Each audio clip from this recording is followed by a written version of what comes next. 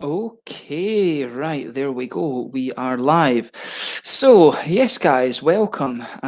This month's installment of the Lokal Småskaligt assortment from Systembolaget. We'll do as we kind of always do. I'll show you the beers that I ordered through this month's release, and then later on we'll open up for some of the other beer tubers to come in. Tonight we should have a fairly interesting thing. I'm hopeful that Craig from Kent Beer Reviews is going to join us, and we might also have someone new as well. So what I do is I'm going to set a time for about an hour to get through all of these new beers that we've got, and yeah, we'll see how it goes, you know. So yeah, this month we actually had a little bit of a smaller order from Systembolaget, but you know, I think that was kind of needed, to be honest. My fridge is absolutely, you know, chock-a-block, is chock-a-block full. So yeah, I just need to get through some of these IPAs and stuff like that I've got. So I've emptied out most of my IPAs now, but then with this Swedish order, we have got a few of those, because a lot of the beers that I have from Estonia and Netherlands and things, there's one or two IPAs left from the Netherlands, there's one left from Estonia. A lot of the other beers that I have are big boys that can kind of sit for a little while and just, you know, you'll gradually see those appear on the channel. I actually had some beers arrive from Sundsvall, a little bit further north, and I was hoping to get those up this week, but I've been struggling to find information on those breweries actually, so I'll need to write to the brewery and ask them. But yeah, we'll see how that goes. Some interesting reviews coming up for you over the next month or so. So yeah, this one is quite nice. So at the moment, I'm just sipping away on the Bad Panda from Brewski in Helsingborg. So yeah, this is a really nice, a very kind of quirky barley wine. It's almost like a kind of pastry barley wine. So yeah, we'll see how this goes down. But yeah, this is just going to be a nice sipper. But yeah. So yeah, I actually bought a few interesting items from Coop just before I came online. So I'll just show you what these are, because there's some interesting Christmassy stuff coming out just now, and we'll munch on these during the night. I think others are going to join me. I found this, cheesy balls. Who doesn't like cheese balls? But white cheddar and sour cream. I'm excited for that, I have to say. Yeah, good old Cocoa Pops. I didn't have time to empty my bag before I came online, but you can't go wrong with Cocoa Pops. Absolutely love these. What else did I get? Oh yeah, Yule Mousse, sugar-free Yule Mousse. So this is probably going to be my drink after this, actually. Some nice raspberry Pepsi Max, because I'm addicted to it. Oh, this is new as well. Marabou cookie dough chocolate. This is either going to be very good or it's going to be horrible. Yeah. But yes, and a little bit of sausage, because I do like a little bit of sausage. And I also got some nice milk as well. So yeah. Skåne Mejeria, the Skånsk dairy. But yeah, that I guess that's really all craft shopping done for the moment. We'll get on to the beer. We've got a few people saying hello already. We've got Bimo saying hello, so hello to Bimo. And we've got Riku as well. So Riku is, of course, my Finnish beer mule, and he'll be joining us a little bit later once we get through all of the beers. So yes, just 1 sec. I'm going to put my juices and stuff in the fridge quickly, because like I said, I didn't have time before coming online. But yeah, stick these in here. And see, yeah, job done. There we go. My big gay headphones back on, and we'll put this back in here. So there we go. Right, guys, so on to the Systembolaget unboxing then. Sugar-free Yule Mousse. Yeah, I like to watch my figure, Riku. I'm watching myself. But yeah, we've got Beer Dog along. Yeah, dude, you need to join us on some of these live streams. You need to join us for some of these. It'd be awesome to have you on. So message me through Instagram, or if you can, through the channel Facebook page. And yeah, we should connect. Like, we should get some kind of personal profile connection there so that we can get you on some of these live streams. We've got Herbin on as well. So hello, Herbin. Nice to have you along. And we've got Craig. Why the hell would I block you, Craig? Why would I block you? I accidentally blocked. Oh, right. Okay, I understand. Okay.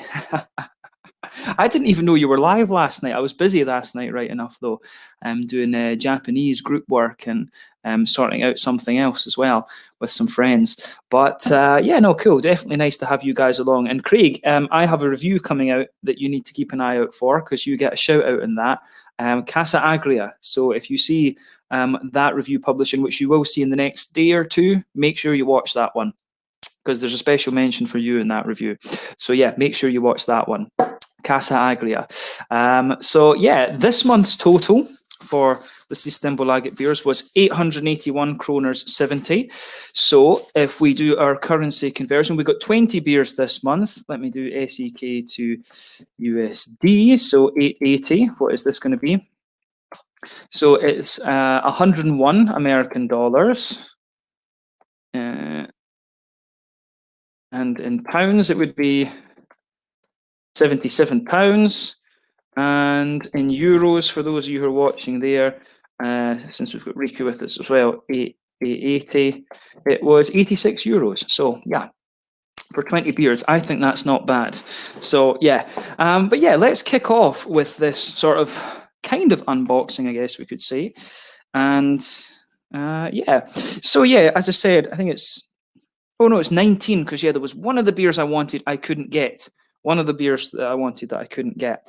So yeah, first off, we have some new things from Dugis, and this is from their Future series. So this one is the Bang, which is a bourbon barrel-aged barley wine. That's a 12% monster of a thing.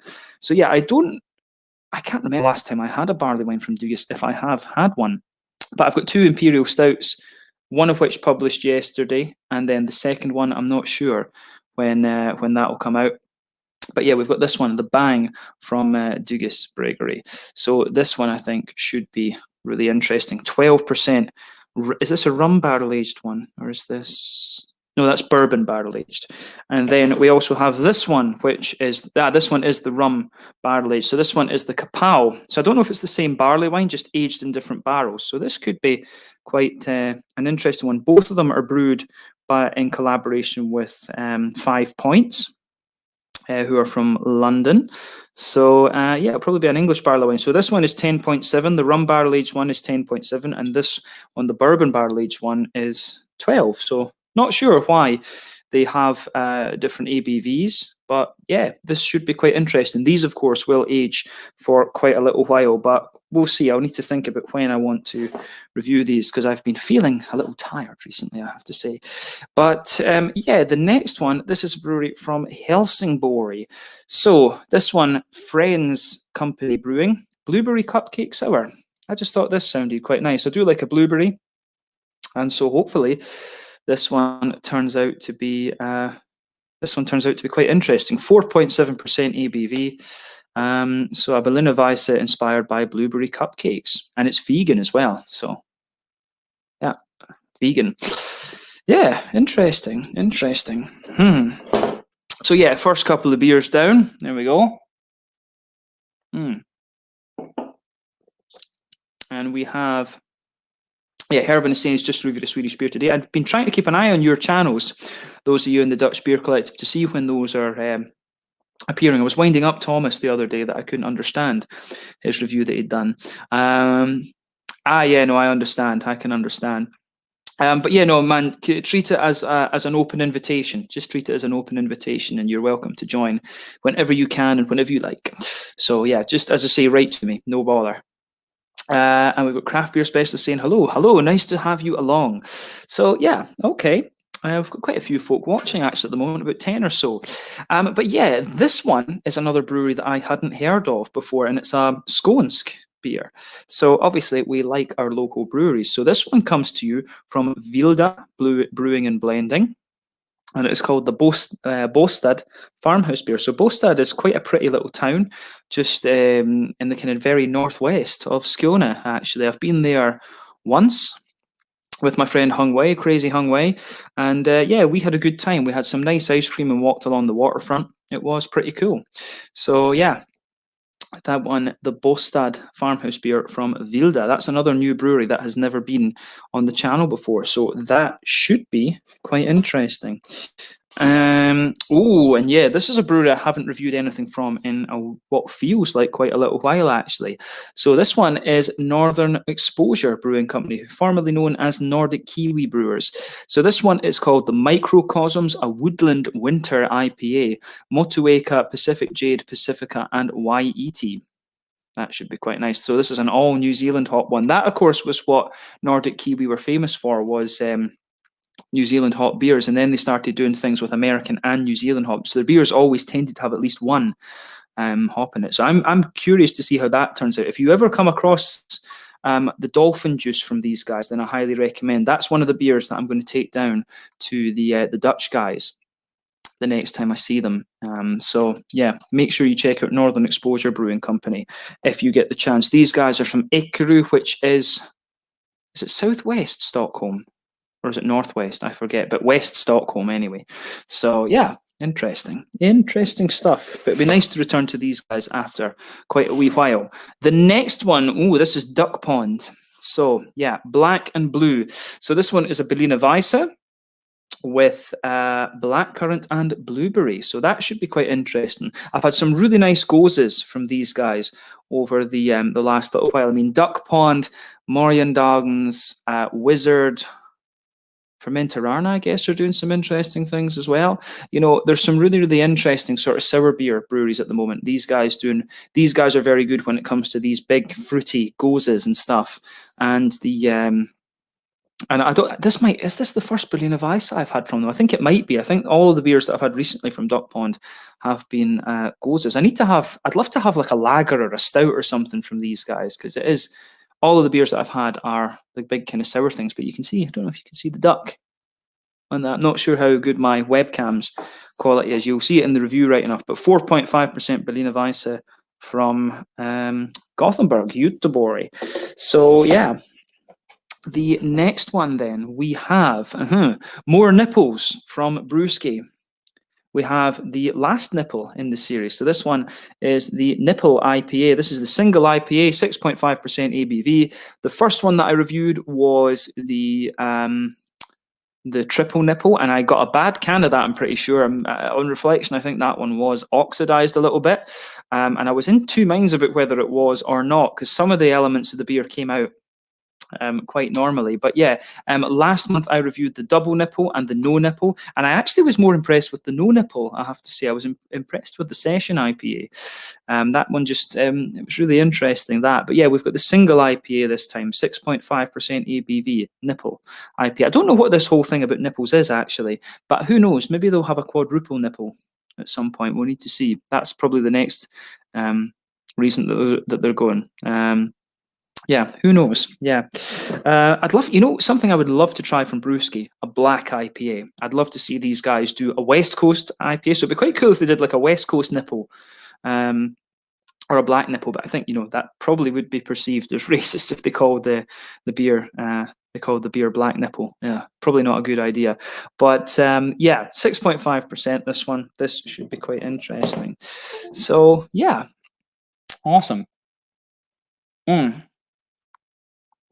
And by the way, this bored panda, I think I'll publish the review for this tomorrow, actually. I'll need to upload them tonight. But this is a very, very quirky beer, this one. So if you get the chance to try this, definitely have a go at it. Lovely stuff. So yeah, our next one then, I'm just checking that the stream is still okay. So yeah, the stream still seems to be running.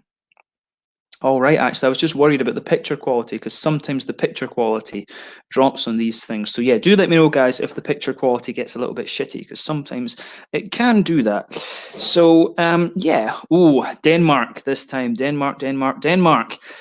So, War Pigs. This, guys, is the best place in the world. Russian River, Treehouse, Trillium, whatever. this is the best place I've found so far. This is probably Europe's equivalent. Beer and pork, man. You honestly, you cannot beat it. I do need to go back to Pojala in Estonia one night when they've got their American barbecue on, because apparently they do some awesome stuff. And I was there when I interviewed Ian and Chris there. Unfortunately, the restaurant was closed. But yeah, this one is war pigs are awesome. But this one is called Mosaic Mo Problems, 6.8% Mosaic IPA. I think this is going to be awesome. Looking forward to this. Always enjoy this. I've never seen this one actually in Copenhagen. I always try and pick up a War Pigs beer when I go over there. So yeah, we'll see about getting some more the next time I go across. I will be due a visit to Copenhagen.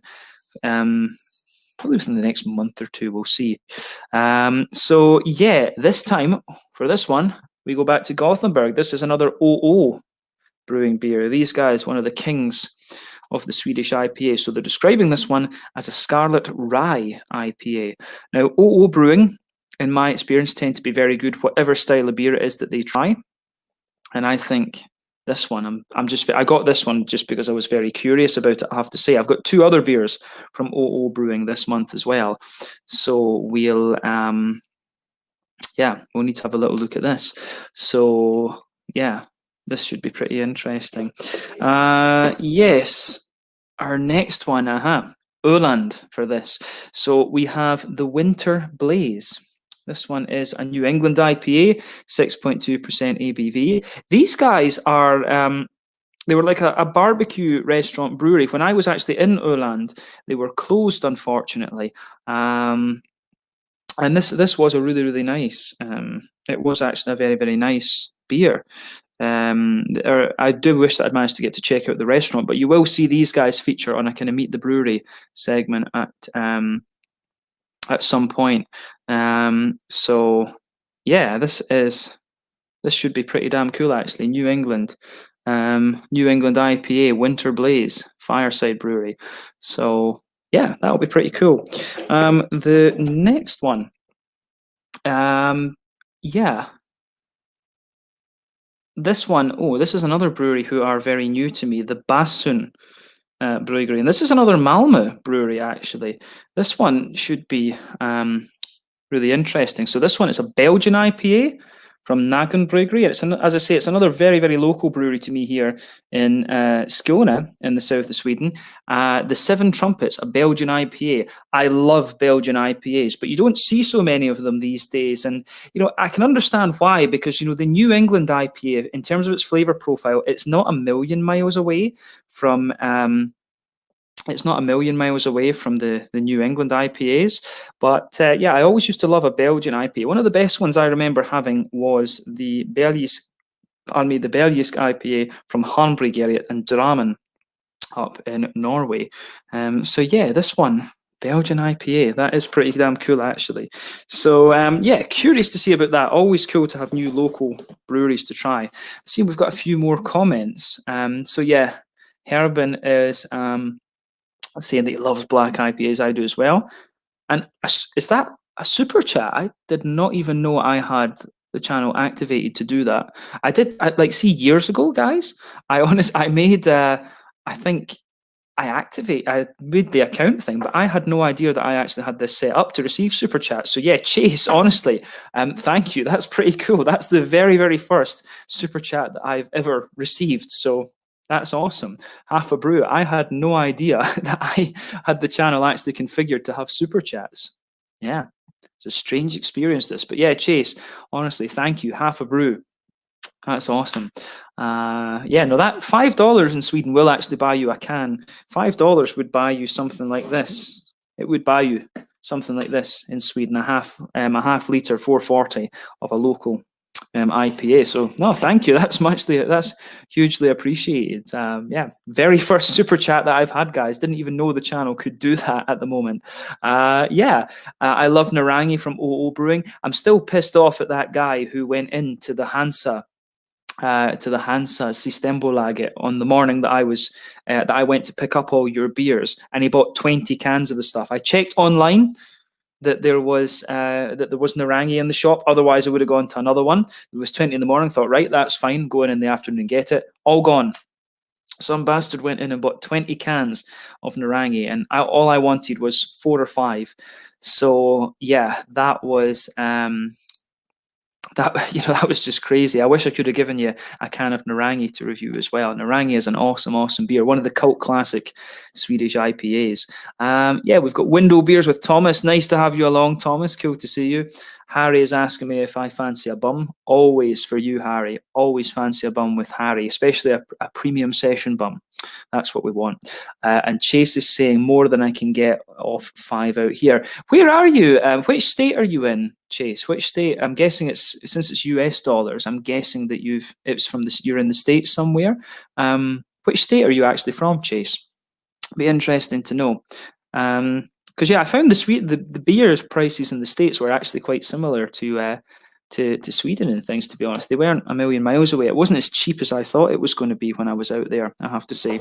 But yeah, let's continue on with these. With this sort of unboxing, if you like. So for this one, we have another one from OO Brewing, and this is the 50/50 series. I love this series, guys. These beers are so educational because it really lets you see how different hops interact together. So this time we have the Citra Equinaut IPA, 6.5% as always. The one thing I've always been very curious about with these beers is, do they change the malt base depending on what hops it is? I'm not sure if they use the same base beer for this, which I would suspect are the would be like the Narangi. It would be a base similar to the Narangi, I guess. But yeah, Citra and Equinaut, awesome hop. Citra, the OG, the original high alpha acid hop, 13-14%, mangoes, all the other kind of things. And Equinaut, we know, has got a lovely oily limey flavour. Really looking forward to these. I buy this one every month from OO Brewing. I love reviewing these beers. We're getting there. So Virginia. Oh, is that where are Ashland, Virginia? Because what's the other state that borders Washington? Is it Virginia and Maryland that border DC? Because I've been to DC twice, if I remember rightly. And I always remember DC has its own little administrative area, but it doesn't have any representation in the Senate or the House of Representatives, from what I remember. But yeah, it's basically bordered by 2 states. It's almost like in Australia, the Aussie Capital Territory, ACT.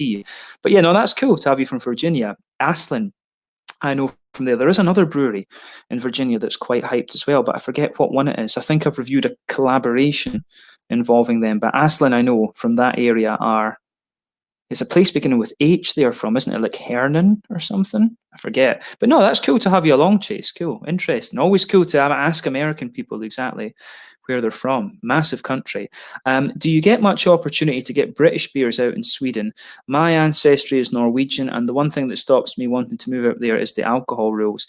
See, to be honest, it's not really restrictive. The Norwegian laws are very similar, and the thing is, they're starting to, in Sweden at least, I don't know about Norway exactly, but they're starting to liberalize the laws a bit, so it's a lot easier for breweries to sell their beers in the shops. It's just the alcohol stores are open a bit less, and I think Sweden's actually a bit stricter. You can only buy things 3.5% and below in the supermarkets here, but I think in Norway it might be 4.5%, and Riku, correct me on the percentage here, but I think in Finland you can buy things under 5% in the supermarkets.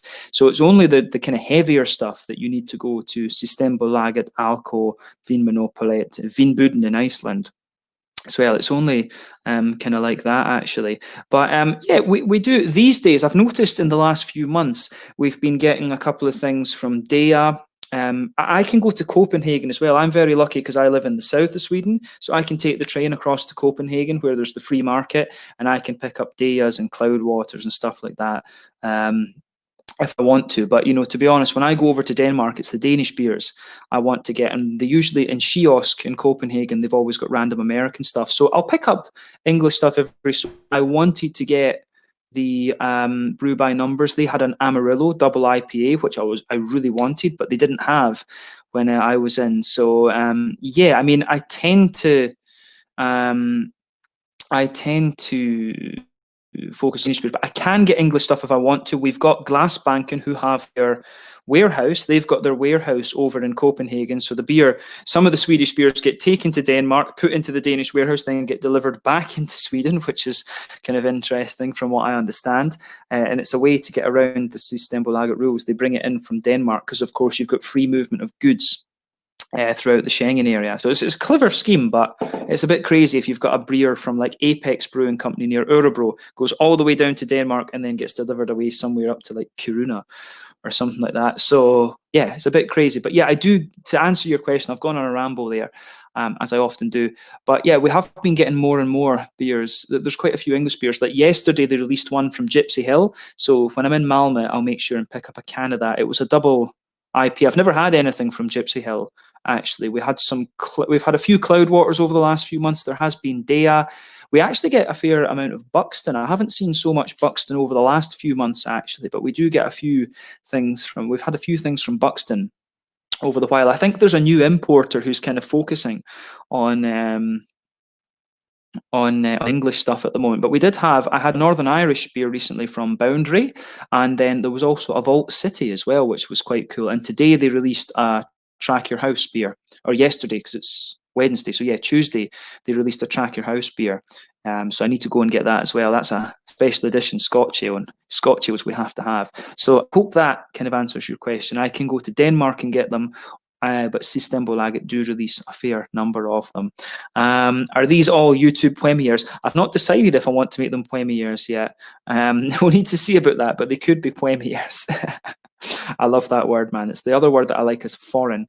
Forrin. Vanessa's saying hello. Hello, Vanessa. Craig is saying hello back. Maryland and Virginia surrounded DC. Glad that I got that. Yep, DC is its own state, basically. Virginia's brewing is... Yeah, no, I heard there's a lot of brewing going on all around there. I've never been to West Virginia, but yeah, I've been to Virginia and Maryland. I think I went to Delaware as well. I'm sure I went to Dover in Delaware. We used to rent a car and just drive all around in the US. But yeah, I'm up near the top edge of Connecticut. Vanessa, we need to have a little meetup when I'm over in the States in the summer, because my friend that is getting married is from Washington.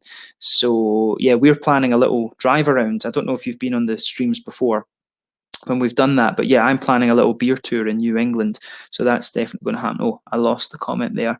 But yeah, no, we need to meet up, Vanessa. I've got a few Virginia Beer Company beers, any available through Beer 52. That's interesting. Riku is saying it's 5.5% in the supermarkets in Finland. That's good. Chase is saying more distilleries every year. Yeah, that's popping up everywhere. There's distilleries. I was in Systembolaget today picking up this box that I'm showing you, and they had Indian whiskey, and I was like, that could be pretty interesting. It was fairly cheap. It was about 450 kroner, so like £40 a bottle, which is obviously cheap for Scandinavia. The Swedish whiskies tend to be about 600. So yeah. But a Canadian friend of mine was studying in Umeå about 10 years ago, and she found it very hard to get. Yeah, Canadian stuff. These days we get a bit of collective arts, but other than that, not a lot of Canadian beer, to be honest with you. And if it's 10 years ago, yeah, nigh impossible. You would be lucky at that. I don't think there would be much craft beer coming through Systembolaget at all, to be quite honest with you. Even with American stuff, you might be lucky to get like Sierra Nevada and things like that at that stage. Is this the ridiculous? No, that's the 160 shilling. I forget what it's called. I'll tell you of it now. It's Lady, what's it called? Trachea. The Systembolaget website's been thing with Trachea.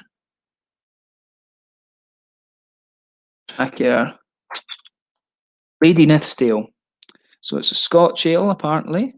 And it comes in at doesn't say.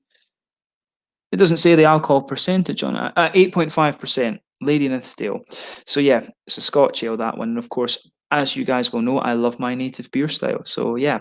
But yeah, the one that you're thinking of, Harry, is the 60 shilling. But yeah, Vanessa is saying hello to Craig as well. But yeah, guys, let's get on. I've noticed it's hit 8 o'clock, so let's crack on with the unboxing. We went through this one. So yeah, another beer from Dugis.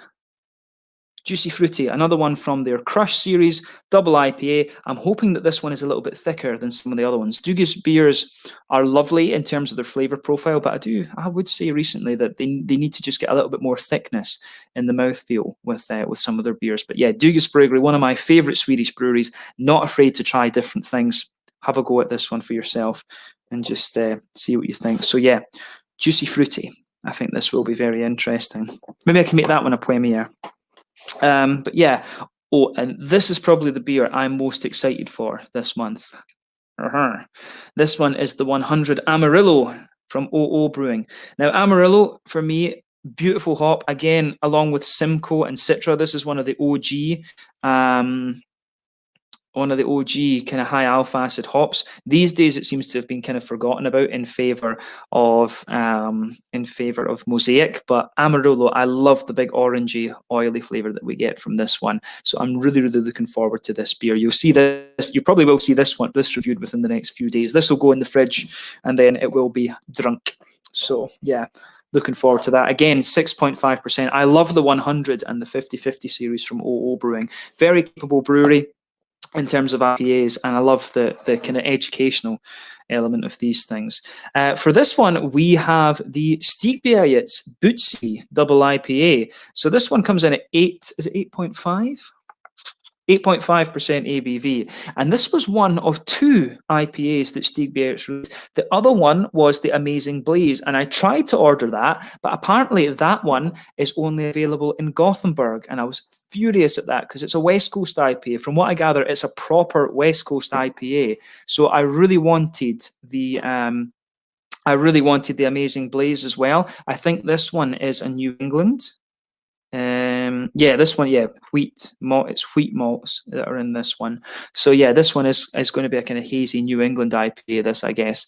But yeah, I'm looking forward to this one. Obviously, I love Stigbergets for their IPAs, but I was gutted that I couldn't get Amazing Blaze. For some reason, one of the Systembolaget shops way over in the east of Skåne, beyond Kristianstad, Bromölla, for some reason, they had it, and I just didn't have time to. I actually even thought about going over there to get it, but I just couldn't. I just didn't have the time, unfortunately. Although I could go tomorrow. We'll see. That could be fun, just to go over there for a day and just pick up a beer. I could go out there in the morning and pick it up at 10 like a good alcoholic and bring it back home. Is that everything from this? But yes. But yes, Stigbergets, the Bootsy. You'll see that reviewed pretty soon as well. Yeah, for this one, we're going to go to Mullies. These guys are from, are they from Örebro? Am I remembering right? Yeah, I think it is on Eskilstuna. Sorry, Eskilstuna. These guys do some really interesting stuff. The thing that I love about Mullies is that their beers are not madly refined. They do have a little bit of that kind of homebrewy kind of rawness about them. But Daniel Herdigan, he's going to be on the channel at some stage doing a Meet the Brewery interview. He has agreed to that. We just need to figure out when I can get to Eskilstuna. But yeah, this one is the Affi, the brown Affi sugar. So this one is an Imperial Brown Ale. We don't get too many of these beers. We don't get too many Imperial Browns these days, but this is a style that I've loved since I first tried Brooklyn Brown. I love browns and Imperial Brown ales. So yeah, very much looking forward to this one. Mullies, very small brewery. I think very difficult to get outside of Sweden, come to think of it. But, this one I think will be really interesting. Certainly looking forward to this. Yeah, we're all getting on to our last few beers at the moment. Oh yeah, this one is an odd. Now I'm not sure exactly what the deal with this one is, but I think this is a lager. This one I think is a kind of Helles lager or something. The Gott Inu. It doesn't even tell you what percentage this is, but yeah, this is one. I think I got this because it was a lager, and of course I've been going through a big bit of a lager phase just now. But this one is from Odd Island, and they're from Lindom, which is that? Am I remembering right? Is that Mölndal? It's south of Gothenburg. These guys are from the south of Gothenburg, but the guys that own this brewery used to be in Flames, the Swedish melodic Viking death metal band. So yeah, or Swedish Gothenburg melodic death metal, I think. Guys are a brewery that I do recommend you check out. I've had some really good beers from these guys over the last while. So Gut Ena. Yeah, this could be quite cool. A lager beer. Don't have so many lager beers this month. There wasn't so many released. There wasn't so many. I thought there'd be more dark beers were released this month. But yeah, we've got another brewery who, if I remember rightly, I haven't tried anything from. So this one is Good Guys Brew. It's called Don't Hurt Feelings, and this one is brewed in collaboration with Servicium from. Are they from Oslo? But they're Norwegian. They're Norwegian anyway. Gypsy Brewery. So yeah, this one, Don't Hurt My Feelings.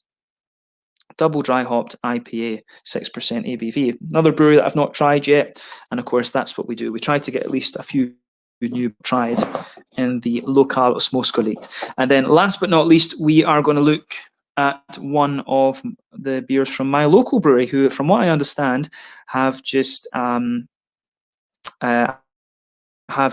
secured a new premises. So you will see a lot more from these guys. Huliet Brewery. This one is Labs number 5. And this one is their double nitro stout. So yeah, this comes in at 10% ABV. This is going to be the strongest beer I've ever had from Hulia. But these guys are a very, very capable brewery. Double nitro stout. I'm not sure how I feel about nitro conditioning. I've had a couple of nitro beers. Honestly, so far, I don't like nitro conditioning. I do like the beer to be more naturally carbonated. To be honest, I don't like the. It reminds me of English cask beer. I don't really like the warm kind of cask beer, to be honest. I like the beer to have a little bit of carbonation, and that's mainly because I got into beer on German beer rather than English beer. So I'm not sure. The nitro conditioning always reminds me of English beer, the sort of the kind of keg thing. And for me, as I told you, English beer for me is all about the dark beers. I don't really like bitters and English golden ales and stuff like that. Porters, brown ales, stouts and stuff like that I do like, but this one I have to say I am curious about. But I just hope that I like the beer and the conditioning doesn't kind of ruin it for me. I have to say I'm a bit worried about this one in a way, but I'm sure, knowing Hurley Brewery, it will be a very, very nice beer. So yeah, we've got a few more comments. What I'm going to do though is I'm going to share the link of this one.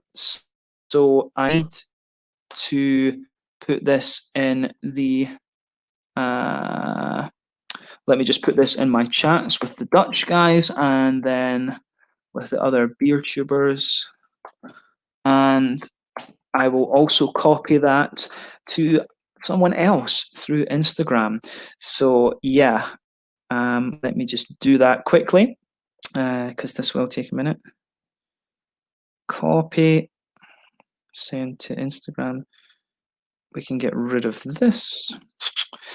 Yeah, there will be another Swedish beer tuber joining us, and I'm quite excited about this actually to get him on. So let me just bear me a second. I'm still navigating around Instagram. So there we go. And let me. Oh, I have to send a certain someone else as well. Where is the chat with him? There we go. And we will also send here. Where is he? Here is our Slovenian friend. There we go. So we'll see who is available to join us. Yeah, there we go. There we go. Yeah, so yeah, we have a few more comments, like I say. So annoyingly, it's not on sale on their site. Which beer was that again, Harry? The Trackier one. Yeah, the Trackier one. Yeah. And we have Remy saying, cheers, I'm Bruce. Yeah, always nice to have you along, Remy. Definitely. But like I said, that is your 20 beers, 19 rather, this month from Systembolagets Lokal Småskaligt. So, yeah, cool. Oh, we've got DW. Is this Daniel? Is that you? Is that, yeah, awesome. Daniel, if that is you, that's awesome to see you actually watching live, man. That's pretty cool. Yeah, no, if this is who I think it is, we'll wait and see if he confirms. I'll tell you who this is in a minute. If he confirms that, I think this potentially is someone very special. So yeah. Severio's back on. Buonasera. So it looks like you need a bigger cellar. So, oh yeah, man. To be quite honest, I have too many beers at the moment. It's just crazy. But thankfully, a lot of them are imperial stouts and stuff like this. And to be honest with you, Severio, this is why I said to you, I'd rather do the Italian box. I'd rather do the Italian box next at the start of next year. Riku as well, who's been watching, he's got a few things for another Finnish box sorted for me, but I just have too much stuff just now, and I don't want to kind of go overboard, if you like. I'm just trying to kind of clear out a good chunk of the fridge at the moment. So yeah, we'll talk about Italian beers early next year, because I do definitely want to do that. But yeah, no, too many beers at the moment, too many beers. But yeah, yes, okay, he's confirmed it. Right, guys. So this man here, this is Daniel, who I always blame for my for starting this YouTube channel. So Daniel was my flatmate in Aberdeen when I started studying chemistry. He was there on exchange from the Technical University of Dortmund, if I remember rightly, studying spatial planning. So Daniel has a very interesting job. He works as a city planner now. He's actually converting the old American military base in Bamberg to be a part of the city again, which is pretty cool. So he drove me around and showed me the Freedom Sports Hall and things like that. So yeah, Daniel is one of my very old and very good friends, and he has been in a video before introducing a German to some traditional Scottish beers. And then the next time, I do need to go down and visit Daniel again soon, but I want to do some out and about filming with Daniel. And if we can get my friend Peter, the Clueless Drinker, along as well, that would be awesome. But yes, guys, we have our first guest waiting in the basement. And this is someone who has contributed to the channel very well. But Daniel, awesome to have you along. And we have Riku, there we go. Riku, Hello. How's it going? Just fine, thanks. Good. No, so guys, this is Riku Sanaxnaho. He is officially the channel Finnish Beer Mule.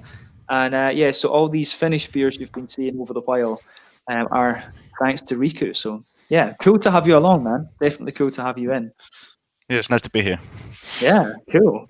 What are you on tonight?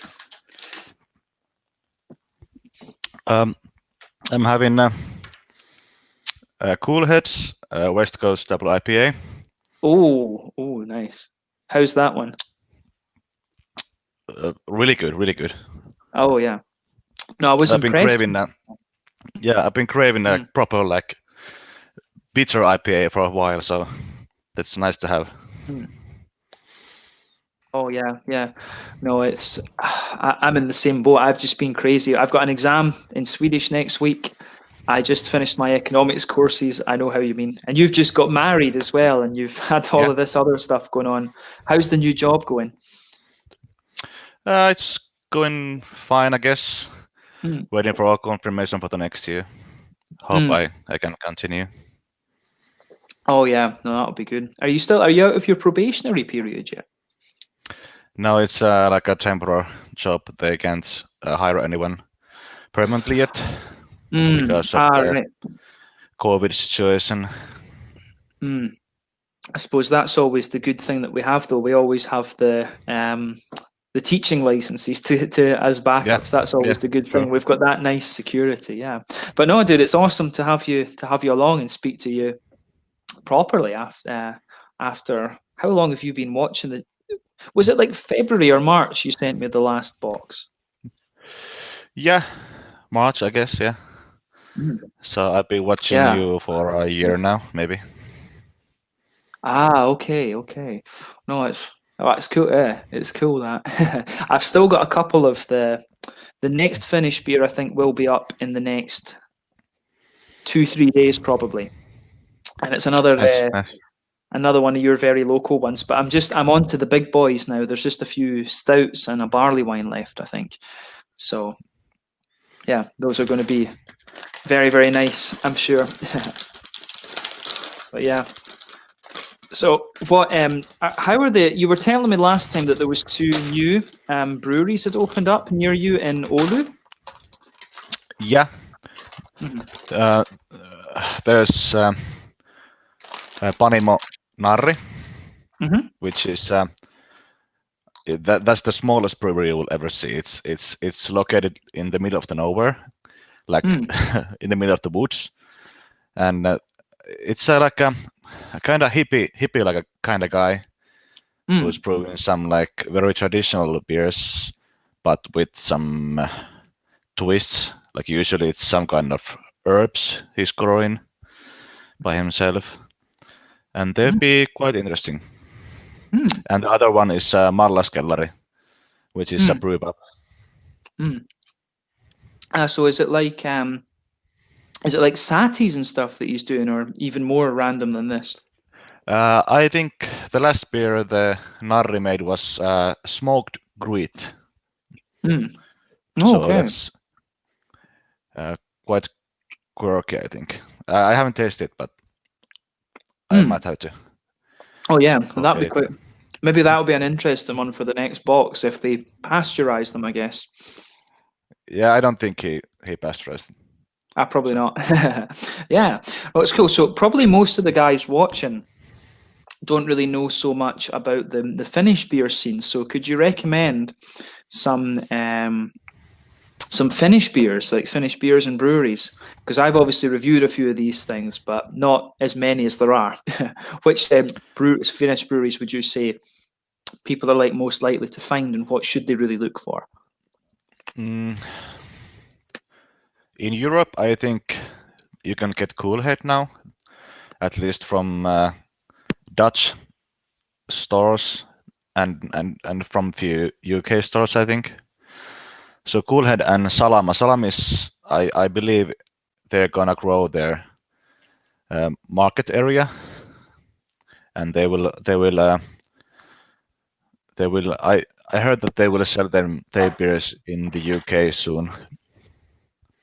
Is that was that one of the sours? You sent me like a sour from them, I think. Yeah, Salama. Yeah, it was Gose. Oh, right, yeah. That was good actually. I like them. Yeah. But the Salama and Coolhead are the best brews, I think, now. What was the other one? Was it Malesepet or something? Mallasepet, yeah. Yeah, their IPAs are the best in Finland, I think. Because I think you've got me a stout for the next one, don't you? You got me one of their stouts for the next box. Yeah. I think so, yeah. Yeah, I'm curious to see about that because, yeah. So guys, yeah, Riku is already gathering beers for for Riku box number 2. So I think the way we kind of do it is that if there's interesting dark stuff that's going to last, I always get a message. Oh, do you want one of these? I'm like, yeah, okay. And it's usually 9 times out of 10, it's a yes. Yeah. 9 times out of 10, it's like, I'm just like, right, Riku knows his shit. Let's have this one as well. So yeah, no, it's some. I have to admit, I'm very impressed with the quality of the Finnish stuff. I think it's just a shame that it just doesn't get out there very much, you know. Yeah, I think one of the reasons is that if they want to sell their, if the Finnish breweries want to sell their beers in Europe, the price will be like way too high because they're quite expensive in Finland too. So. Yeah. So straight from the brewery, this double IPA was like €5, I think, from the brewery shop. So if this was in Alko, it would be like €8 or €9. So. Okay. Is Alko food like Systembolaget and Vinmonopolet? Yeah. The biggest difference between Systembolaget and Alko is that I think Systembolaget actually tries to sell good beer, and Alko does not. Alko tends to sell like super old IPAs and they don't check the quality and shit of them. Yeah. The process takes too long that they can't have any fresh beer on their shelves, I think. That is a bit shitty, actually. Yeah. Yeah, we had a 1-year-old Fata Morgana in Alko. Oh, geez. Now, yeah. Damn, you think they would you just wonder if it is that they just don't know about these things? Because, I mean, that's the thing that No. also gets me about Systembolaget is that they don't really do fridges and stuff like this, but yeah, Yeah, they, I they think go on. Alko, they know their shit, but they just, I don't know. Yeah, it's almost like they want to discourage drinking, I guess. That's their mentality rather Actually, than. their wine selection is like really good, but beers not so much. Ah, right, okay. Yeah, I think Sweden, the Systembolaget selection is obviously it's a fraction of what you can get, sort of thing. But I think the Systembolaget's actually pretty good at bringing us decent beer. And I mean, you're quite Yeah. lucky being close. I guess both of us are quite lucky because you can get all the Finnish stuff, but I can go across the border into Denmark, and you can just go over to Sweden. How long is it for you to drive? Is there a decent place in Norway that you can drive up to if you really wanted? No, Norway is too far away. But if I drive to Haparanda, it will take like 1.5 hours, I think. So it's not super close, but it's not too bad. So that's the Swedish place you go to. Yeah. Yeah, it's Haparanda, Tornio. Tornio is in Finland, and Haparanda is in Sweden. They're kind of like a twin city. Yeah. Like across the river. Oh yeah, across the river. Because I remember, is it Tornio and Panimo? They their brewery is literally just right across the river from Sweden. Yeah, it's the old Lapinkulta factory. Yeah. Operating.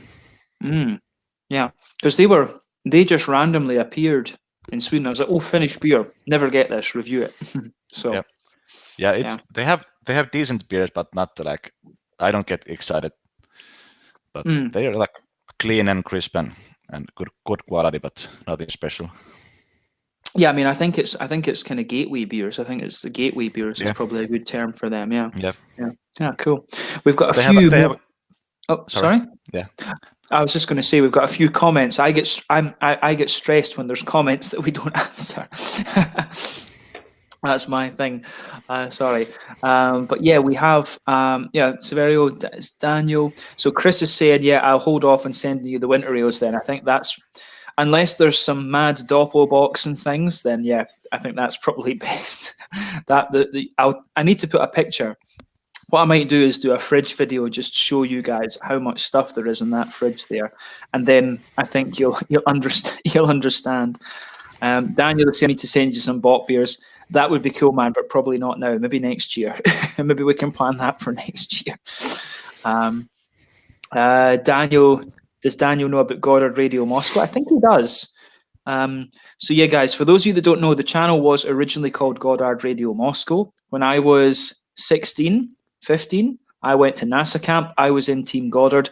We got into the tannoy on this place, the Marshall Space Center in Huntsville in Alabama, and we did Radio Moscow, Russian space program, go bang. We did all of this kind of thing. So that's where Goddard Radio Moscow comes from. Severio is saying, put some beer on the wall. It'll look more professional like your Dutch friend. Yeah, I need to. That is the plan for when I move apartments. But at the moment, I'm just trying to get through to June. Get my Swedish stuff done, citizenship done, and then it's on to sorting out apartments and visas and stuff like this. So yeah, Severio, that is the plan for the future. Daniel is saying he knows all the dark secrets. Just kidding. Oh no, he does know all the dark secrets, definitely. Severio, I had a friend who worked in Finland, and he told me that the supermarket wasn't possible to find lots of craft beer, lots of strong ales, but nothing impressive. What do you think about that one, Riku? Yeah, the average supermarket has like Karhu and Lapinkulta and that crappy lagers, but yeah, it's slowly changing, I think. And there's actually a few supermarkets that have Other Half and Vedant and that kind of stuff. So it's getting better and better. Okay. Oh, awesome. I've noticed this as well. We're starting to get more and more kind of craft things in supermarkets here. Like we get some Pujala. No, sorry, not Pujala. Puaste in the local supermarkets, and quite a few. I hope that the supermarkets change the rules so that they can make so that it's like 5.5 like Finland is, because then they can get like some more session IPAs and stuff like that. And I think 3.5 in Sweden's too low. I think they really need to take it up to like 5 or 5.5 is reasonable, I would say, for lagers and stuff, because that's not even enough for like the real. It's not even enough for the real Pilsner Urquell. So it is a bit shitty in that sense. But yeah, we have Douglas, Beers with Douglas saying cheers as well. So yeah, interesting. And we have 2 other people who are going to join us. So we have my friend Thomas at Thomas Opent. And hello, my lover. Hello, how's it going? And we also, I'm not sure when Ricard is ready to join us. I'll wait till he comes back in front of the camera. But we've got another Swedish beer tuber who's going to join us. So yeah, but yeah. So Thomas, this is the man you've heard a lot about. This is Riku, the Finnish beer hero. Hi, Thomas. How are you doing? Good, thanks. What's in your glass, mate? This one, Cool Head, is a West Coast double IPA. Lovely. Yeah, cool. That makes some nice brews. Yep. Yeah. Yep. Oh, there's I think Ricard is ready now. Let me see. Let me just add Ricard. Can you hear us? Okay. Let me add you in. There we go. Is Ricard ready? Ricard.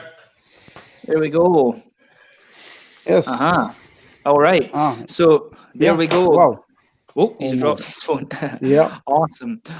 So guys, yes, to introduce 2 other beer tubers, we have my good friend Thomas Opent, Thomas Hundam from the Netherlands, and we have Ricard, who is a fellow Swedish beer tuber. Over a glass.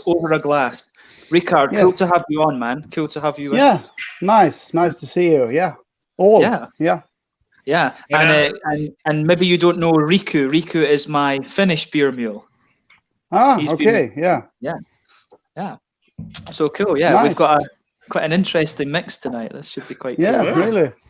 Yeah. No, so it's cool, Ricard. It's cool to finally sort of make contact with you, because I've watched your channel. For me, I like watching it, and it helps me with my Swedish vocabulary a little bit. my Swedish notes. It's awesome. Yeah. So nice. How long have you been going now? 2.5 years, 1,700 reviews. So yeah. Yeah. That's impressive. Yeah. That's it for 2.5 years, man. That's impressive. You've really gone for it. Yeah. I just decided, and I went for it, and I release one every day. So yeah. I was about to say, because I've been doing it for about 2.5 years, and I just posted number 463. So you're pumping them out. I don't think you like beer that quite much. I like beer. I love beer. I also love my liver. So yeah, busted.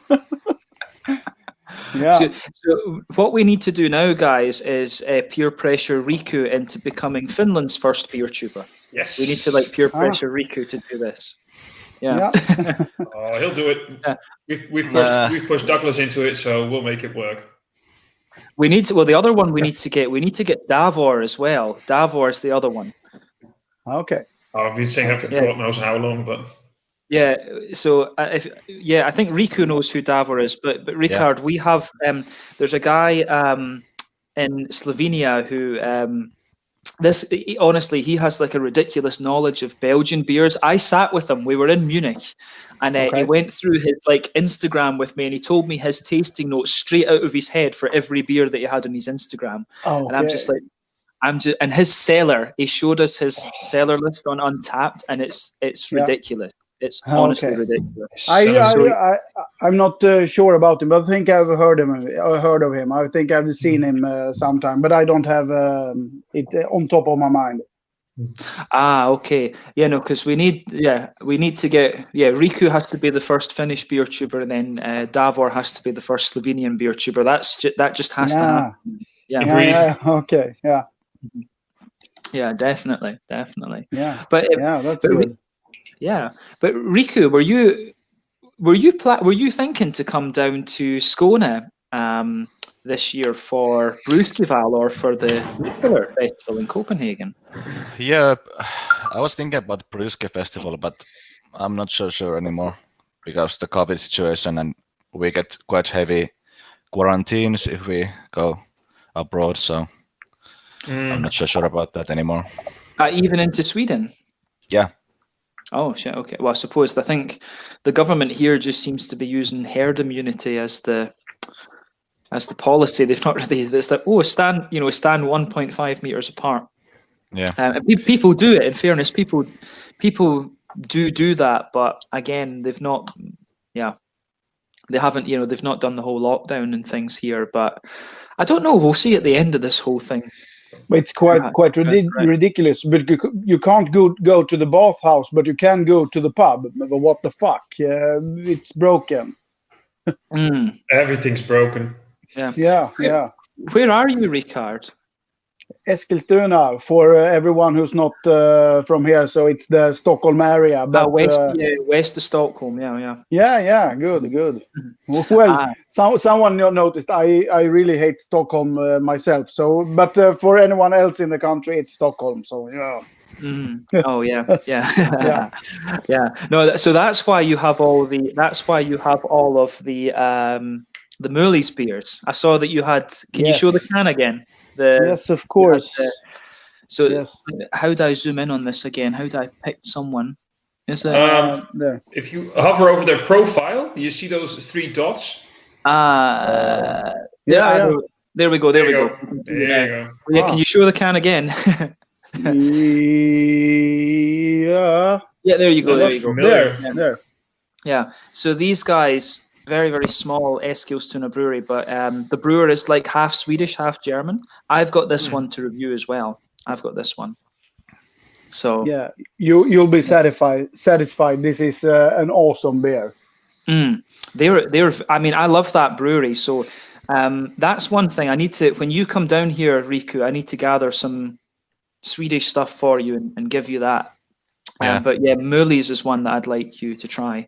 And yeah, Thomas, that's going to be a Swedish beer that you'll get as well. Is something I need to get you something from Mulli's. So you need to get me something from everything. That's just what I need. I need you. You know that though. I need you. Oh yeah. Yeah. Sorry, I'm still figuring a few things out here in between. I just got home like half an hour ago, and you're working late today. No, man, I didn't want to be at home. We had a thing called Sint Maarten here, Saint Martin, and it's where all it's sort of like kids go trick or treating. They sing a little song, they get some candy, and I just really didn't feel like that shit. So I had dinner with my parents and then came home. All right. So then I quickly had to upload a review, get some stuff here organized, and still working on 1 or 2 little things here and there. But that's just some administration stuff. Okay. No, fair enough. Mm-hmm. Oh, it's so good. I'll actually have to watch the unboxing part of your live stream because I basically walked in when you were doing that, and then yeah. I'll get back to that. Yeah, no, it's all right. It's all good. But it's so much stuff. There's so much stuff going on. It's just honestly just craziness at the moment. So I don't know. I think I've just been busy as hell, to be quite honest with you. So I don't know how it is for you guys, but yeah, the last few kind of months has just been a bit mental. Oh, we've got Rory. Rory's in the basement. Let's add Rory in. There we go. All right, so there we go. We've got Rory. Hey, guys. Hi. How's it going, Rory? How you doing? Hello. Yeah. All right. So yeah, Rory, you know Thomas obviously, but we've got Riku, who is my Finnish beer mule. Peer pressure him to start his own Finnish channel, and we've got Ricard, who is from Sweden as well. He does the over a glass beer tubing channel. Yeah. I might have to come in and come back out again because the internet. My internet is terrible. It's actually calmed down now. It's fine. Okay. I can hear all people. I was about to say, because you're coming in quite clear, actually. Usually you're coming in. Yeah, you're coming in far clearer than you normally do, Rory. Yeah.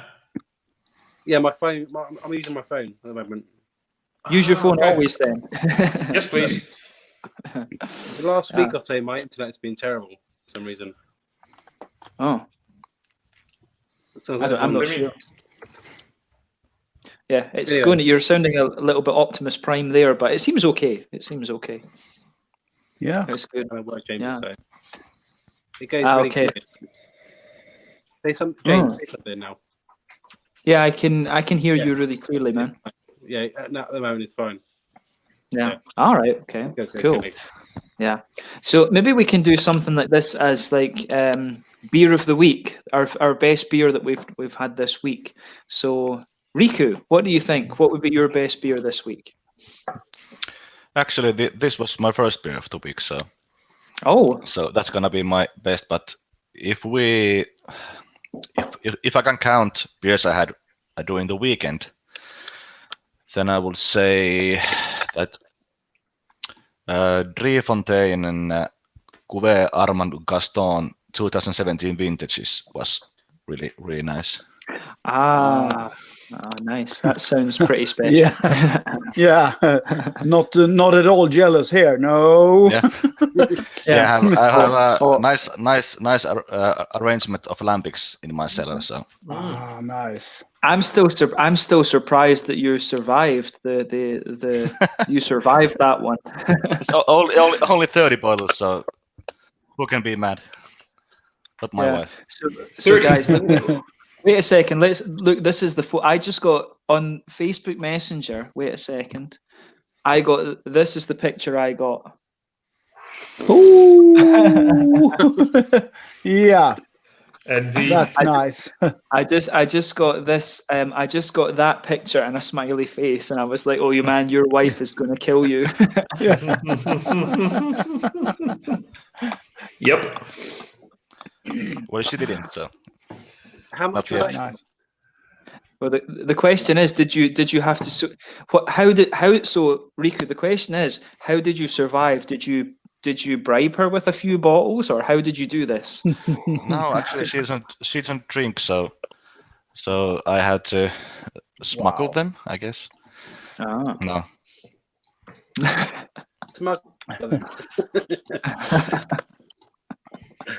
Oh, that's good. I have to say, I'm quite jealous of that. I have one in my refrigerator. One lambic. Yes, but those were one Fontaine. Yeah, one Fontaine. Yeah, those were actually like really cheap. It wasn't that expensive. Like most of them were like 5 or 7 euros per bottle. Oh, really? That ain't bad. Yeah, those big bottles were like 20 euros each. Still, and one of them were the Framboise Oaks, which is like usually like 40 euros, I think. Okay. But the big bottles 20 euros and small bottles like 5 to 7 euros, straight from the brewery. Nice. Well done. Well done. Yeah, really. Can't go wrong with that. Wow. Oh, what are you saying, Rory? So you can't go wrong with that. Yeah. Rory, you've gone. Oh yeah, no, you can't go wrong with that. He said can't go wrong. Optimus Prime for a minute again there. Yeah. Oh, it's all good. That's all good. But yeah, I've got Davor sent me a crazy lambic, and I think I'm going to review number 2,500 is coming up. So I'm thinking that could be a good time to crack this the Davor lambic. I think. Yeah. I think that's which lambic? Oh, it's is it Boon? I think is it Boon Mariage Parfait or something? It might be. Mariage Parfait. Maybe, yeah. I think it's that one. Yeah. Do you remember the vintage? I want to say 2017. Good. Is Mariage Parfait? Is that so difficult for you to get then? No, Davor just gives me random Belgium stuff when he sorts the Slovenian box. Davor's just. Yeah, he always. That's really good. That's a good one. Oh yeah, I think. Right. I mean, I have no idea, but Davor's got a big thing for his Belgian beers. So basically, what he does. Another beer. Oh yeah, no worries. But yeah, Davor just. It's just like I just ask him, dude, can you sort me out some Slovenian stuff, some Croatian or a bit of Italian, whatever, and send him the money. And he chucks in some Belgium stuff with me. He's given me a few ridiculous things over the couple of boxes as well. So it's pretty cool. Nice. So yeah, maybe well hopefully we can get Davor in a little bit later on. Yeah, we'll see. Davor joins us every so often. It depends how free he is. But yeah. Okay. Yeah. No, that's good. But Rory, how about you? What's your beer of the week so far? The beer of the week, probably. I haven't really drunk that much this week, so probably this one at the moment. What I'm drinking. What is that? Oh, let me see. Pressure Give me a second. Solo layout. There we go. Karate. Karate. Karate. Yeah. I don't think that brewery's not made it over to Sweden yet. That brewery hasn't made it here. I think I've seen Pressure Drop once or twice here, but they're getting a lot of hype in England just now. I think they're one of the best breweries in the country. Yeah, I'd say.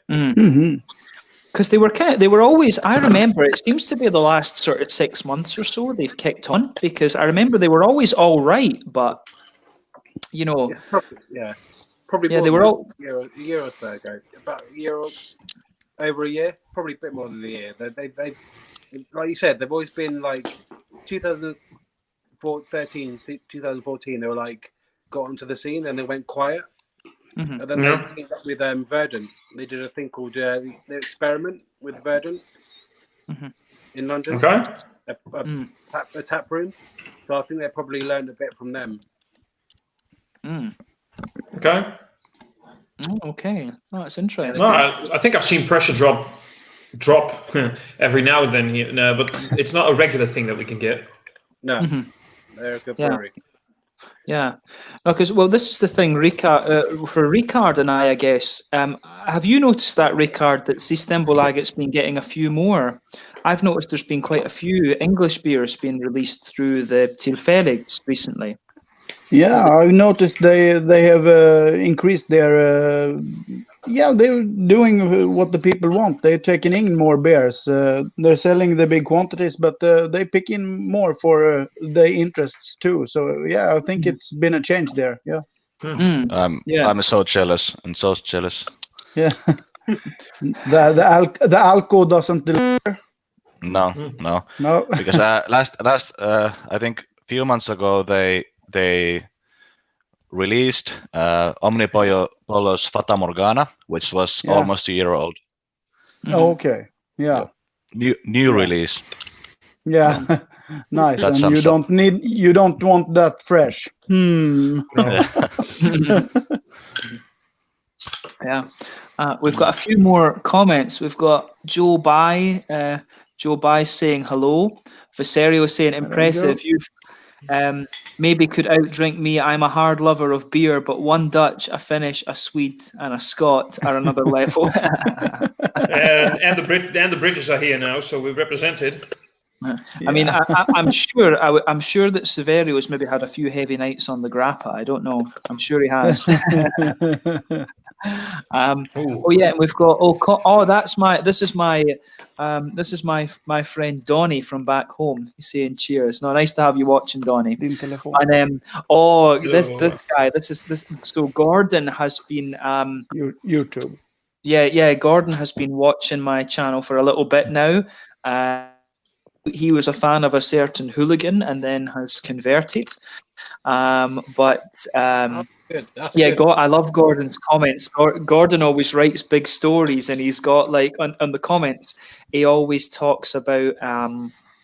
He was telling me the other day he worked for like a Japanese company in Scotland, and he was commenting on one of my whiskey reviews. And he was like, "Oh, I worked for the Japanese company for so long and stuff." So, it was crazy. I love Gordon's comments. He always writes like big. I think he writes big G sunny leaf, and like in Scotland it's never sunny. So his comments always make me smile. He signs his comments big G sunny leaf. the fact that he was a hooligan fan and he changed over. Yeah, that's always good. That's always good as well. But remember though, Rory, we're just haters. We're just haters. Yeah, We're hate not, people. we are just haters. All of us. Not non-inclusive haters. Non-inclusive haters, yeah. And we're not Oh, Tory. We're not Tory enough. Remember, but yeah, we won't go. We won't go into that too much. That's another thing. So Severio was saying that in my area in Italy, we've got St. Martin Fest. We celebrate a new wine this year with lots of food and new make wine, but not this. Okay, yeah. I guess Severio is vice then. He likes his beer, but then he likes to go on the wine when he's on a bit of a bender, maybe. I don't know. Yeah. I do. I mean, I'd be interested to hear your guys' opinion on this because I can appreciate a good wine, and it was Japanese wine that really got me into it. You know, very sweet, very juicy wines. How do you guys? I'm more of a red wine person, right enough. But what do you guys think? I don't like it. I love wine. No. No. So I can take a glass and I say, oh yeah, it fits to this meat, but no, it's just wine. Give me a beer. Oh, Always. Beer is the far more complex drink, no doubt. I mean, basically with wine, you're working with one ingredient, and you're working with terroir, you're working with vintage, you're working with weather and everything. And the same thing will go for beer, but the amount of ingredients you can work with, just the 4 basic ones, and just water treatment and different kinds of yeast and hops can already create in such a diversity. Never forget malt. Not even mentioning malts just yet. The thing is, I do love a good red wine, a good white wine. I like a nice, thick white wine. That would be lovely. But mostly for me, I'm in the reds, like a good Malbec from Argentina. I love my Merlots. I love a good Shiraz. I'll take something like that any day of the week. I just don't buy them a lot because it would take quite a while for me to finish a bottle, and then they would just go off, and that would be a waste, I think. So, but no, every now and then, just a nice hearty, strong, savory red. Yeah, I'll go for that. Which can mean many things, by the way. Could mean many things, by the way. Just so you know. For me, the best one is either cheap wine or no wine at all. And I still have like 20 bottles left from my wedding, and I have no idea what I'm gonna do with them. How long have you been married? Almost a month. So. Wow. Okay. A month. Yeah. Yeah. But I'm not gonna drink them. Put them in the cellar and take it out for the 10-year anniversary. Yeah, I mean the thing is, if his wife didn't kill him for all those lambics, then he's not really going to need them, is he? Yeah, really. True story. I think he's got a pretty solid setup there, definitely. Yeah. she can kill him and drink the wine. If he killed him, she drink the wine. Oh, maybe. So yeah, maybe you need to watch out, Rico. Yeah, maybe. I've been into natural wine. Have you heard of natural wine? Yeah, I've heard of that. Orange wine. No, I'm not really sure what it's all about, but it's kind of craft. It's like the craft kind of like thing to like craft beer, craft wine, kind of like natural, unpasteurized, kind of like more kind of thing. Okay. Yeah, I've heard about it, and it's like you say, it's up and coming and hip. So yeah, I get that, but I don't. I have not tasted and know nothing about it, but I've heard a lot about it. So yeah. Yeah, all my trying some of that. Yeah. Well, for me, it was what Thomas was saying earlier about wine being like it's a single ingredient alcohol. The thing that really kind of changed my mind a little bit is I love my girlfriend. So she's obviously being Japanese. She's very much into the sake, and trying sake and trying all these different styles of sake. It really shows you what kind of how diverse these things can be. So I think like one ingredient stuff you can really get. You can really get Well, that went fucking amazing for like a whole 20 seconds. Oh yeah, so yeah, I mean, something strange happened. But yeah, no, I think your last 20 seconds are gone. We couldn't hear you. At least I couldn't. And then everybody dropped off for a second. Yeah, really? Yeah. Okay. You were completely gone for me. Okay. Well, I was just saying that. No, I was just saying that.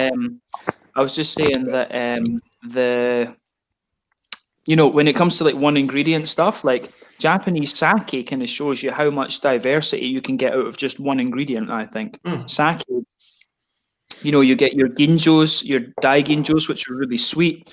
You get the honjozos, which are very dry, quite dry, a little bit of distilled alcohol. Nigori's unfiltered. Sake for me really kind of got me onto this whole thing. Whiskey as well, I guess, is something a bit similar. You get real diversity out of just one ingredient. Yes, whiskey will always. I can't still a big fan. Too much for me. No, I've always been a whiskey lover, and all these smoky whiskeys, I'm just so fucked. But then the beer came, and the whiskey's just been standing there. So yeah, I've gone over from whiskey to real beers. So yeah. Yeah. I mean, whiskey is not for me either. I don't like do the hard liquor at all. But it loves you so much. Yeah, maybe. That's me too much. I mean, I do love. I mean, I don't. When it comes to the whiskey reviews, I kind of rely on people like lending me a bottle of the stuff, because I'll drink maybe, like 50 mils of it, and then I'm like, right, I'm happy with that. I've tasted it. Yeah. So to buy like a full big bottle, I've got through in my room. I've got a Spirit of Ven, which is a local Skånsk distillery. I've got one bottle of that. I've drunk about half of it in the 3 years that I've had it. So, it's and I've got a big bottle that I was given, like a litre of Lafroig, and I've never opened it, and I've never felt the need to. Next time you come over, you bring that bottle. Yeah. But here. No. Okay, James, I will send you a sampler of a whiskey that they are actually making in Oulu right now. In my home city, it's the first whiskey of Oulu ever. That would be cool. Yeah. Actually, it's they sold all the bottles like beforehand, before even starting making it, and I got one bottle of it. So I'm not gonna drink it myself like ever, probably. So I could easily send a sample. Oh yeah. No, that would be cool. If you can you put like a little sticker on it with the distillery symbol and stuff? Yeah. Is that possible? Yeah. Sure. That'd be awesome. It's like I like having I've probably got a bit of OCD. I like to show the bottle on the cam. I'm just weird, I am just a weirdo. But it is just you want the complete and then the label and the bottle and everything. It makes sense. It's one big portion of everything. So yeah. I agree with that. Yeah. When you see a good can of beer, like a good label and stuff, it attracts you to that's the thing that attracts you. Yeah. Actually, my local brewery has like really nice labels. I think. Actually, I'm drinking this one right now. It's like a Lord of the Rings themed. Yeah. Yeah. And they have made like 20 different single hoppits. This is hopped with Eureka, and they had Talus, like recently also, and I really dig their designs. Yeah, that's quite a new hop, Talus, I think, is it? Yeah, it's a brand new. And it's quite interesting. It's like Sabro, but better, I think. Yeah, I was about to ask. Isn't that a derivative, sort of a breed off of Sabro, right? Yeah, there's some coconut and some like herbal stuff, but not as strong as in Sabro. I did not know. That was really interesting.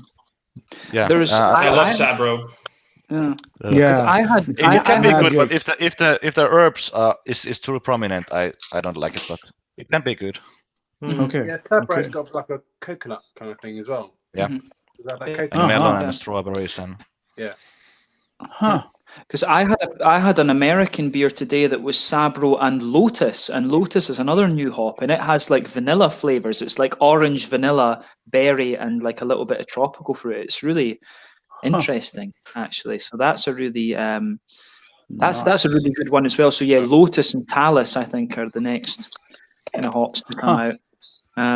The thing that surprises me, if you think about it, Argentina has all of these, it has all of this farmland. I think the next big thing at some stage will be Argentine hops. That'll be the next. I think that'll be the next sort of thing to come out from the whole craft beer thing. Will be Argentine hopped craft beers, but we'll see. I think that could be interesting.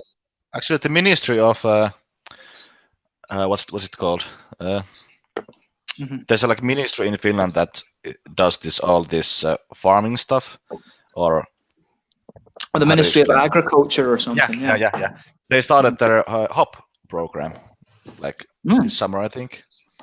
So our government will grow some hops in the future. Nice. Well, maybe that's a good point, actually, Ricard. I don't know if you know about this. Apparently, I reviewed a beer. Let me get you the name of this one, because this could be an interesting one for you to order. Where was it? I had a trial in the last few days from, where the hell is this thing? And it was Swedish hopped, and it was a region. Let me just see. Tripel. Emjes Brewery. They're from Karlstad. I know them. Yeah, they've got a Tripel that's Belgian. That's Swedish hopped, but the hops are from kind of around your latitude in Sweden somewhere. Yeah, because I thought it was only really. Apparently, there's a historic hop growing region up there, and I thought it would have been. I thought it would have just been Skåne that was suitable for growing hops, to be honest. Yeah. No, I know Karlstad is a bit what it's been west from here, but they have a bit more winter than the Mälardalen from where I am. So that's it. Yeah, Mälardalen. Yeah. So bit difference, but they can grow it here. I have hops in my garden. Will to evolve that, but we have Julita Gård. We have this. We have many in this Mälardalen who can grow really good hops here. So yeah, there are many brewers from this area that uses the Swedish hops. So yeah, it's doable.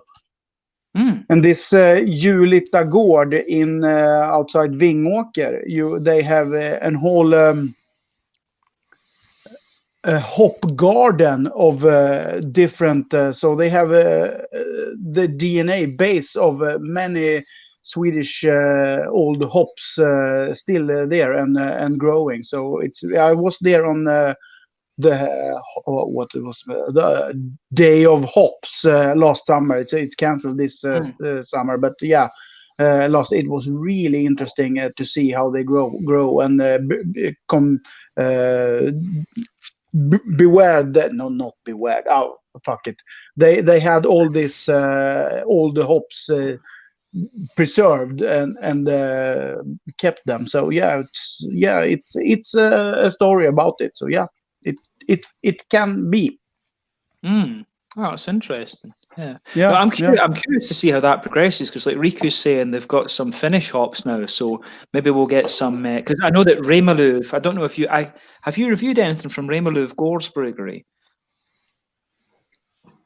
Well, again, sorry. Remalöv Gårdsbryggeri. Yeah. That's in Skåne. Yeah, they're from very local to me. And they grow. Yeah, Kronogårdens, I think, is the hop. Kronogård. Okay. Sorry, my pronunciation is a bit off when I do the English and Swedish, but yeah. Yes. The Kronogårdens. They're very local. They're like about 10 k's east of me or something like this. So yeah, no, you should try their local hopped beer that they do every so often. That's good. Yeah. I've tried something from Remalo there, but I don't have it on top of my head. But yeah, I'm drinking a few there from there. So yeah, they do it really complete. Yeah, what do you say? Yeah, I don't know. Yeah, good beer. Yeah. Yeah, because Thomas, I actually gave Thomas a can of the Neblina, which I think it's the session IPA, but I think that's the best one I've had from them over the last 6 months or year or so. That's a really good. Have you reviewed that one, the Neblina? Who are you asking now? Oh, both of you. Which have you? I still need to. I was planning on filming it this weekend. I hope, because a shitload of beer. Oh yeah, Thomas has a ridiculous stockpile as well. It's crazy. Oh wait, Rory's joining us again. There we go. Well, I might take this opportunity just to jump through the comments because again, I get stressed with the comments. Craig is saying he's just getting the little one to sleep. Yeah, if Craig can join, that'll be awesome. Can't bear reviews. That'll be awesome. Just getting a little one to sleep. Yeah. And we've got Cedric. Cedric works for Duvel. He works for Duvel. Duvel. He works for Duvel down in the Netherlands. It's cool that he still watches the channel, actually. Yeah. So if you like if you like sour goes, Thomas, how do we pronounce this? Goes? If you really want to pronounce it properly, Geuze.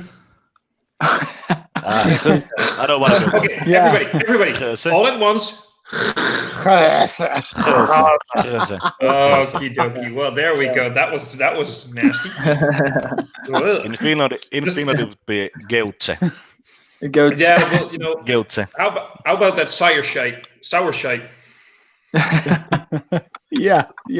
That's the Scottish way. That's that sour stuff there, Kim. It'd be like that. Yeah. Oh, what have you got, Rory? Wait a sec. Let's put you into solo. There we go. Billionaires. Another pressure drop one. Yeah. Should not exist. Yeah. Oh, okay. Yeah. The fake gooner. Yeah. Rory. The fake gooner. I have no idea what that means. Oh, a gooner. So, guys, a gooner is kind of a jibe at a certain friend of mine. A certain hooligan. So it's but Rory is an Arsenal fan as well. So yeah. We support the same club. So I noticed that's why I'm not telling what British team I'm holding on. So yeah. We just let that go. Yeah. Yeah. Hope you have a good season. But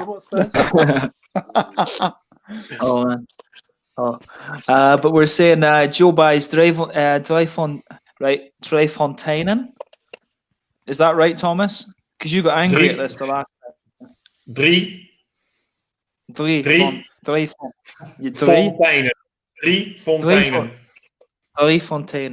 Yeah. So there you go. Dreifonteinen.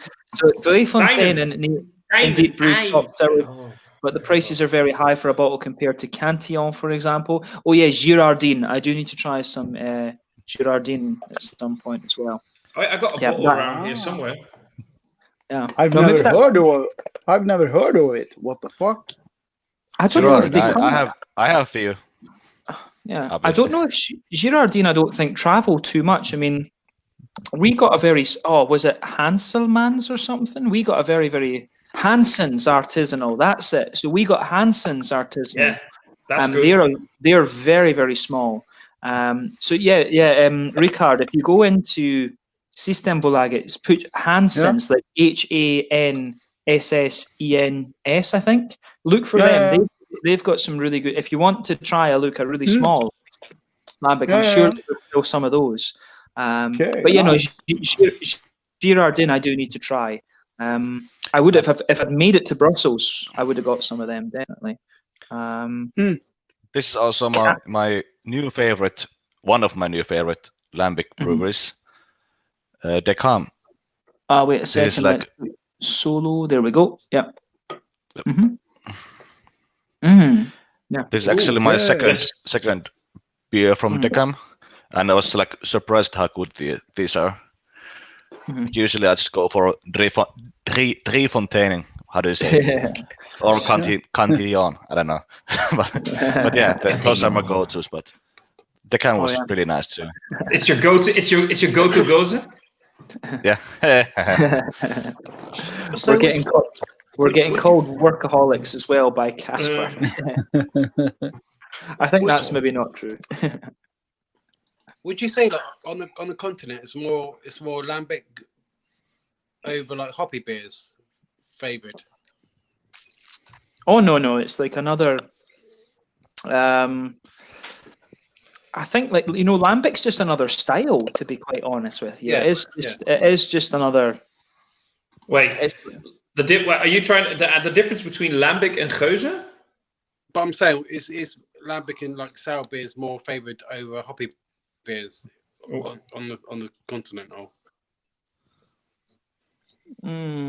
I think it's more just. I mean, it's still in Sweden. I suppose Sweden doesn't have like a traditional beer culture, if you like. It is all about the crafting, and I guess Finland is probably the same. Riku, is that right? Yeah, we used to have like our own beer culture, the sahti culture, but now it's taken over by the shitty booze lagers. So. I mean, more in like Holland or Belgium, is it more still like a bit more Belgium-y, like lambic, more than? This is a question for Thomas then. A niche, I think. Wait, could you repeat the question? In Belgium and Holland, that kind of thing, is it more Belgium? Is the style of beer more favoured, hoppy beer or lambic kind of thing? I really think that depends on who you ask. I mean, if you look in like the big gig scene, of course, I mean, they're both equally popular. The thing is, though, you can get your new hyped, hazy, lactose, fruited, sour, whatever the fuck you want to call it, more easily than the latest hyped geuze. So if Drie Fontaine, now I fucked it up. If Drie Fontaine releases like a very rare new vintage, that's a lot more difficult to get than the latest new hazy. So people tend to gravitate toward the hazy a little bit more. But I think in terms of overall long-term appreciation, I think people do dig the geuzes a bit more. The thing is, though, most of the geuzes, and I think Cantillon actually got a bit pissed off about that a while ago. People go, there's a new release, people go to Cantillon, they buy Cantillon. Why did they buy Cantillon? So they can trade with the United States for the hard-to-get barrel-aged stouts, the fresh released IPA. So they don't really buy them to drink. They buy them as basically a monetary unit. And Cantillon got a little bit pissed off about that a while ago. I mean, me too. rightfully so. Me too. Rightfully so. That shit is to drink, not to fucking, haggle with. So if you actually steal away all the great Cantillons from people who really want to enjoy them, just so you can buy some sort of, hazy fucking IPA from fucking New York or whatever, just, shame. Yeah, I was trying to get the autumn pack. They had like 6 awesome lambics, the Cantillon. And it was like only like €100, the whole set. And there were like 15,000 people trying to buy them. And the whole site crashed and yeah, couldn't get them. Most people will just trade them or sell them or whatever. Bastards. Fucking bastards. Like we will say in Finland, vitun runkkarit. Oh, we lost Ricard. Yeah.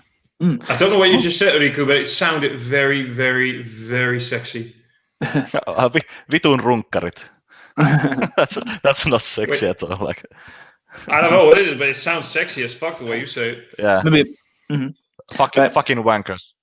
I mean, that's depending on how you do it and how much you like yourself, that's kind of a sexy fuck. Yeah. You can spread perkele. It's perkele, not perkele. Perkele. I mean, whenever I think about masturbation, I always think about something that Woody Allen once said. I mean, not a bad word about masturbation. It's sex with somebody I really love. With Jill. I don't know what's happening with Ricard. Something's happening. But yeah, guys, I'm just going to take the opportunity. I get stressed with the comments, so let's do this. Right, so we'll come back to this one after we've gone through the other ones, because this is a question, so we'll come back to this one. So this is what I was saying is Gordon, the way Gordon signs these comments, I love this. Big G, Sunny Leaf. Rory the Hooligan. I love the way he's... Yeah, the hooligan was doing a live gig and spouting utter racist pish. What a buffoon of a man. I told him to fuck off. Big G, Sunny Leaf. Oh, I love... Yeah, Gordon, like... I love this guy's comments, man. Yeah, it's just when he signs it off, he tells you a load about his life, and then it's Big G, Sunny Leaf. I just love that. For you guys, Leith is an area of Edinburgh. It's like the port area. I don't know, the port area down by the water in Edinburgh. And it's just, I don't know, I just love Gordon's comments, man. They just always make me smile. Big G, Sunny Leaf. I love it. I love it, man. I do. So Joe is saying triple as right, okay. Tell you what. Oh no, they're talking about this. This is the answer then. So let's go back to Casper's question. Can someone finally tell me if the term triple refers to a Trappist or a Belgian ale? And Joe's coming in and saying it does. Yeah, it's a type of style. Yes. It's a Belgian style beer. The triple is, if I am correct, three times the ingredients compared to a lager, higher in ABV, triple fermentation, basically, I think, if I remember right, and therefore nothing to do with the Trappists that are brewed within the monastery by the monks. And then Cedric will know this because obviously the ingredients there are triple, Trappist, and ales. So like Westmile triple is a Trappist, and the triple Carmelite is a great triple, but not Trappist. Okay. Casper's asking about a lager. Yeah. Nice to have you on, man. So yeah, Johnny, he's been watching the channel for quite a while. Nice to have you along, Johnny. So Casper is saying, isn't it a strong pale ale? Joe is saying a blonde beer, but the Dubil styles are mostly brown beers. We have the man Davor saying hello. Oh, I've skipped two. There's so many comments, man. This is crazy. I'm disappointed in you, James, for not doing this correctly. I'm stressed. I'm stressed, man. Casper saying, Everyone's saying hello to Davor because Davor's fabulous. Like Joe said, it actually uses 3 times the amount of malt, so you could be so you could say it's a strong blonde ale, but it has nothing to do with it being brewed by Trappist monks, although they started it. And apparently, yeah, Joe agrees with that. So we've solved that. That's the story of the triple. Davor is, you guys are early this time. I just came home. Davor, I sent you the link. Get on, join us. Evening, Joe. 3 times comparison. Sorry, Jim. Sorry, Rory. Yeah, I'm just going to head off. No, go for it. I'll be back because someone just FaceTime me from America. All right. Okay. Cool. America. All right. Cool. America. Yeah. So say hi to. Go for it. I'll be back on in a bit, though. Say hi to Donald for us. Yeah, we'll do. Yeah. Yeah. Say hi to Donald. I'll be back on. I'll be back on in a bit. I was going to take the call and come back. Yeah, is that okay? Yeah, okay, mate. Cheers, yeah, mate. Cool. Just join whenever you like. Yeah.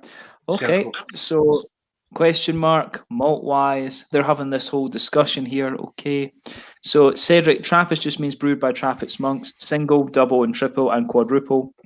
Oh, it's just to do with the malt. I'm learning this as well. So yeah, malt content. I'm a lover of beer also. Wine, I love Grappa, Aquavit. I've never got into that. I'm guessing that's Finnish. Salmiakosu, or is that Greek? Yep. Finnish? No, it's Finnish. Yeah. Okay. It's, Salty licorice vodka. Oh, actually, right. It's really good. Really good. Okay. Maybe we need to try that sometime then. But yeah, he likes Scotch whiskey, Italian Amari, lots of liquors. I'm a pure lover, not an alcoholic. That's what we all say. Thanks for the confirmation. Confused with the Trappist label. Duff Blimp. What Italian beers do you recommend? Ada Porter Cato, reporter from Brewer Birra del Borgo. Yeah, there's lots of really good ones. Raymalouve's Red Slope is nice. Yeah, no, that's a good beer. That's a really nice Christmas one. I don't know what's happened to to Ricard. We've lost Ricard, but yeah, Remolouv Red Slope is nice. Red Ale, that's a Christmas release. That one. The Bassland Brewing 7. Oh yeah, that was an awesome beer, Joachim. Yeah, that my review of that published this morning. That was a beast. That's like it's like oh, what was it? Some kind of coffee pastry stout combination. So guys, if you see Basklin 7 Minute Siesta, go for it. Beast, but it's very, very nice. Very nice. No, James, not in the Netherlands. Devil is Belgian, man. Slip of the tongue. Yep. Is Rory drunk yet? I don't think so. I'm going to purposely mispronounce Driefonteinen when Thomas is around now. Just know him because he's a troll. Hansen's Artisanal is an enamel destroying sour. Oh yeah, those things are puckering. They are. I think I'll skip Sour Shite Big G. He signs every comment. Big G, Sunny Leaf. I love it. Gordon went away from the Hooligan, so he already skipped the Sour Shite. Okay. Fair enough, yeah. We're getting close towards the end. Duff Limp, depending on your style, Extra Anomis, Lover Beer. I've tried quite a few of those, actually. Not Perugia or De Herba. Extra Omnis I've not tried either. What's the brewery name? Hansen. Yeah, Hansen or Hanson. I forget. Handsome. Imperial Porters. I like my IPAs. Ricard accidentally pushed the wrong button. Okay. I don't know if is that maybe Ricard's partner? I don't know. I'm sure we'll get Ricard back in at some stage. There was a lot of swearing. Fan Helvetia. Yeah. Hi from down. Oh, nice to have you along, Sam. Cool to get some Australian in. Yeah, here's some more Italian beer. Lambrati. I've had Lambrati before. Oh, wait. Why is this not showing now? Lambrati. Okay. He's going to check out some. And we've got Gordon again. Thomas is selling and trading beer, hiding it away for years to multiply it in value is bizarre. These people do not give a fuck what the beer tastes like. Big G, Sunny Leaf. Oh, yeah. No, I agree. Right, you are, Gordon. Right. Okay, guys. I can relax now. The comments. Everybody, post more comments. Okay. Post. Right, guys. Sorry. Stress of the comments. Over. Sorry. Fuck off, Thomas, man.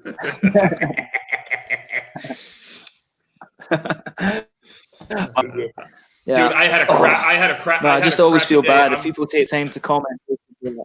I know, man. I had a crappy day, so I'm fucking unloading all my stress right now. Oh, that's good of you. I get that. What happened? I just had a fucked up day. That's all. Mm-hmm. It's all cool, mate. Just had a fucking one of those days, you know. How did that song go again? Break Stuff, right? Limp Bizkit. You know that song? Well, I don't know. I've not listened to that one. Look it up. Look it up afterward. It's just basically that. What's it called? Break Stuff from Limp Bizkit. Yeah, it's basically that was today. You want to fucking break stuff. Yeah.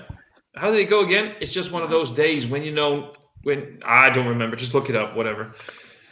Everything goes wrong. Everything that can go wrong will go wrong. Yep. There we go. Oh, it's Ricard's back. There we go. Ricard's back. Here we are. Here we go. I heard you said lots of bad words to Ricard. Oh, so many. Whoa. Yeah.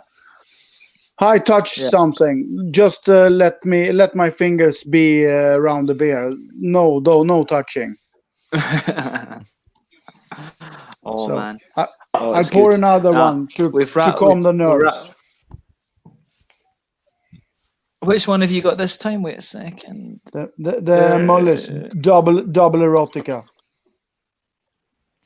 Oh, that's quite a nice one. What's that again? Is that like a strawberry saison? Yes. Am I remembering right? It's like a strawberry saison or something. It's really amazing. He did one erotica from the beginning. Then he did a special for a pub in Eskilstuna, and it was so popular. So we pretty much forced him to do this one, and it's called the double erotica. It's so amazing. he doubled the amount of raspberries and he added lactose to it. Wow, it's pure magic. Okay. Lovely. No, he quite likes getting all the reviews and stuff. So I think I'm going to do like an interview with Daniel at some point from there. So that's going to be quite cool. We'll need to meet for a beer in Eskilstuna. Yeah, for definitely. Are you planning to come down to Bruskival or something, Ricard? Well, I don't know. We'll see about the corona. It is the summer goal, but we'll see. I haven't decided, but I hope. Where's everyone? Yeah, because that would be quite. Sorry, James. Sorry. No, sorry. Go for it. I'll say, where's everyone? I think there's a bit of a delay, but just go for it. So where's everyone from? Yeah, where Ricky's? Where are you from? Dutch boy. I'm from Finland, in northern Finland. Cool. And where's over? Where are you from? Yeah, I'm from Eskilstuna, Sweden, Stockholmish, if you're not from here. So yeah. Oh, okay. Yeah. Cool. So me and was it Ricard? Yeah. Yeah. So we have basically same name because Riku is from Ricard. Yeah, I actually get confused when you talk because I'm called Raiko. So yeah. So true story. Guys, I'm gonna go get another beer. I'll be right back. No, it's all good. Yeah, do it. Yeah, sure. Perfect. So you Yeah, no, said it's good. north of Finland, where? Oulu, Uleåborg. Uleåborg. Okay, yeah. It's right by the sea. Okay. Yeah, Finland it's a good craft beer scene, isn't it?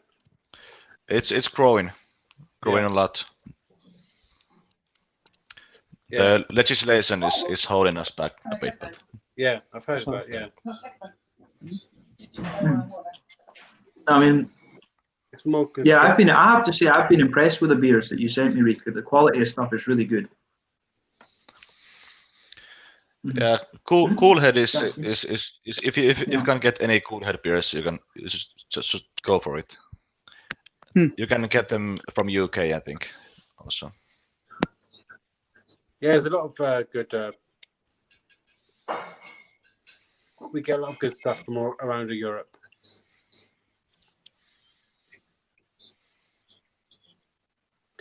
Yeah. What's the name of it again? How do you spell it? Sorry, guys. I think my internet's been a bit bad. What was the question? How do you spell the brewery? Cool head. Yeah. Oh, Cool Head. Yeah. Yeah. Is that one of the best ones in the country at the moment? Yeah. Yeah. I don't think I've tried anything from there. I think you can get them from Systembolaget, I think. Okay, yeah, I need to check that up. Yeah, at least they're salty licorice raspberry sour, I think. Oh God, that sounds amazing. It's really good. Yeah. Oh, nice. I liked the lemon licorice one you sent me, but that review got lost on a memory card, so I need to see if I can get it back, unfortunately. Yeah. Lemon licorice. Yeah, lemon licorice sour. That was awesome. Awesome beer. Mm-hmm. That sounds pretty good. Yeah, for sure. Do you guys brew anything by yourself? Actually, just I'm setting up a home brewer now. Okay. Not in my place, but my friend got like the complete home brewing set from his brother, like top-notch brewing set. Yeah. So we're gonna make some stuff soon. Yeah, cool. It's really nice. I've started too. Haven't brewed so much, but yeah, it's really funny. Well, you don't get exactly what you want, but it's a nice beer. But when you have drank so much beer, but I wanted this taste and this taste. It didn't really get me there, but yeah, it's another dimension. You see how it is, so it's really interesting. I mean, one of the things, the beer that for the rest of you, the brewery that Ricard and I were talking about, Mooley's, one of the things I really like about them is that their beers, it's still quite a small brewery. He's getting bigger though, but the thing that I really like about his beers is that they don't come across as like overly refined. Like they still have a bit of that rawness, that kind of home brewery rawness about them. That's one of the things I really like about Mooley's. But I think that the home brewing thing, I mean, it's remarkable. Go ahead, yeah. Yeah, well, it's a true story. I actually know Daniel quite good, so yeah, he really does it his own way and do it, and he doesn't listen to everybody else. It's his way or the highway. He just do the things he like, and yeah, if you don't like it, drink something else. Yeah, I like it. Yeah, I mean, I had he did a Florida IPA a couple of months ago. I forget the name, but that was a really interesting beer. Like he tried. Yeah, the Catan, va? Yeah. Mm-hmm. And because I'm from Eskilstuna, I have tried all the different batches. So it actually is a bit different between the batches also in that one. So yeah. There's the thing for you, Ricard. The Cool Head raspberry licorice sour, 45 Swedish krona. That's actually not bad. Yeah. Yeah, I know. Tack. Yeah. Joachim Asplund. Yeah, I know that guy. He follows me and we talk a lot. So yeah. Oh, good, okay. Jocke. Yeah, good, Jocke. Good. No. Thanks for that, Joachim. Yeah, I'll need to do that up. We've got a few more. Yeah. We've got so there's more. These comments are just going crazy now. Joachim says that he's drinking the Finn Brewery Baltic Porter. They do some really nice stuff actually. Brugset Finn. Yeah, I really like Finn Brewery. They do this Derailed series. It's really amazing beers. Yeah. Yeah, I used to work in Landskrona actually. So okay. Yeah, so I need to arrange an interview with them, but those guys are also graduates of Lund University where I did physics. So I need to go and talk to them at some point. Brekeriet as well. I need to set up like an interview with them. Yeah. So yeah, it's really close. The whole of Skåne is close to everything. Yeah. But yeah, Duff is saying Leith was sunny there when I was there last time. You got very lucky then, Duff. Definitely. Said I recently bought a 1999 QV Van de Kiesa from Brouwerij Het Anker and Golden Carolus for €5. That's crazy. Okay. Yeah. Wow. That's mental. I'm very jealous. Everyone here's just guessed. What? It's just we all just want to be like Cedric. Meh. Yep. A little bit. Are you single, Cedric? Are you cheating on me now, Thomas? For that beer, yeah. Okay, that's fair. That is fair. Yep. We've got Valdo. This is one of your guys, Thomas. Valdo's here. Valdo's mine. Valdo's mine. Valdo's fabulous. Do we know? Someone asked me about the Kagan store mat. That is impossible to get. Yeah. That's I tried to order. When was that released, Ricard? Was that was released as one of the locals like not long ago, and I tried to order it and it went like this. Yeah, it's been 2 releases on the Systembolaget, and I don't know the number of it, but it was ended in 5 seconds both times. Then they released on Bishop's Arms a special edition. So many of the bishops got one release of them. So if you are lucky, you can get it in Bishop's Arms, but no, that's really boring. And then he passed. He passed away. Håge there. Yeah, it's really sad. Yeah. Yeah, So he was like one of the godfathers of the kind of Swedish beer scene. Yeah. Holger. Yeah. He was everyone's mentor, pretty much, Mhm. for the Swedish craft beer industry. Yeah. So hopefully they can continue going on. But yeah, no, it's it was a shame about that. I mentioned that in the last review I did from them. But yeah, no, like Närke, they're an interesting brewery. They're along with like Nynäshamn's own brewery. These guys, those are probably, they do a lot of the classic, the English, the Germans, and stuff like this. They do these kind of beers. Yeah, true story. Yeah. You have very high, low. What fuck do you say? It's you don't get anything bad from Nynäshamn, but it's not the master beer from there. Yeah, pretty much. Yeah. But you have the styles. It's just so spot on with the styles there. Yeah. I mean, it's more one of these breweries that's like a drinkability factor, like how would you say? It's like a drinkability factor, kind of traditional brewery, if you like. Yeah, but if you want one style, you buy something from there. You have the basics from there. Yeah. Mm-hmm.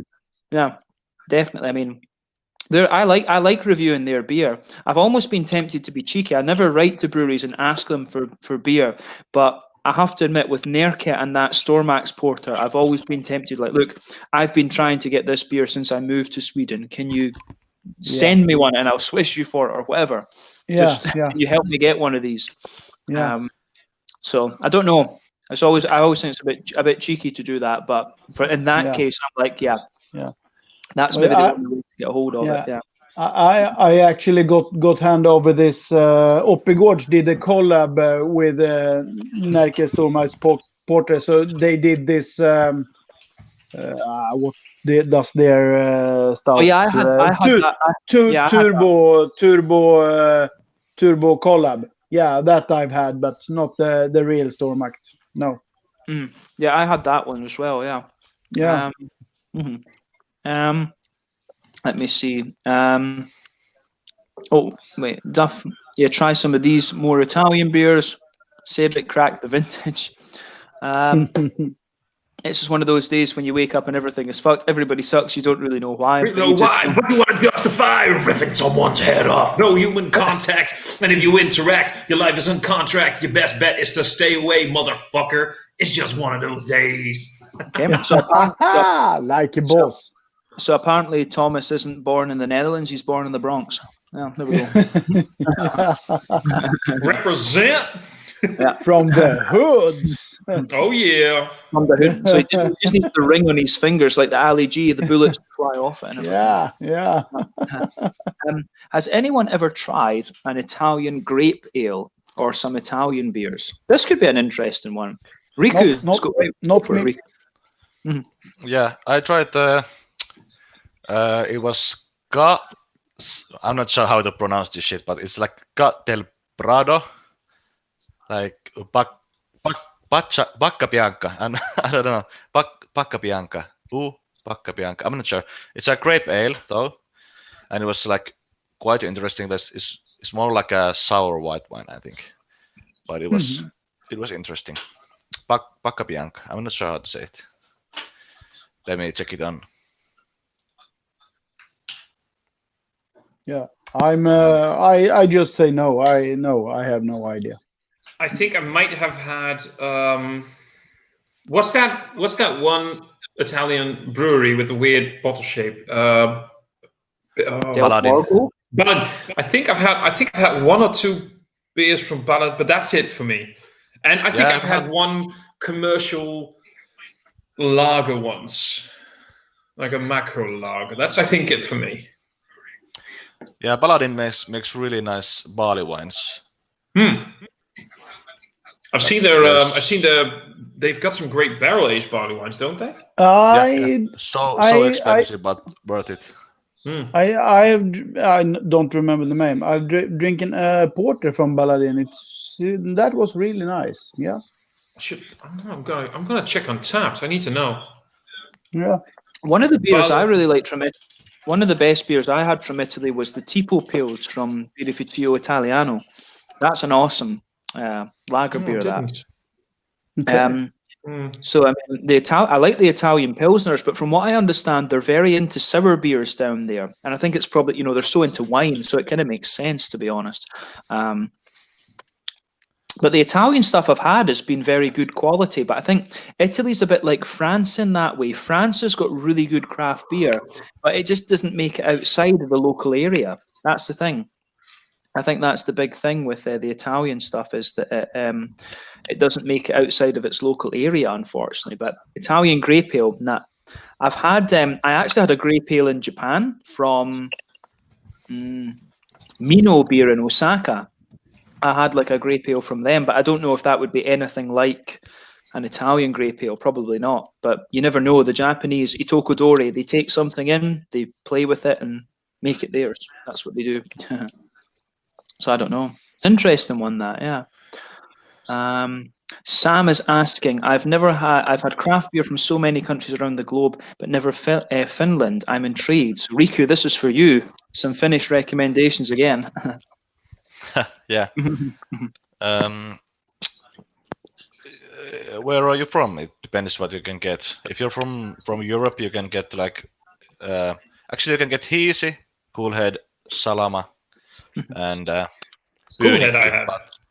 Yeah. I think he said he's Aussie. I think he's Aussie, Australian. Okay, then it's impossible. Sorry. Yeah. I think that's But not for the gonna UK, if there's any people from the UK, I heard that Pyynikin Panimo has expanded to UK, and they like sell like maybe 5 or 6 of their beers. Don't fucking buy them. They are like not good.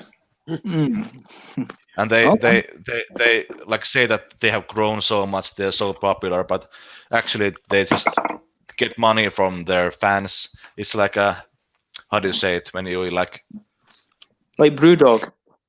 Yeah, like like equity for punks kind of stuff. They give you a share, which isn't a share, that costs like 500 euros, and then you can say, oh, I own a part of the brewery, which is not actually true.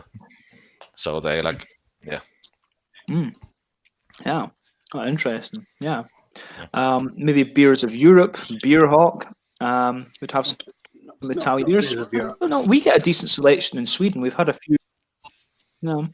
I'm trying to think what we've had in Sweden. I've had a few of the ones that that Viserio's mentioned had. Cedric's inviting us to try some of his ridiculous beers. Definitely keen for that. Dude, very quickly, James, what are you eating? What are you eating? You're making me hungry. You're eating something. What are you eating? Cheesy balls, just like yours. Cheesy balls. Lovely. Now really. James loves it. Oh yeah, James and I had some fun times together during COVID. All safe COVID, restricted fun. A socially distanced bum. Oh yeah. Yep, definitely. We've got Eduardo is on there as well. Saying, yeah, Eduardo, I think he's near like Barcelona, like Girona or something. Yeah. That's pretty cool. Riku's chatting away with everybody as well. Yeah. Oh, sorry, yeah, go for it. Yeah, about Barcelona, I drank this collab the other day. Baskeland and Finnback collab. It was called Macho Guapo.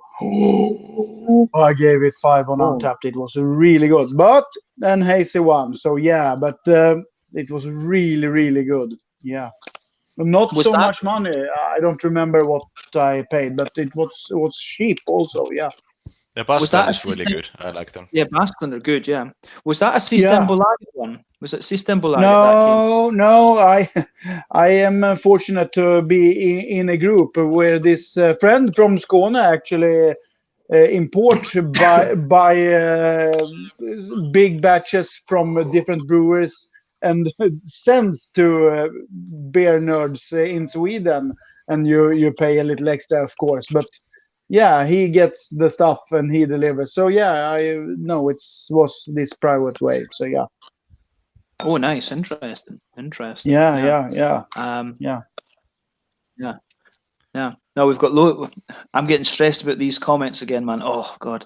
They're all discussing amongst themselves. They're going to talking about Italian beers. In Italy, we have got lots of different beers. Unique. Cedric, Davor's going to show off his Untappd list again and make us all jealous. I'm surprised to see people stop talking about Finnish breweries here. Yeah, Finnish beer, like this is the thing is, I think this is one of the great things about the continent. I mean, you know, in Estonia, I've got a few random beers in the fridge from Estonia, and yeah, you know, like the other day I reviewed, what were they called? Veski Käsittely, something like that, and it's a black IPA, and it was awesome. It was like really, really good, and it's this little gypsy brewery from Tartu in the southeast. You know, I think across the continent, there's so much good beer these days that you just don't hear of. Yeah. And I think, you know, Finland, I think, is another example of like, you know, you get the same in France. The beer just doesn't leave its local area, unfortunately. Yeah. What was the name of the brewery? The Estonian one? Veski, was it? Yeah, Veski Käsittely. Mm-hmm. Yeah, that Veski. The windmill. I don't know what it does mean in Estonian, but in Finnish it means like a toilet. Veski. Ah, right. So I was like, what? Veski. Yeah, it means, I think in Estonian, it means like the windmill brewery. Oh, yeah. Estonian is like... it must be what you say it was called. Do you mean, I say Wormsea in Sweden. It must be the same because it's... What was the name again? Veski, Veski. It can't be the same, but... Mm-hmm. No, I drank this Wormsea.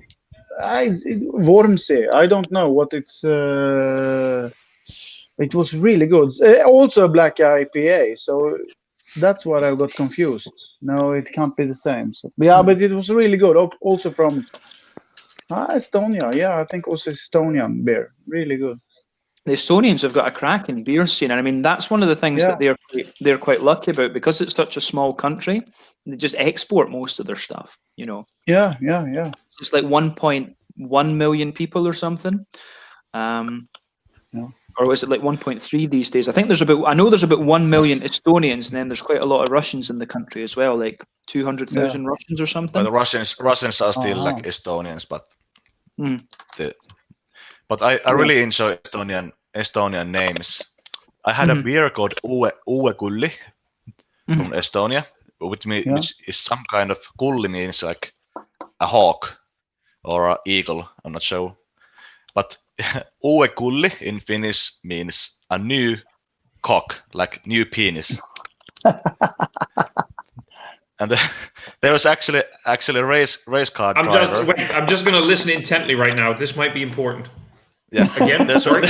There was this race car driver whose last name was Estonian guy. Last name was Kulli. But when he came to Finland, he couldn't use his last name because it literally means like a cock, a penis, a dick. and usually a big cock. Beautiful. And so he had to change his name to Haukka, which is hawk in Finnish. Yeah. I love that. That's yeah, okay. I love how that works. How this one thing in one language can mean a completely different thing in another one. In Estonian, pulmat means a wedding, but in Finnish it means a trouble. No. That's the same thing. Yeah, same, different. Yeah, same thing. Yeah, same, but different. Yeah. Trust me. I mean, I may not have been actually married, but trust me, there's no difference between those two things. No, but actually, trust me, I've been married for 25 years, and she fucking left because of So yeah, because of lambic, maybe. No, I had the lambic. Yeah. But you could have the lambic and be married, apparently. Yeah. God damn it! I mean, Ugh, what a. In the meantime, though, can we all just, by the way, really please appreciate the fact that I haven't seen a man putting that many balls in his mouth. Yeah, I'm hungry. Cheesy balls. Yeah. Dear God, Who is that guy, the hamster with all the balls in his cheeks? oh man, beer hooligan. Yeah. You scare me now, Thomas. What did you say, Rory? You scare me now, Thomas. Why am I scaring you? Too much. Too much info? TMI? Yeah. James needs a new beer, by the way. That's a good point. Yeah. It's a good point. He also fuck. Yeah. Yeah.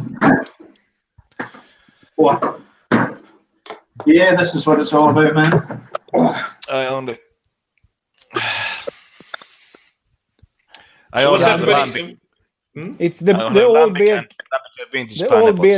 The old BeerTubers problem. The beer ends. Mm. No, it Beer doesn't always end. ends. Never ends. Never Never over.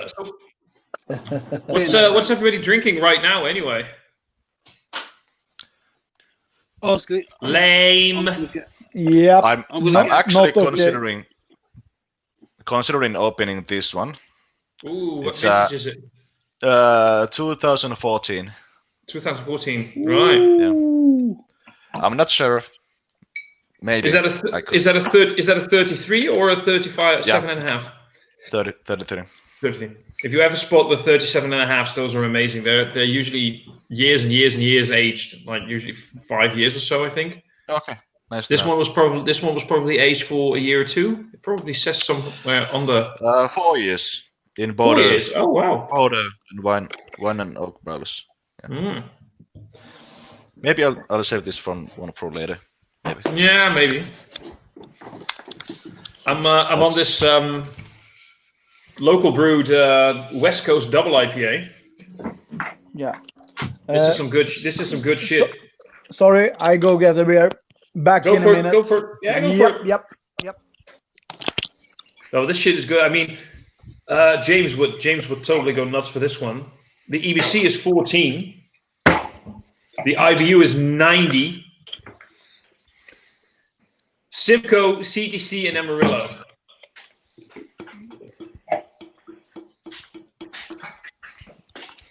Yeah, you should unmute yourself, James.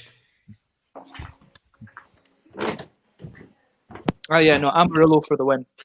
100%. Yeah. Amarillo for the, and we all know that our little boy Harry would get pissed off with this one because it's got Simcoe in it, so more for us. What is the thing with Harry and Simcoe? I never picked up on this. Well, I love Harry, but when it comes to him and Simcoe, he's a little bitch. I hope he's still watching. I love Simcoe. What's wrong with Simcoe? I mean, Riku, Rory, Simcoe, yes or no? beautiful. Yes, of course. Beautiful hop. It's a Simcoe all day, every day. Actually, only hops I'm not like a fan of is Sabro, and actually I've gotten like bored with Mosaic lately for some reason. I don't know. I'm a big fan of Sabro basically, but that's because I'm a coconut slut. Coconut But slut. Okay. I'm a coconut. Oh yeah, I love my nuts. Okay. I mean, that's why James and I work so well. Yeah. What is that, Rory? Because your image is a bit weird, but It's a banana imperial stout. mm. Choice of dessert it's called. Oof. That sounds like it could be good. No, fuck that. I hate bananas, man. Fuck bananas. It's got like a banana puree in the imperial stout. Apparently, it's really nice. Cool. That sounds good. Mm. Oh man, it smells like a banana milkshake. In a stout, it's fucking weird though, really. So what's your guys' opinion on lactose in beers? Like no. Okay. It can be. I think it can be like good, but mostly for the mouthfeel. But if you can taste the lactose, always a no for me. I've mentioned this in many reviews. As the problem is, when it comes to a lot of beers these days, brewers seem to think that lactose is the main ingredient.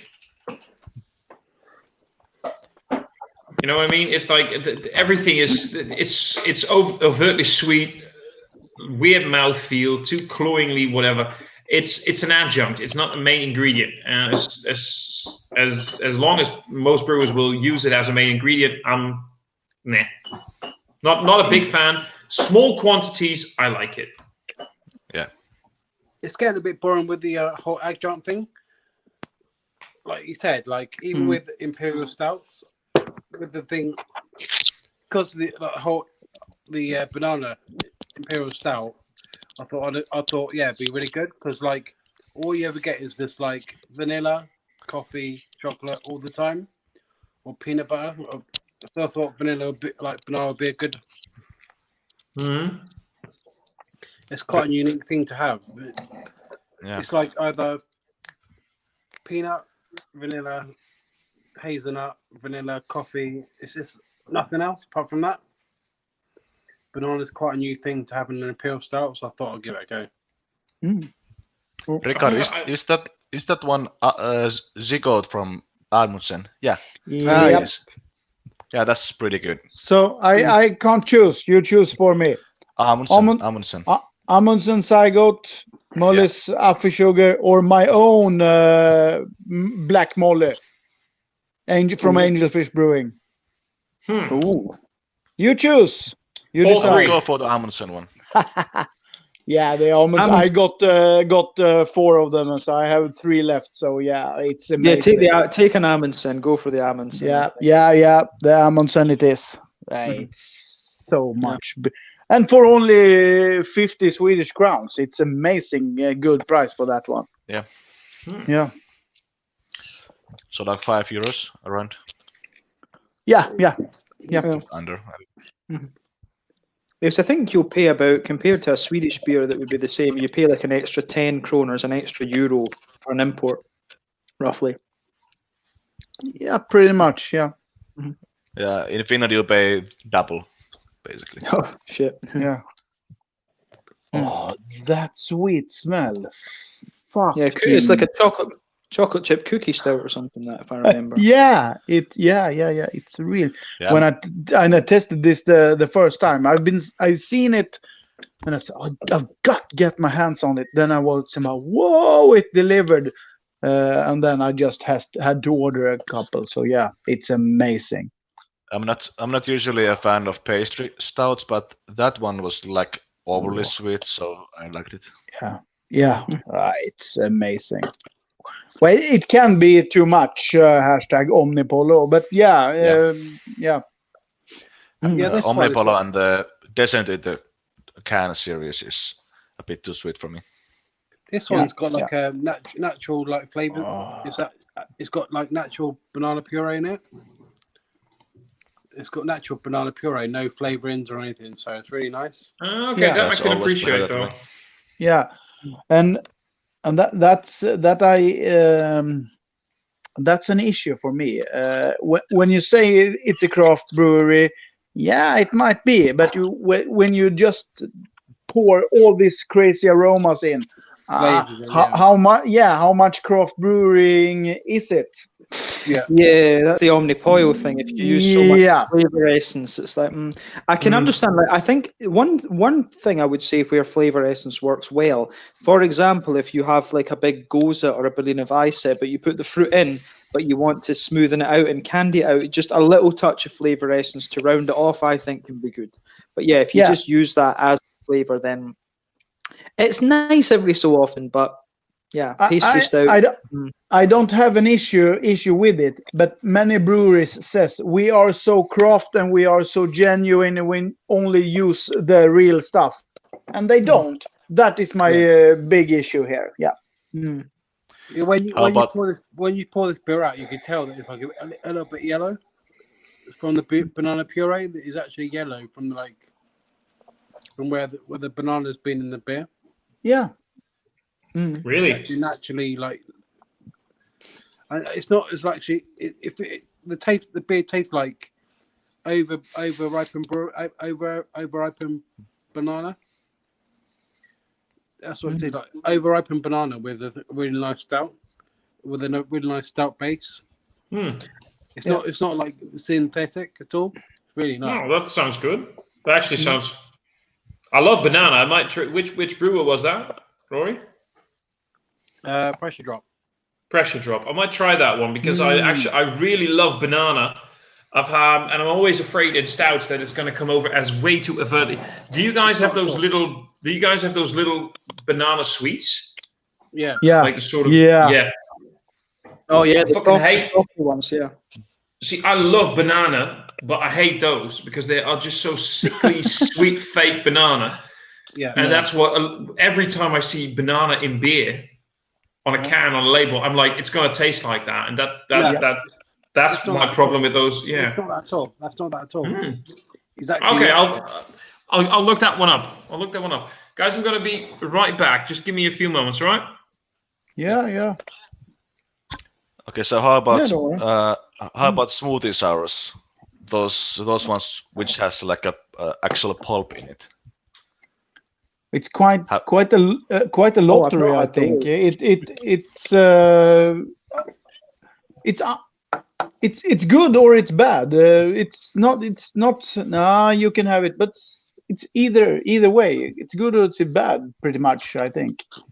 Yeah, the problem with those like super thick smoothie sours is that you could like just get a smoothie and drink it. That's basically that's it. So why would I pay like almost 10 euros for an imported smoothie? I could just go to the supermarket and buy a fucking smoothie and drink it, and it would be nice. So what's the point? Pretty much. Yeah.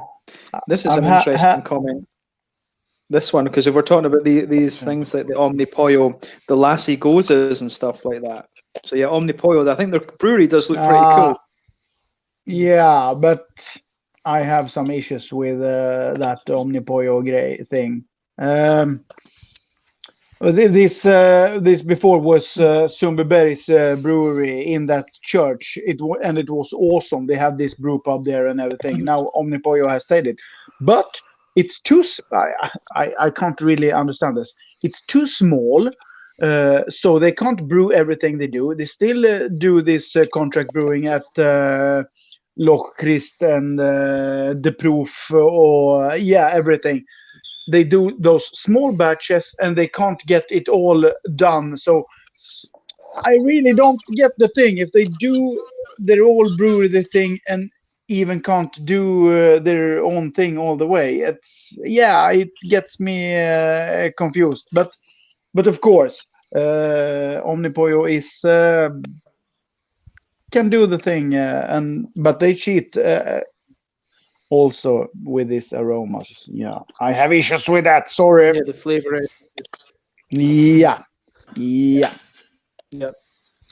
I have to admit, I do like the Lassie Goza things that they do. I do enjoy those. I think those are really nice. And I don't say that they do. They are in the top of Sweden, of course. I don't say that, but. Yeah, they say they are so craft also, and they do this, and it's a bit cheating sometimes. The issue with the Lassie Goes is that if I pay over 10 euros a can, I'm gonna expect real fruits and real stuff, not flavoring. That's the issue. Exactly. Yeah. It's a good beer, but these when they say, they don't cost that much. Yeah, they shouldn't. The flavor essences, hey, they don't cost that much. So I have to go now. It's getting late here. It's almost 11. Oh yeah.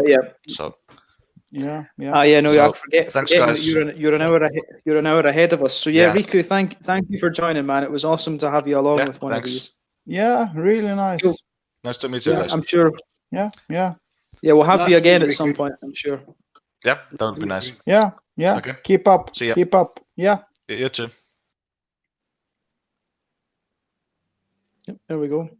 No, I guess Riku will probably join us at Brewskival or something at some point, Ricard. Maybe you need to look at getting over for that as well, Rory.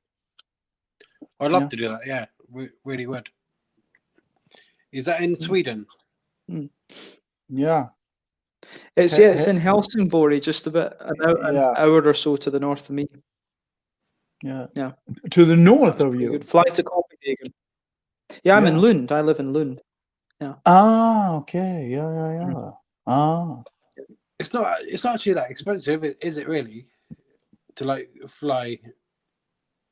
No, you can fly over for about, if you book it well enough in advance, you can fly over for about £30, £35 each way. Yeah, exactly. So it's pretty good. Yeah. That's So it's not cheap. Huh? Yeah. Now I go back and forth to Edinburgh every so often. So it's not expensive, yeah. And you can fly into Gothenburg quite cheap, into Stockholm as well if you want to. It's Norwegian have really good fares actually from various places in England and Scotland and stuff. So yeah. Okay. It's pretty much more expensive for me. I live in Sweden, but I have to take my car, so it's maybe 600-700 crowns in gas to get there. So yeah, it's cheaper for you. Yeah, the train. I mean, relative to the wages and stuff in Sweden, the trains are quite cheap actually. And it's if you work. I think if you work over the border in Copenhagen, then you're laughing because your wages, you get the same number of kroners, but the Danish kroner is worth like 40% more. Yeah. So yeah, that's it. Yeah. So you get a 40% pay rise just for crossing the border. But I think I have to wait now for my citizenship to come through now. So yeah, that's the next thing. So, yeah, we'll see. Because I think I'll go across to Denmark and work. I think maybe after next summer I'll go. I won't move, but I'll work in Copenhagen. I think. Okay. Because there's a lot of banking and finance and stuff over there. So they need programmers. So why not? Go with them. And it's that's it. Why not make the cash when you're young? Then when you're a bit older, you can do as you wish. That's it. Yeah. Who told you that? I just wish I was young.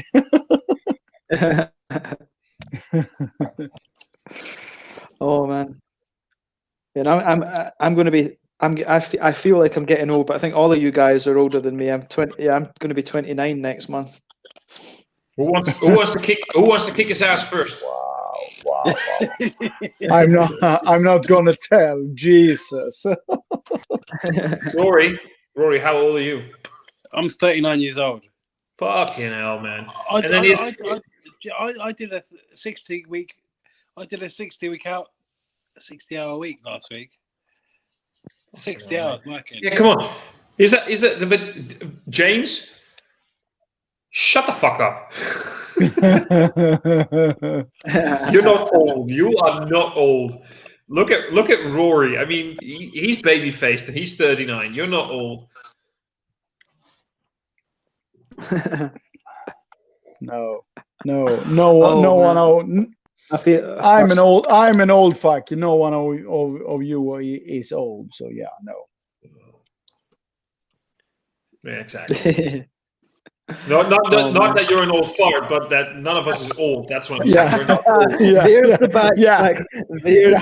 There's the backtrack. Yeah.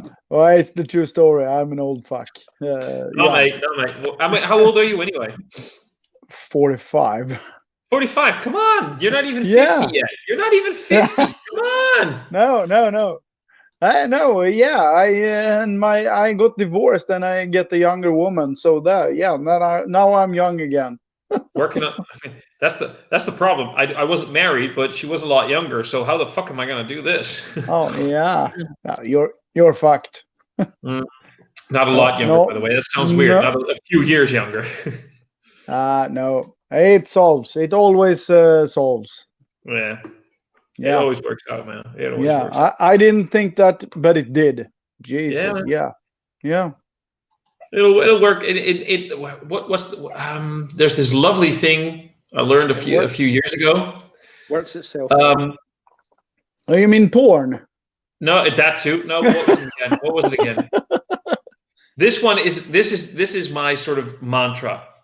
I'll be okay in the end. Yeah. If I'm not okay, it's not the end. Sant. True story. Yeah. Yeah. So yeah, there you go. Yeah. We have an interesting one here. What is the weirdest beer that you drunk in your life?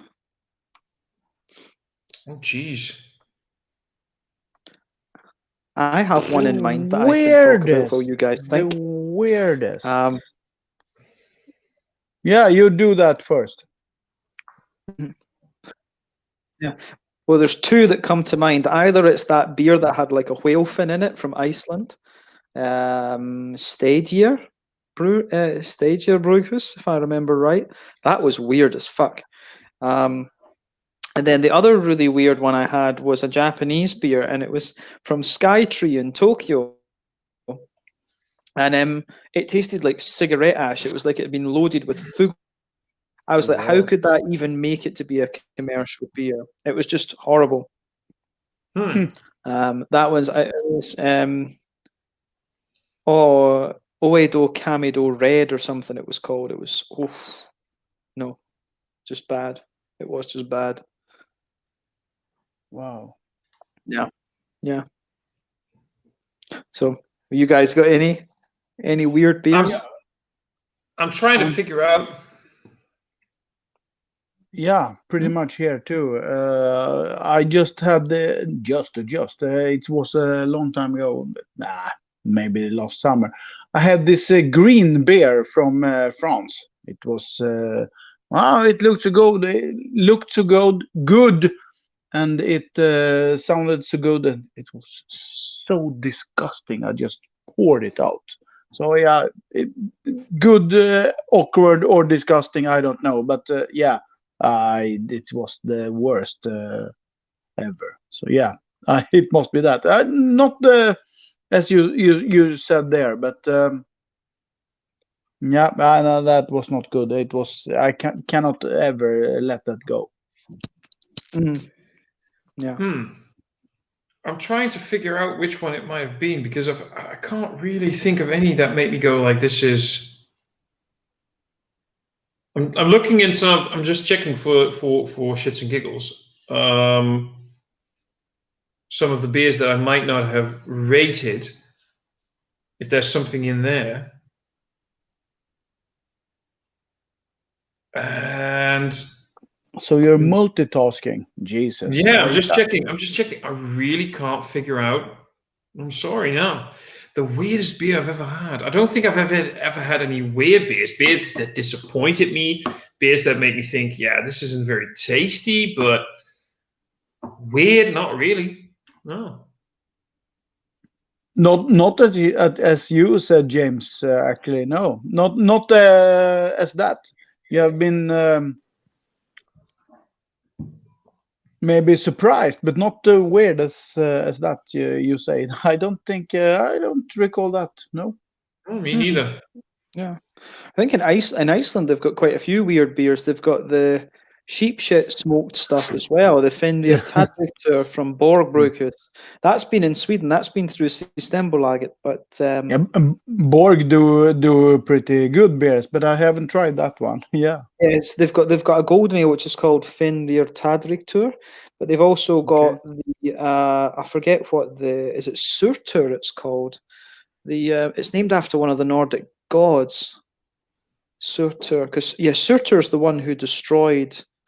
Surtur is the one that destroyed Asgard. Yeah. He's the bringer of Ragnarok. But I'm sure it's called Surtur, and it's an imperial stout that's smoked with the sheep shit smoked malt. Yeah, that's the weirdest. I remember that one. I actually had that one, and I have to say, it's fucking amazing. So you didn't think that that's awkward when you have sheep shit in it? I thought for a second I was like, "What the hell is this?" You know what you suddenly start realizing is that this is the thing, though. When you smoking stuff, it's just burning it over a fire, and a lot of the stuff that we used to do is like peaty soil. There's a lot of look at a lot of that peaty soil. What's in there? There you go. Yeah. So it's not like you taste or smell any shit. Oh yeah, no, you don't. You don't. Yeah. I actually think that the Soeterbeer and they did a collab with the Moersleutel, also with that specifically smoked malt, and I just thought it was a fantastic beer. Is it weird? Is that maybe the weirdest beer I've ever had? I guess so. But it was amazing. It was fantastic. Oh yeah, no, it's a good beer. That nice. Yeah, they've got some crazy stuff in Iceland for sure. But they're like the Icelandic. No, okay. That language is basically like Swedish, but you just add "or" onto the end of anything. Hundor, rodor. Everything. Everything. Just add "or" on. Just speak Swedish to them. Add "or" onto the end of everything. And they might understand. It's a classic. Tungur knivur. It's the classic. Yeah. Always. Everyone says that. Yeah. Tungur knivur. Yeah. then it's Icelandic. Yeah. Oh yeah. Yeah. This is the thing in Swedish class just now. We're doing all of the participles and stuff like this. How to change words from like change verbs into like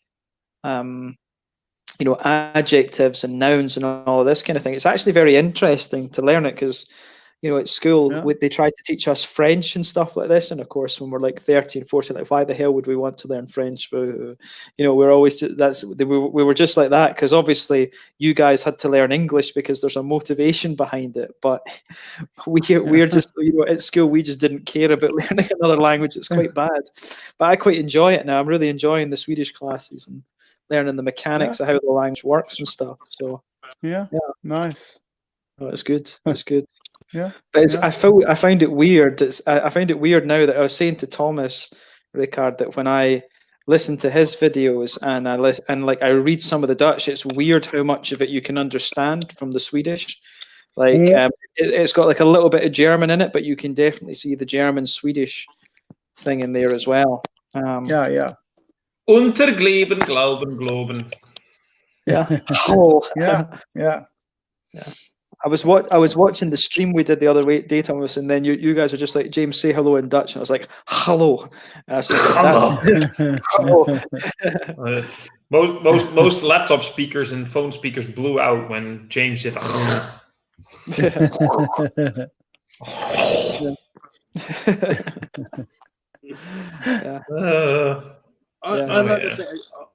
learned a bit of German when I was at school. Okay, now do tell. Kann du erlernen das? Kannst du Deutsch sprechen? Kannst du Deutsch? Let me try that one. Kannst du Deutsch sprechen oder ist das just ein bisschen? That was basically my limit. Meine Name ist Rory. Ich bin 39 Jahre alt. Okay. Wenn ich eine deutsche Person für mich habe in das Geschäft, wo ich arbeite, dann kann ich vielleicht ein kleines Gespräch machen, aber ich glaube, das ist ungefähr das Limit, das ich kann in Deutsch. Ich schaffe das, wenn das nötig ist, aber ungefähr nicht mehr dann das. Ich denke. Ja, ich habe ein gute Erinnerung für deutsches Wort, aber ja, meine Grammatik ist sehr, sehr schlecht. Ich in Heidelberg für 1 Jahr gelebt, aber ich habe verloren. What's that again? Ja, ich verstehe dich. Wann das nötig ist, ich glaube, wenn du für eine langere Zeit ein Gespräch hast mit einer Person von Deutschland, dann I think a lot of it would come back. You know what I mean? Yeah, but right now it's just you think too much about what you want to say. Ja. Men kanske om vi pratar på svenska kan du förstå mycket av vad säger Rickard och jag. Ja, nej, men jag förstår alldeles utmärkt. Jag är jäkligt välhängd. Alltså, min penis är ganska stor och så vidare. Det förstod du, va? Ja, så jag kan förstå allt som har du sagt där, Rickard, men du pratar lite snabbt för mig. Det är lite... Ja, det är lugnt. Ja, det är lugnt. Hur länge har du bott i Sverige? Jag har bott i Sverige nu i 5 år. Men när jag träffar människor som från olika delar, olika områden av Sverige, de skrattar åt mig för att dina dialekt låter som en skånska. Jag vet inte. Ja, nej, kanske lite tonen, men det är inte det. Man hör ju det brittiska. Var är du ifrån? Du har någon skotsk flagga. Är du från Skottland eller? Ja, jag kommer från Skottland, ja. Ja, just det. Ja, okej. Ja. Var? Sterling. Ja, dålig koll på geografin. Ska vi gå över till engelska så att vi är med allihopa? Ja. Yeah, we should. Yeah. Yeah, it's right in the middle. It's where they always tried to invade. So then the Scots went up the hills, waited for the English to come, then came down and battered them. Basically, that's what happened. Okay. Yeah, it was a Christian war, though, wasn't it? Sorry. It was a Christian war, though, really. It was.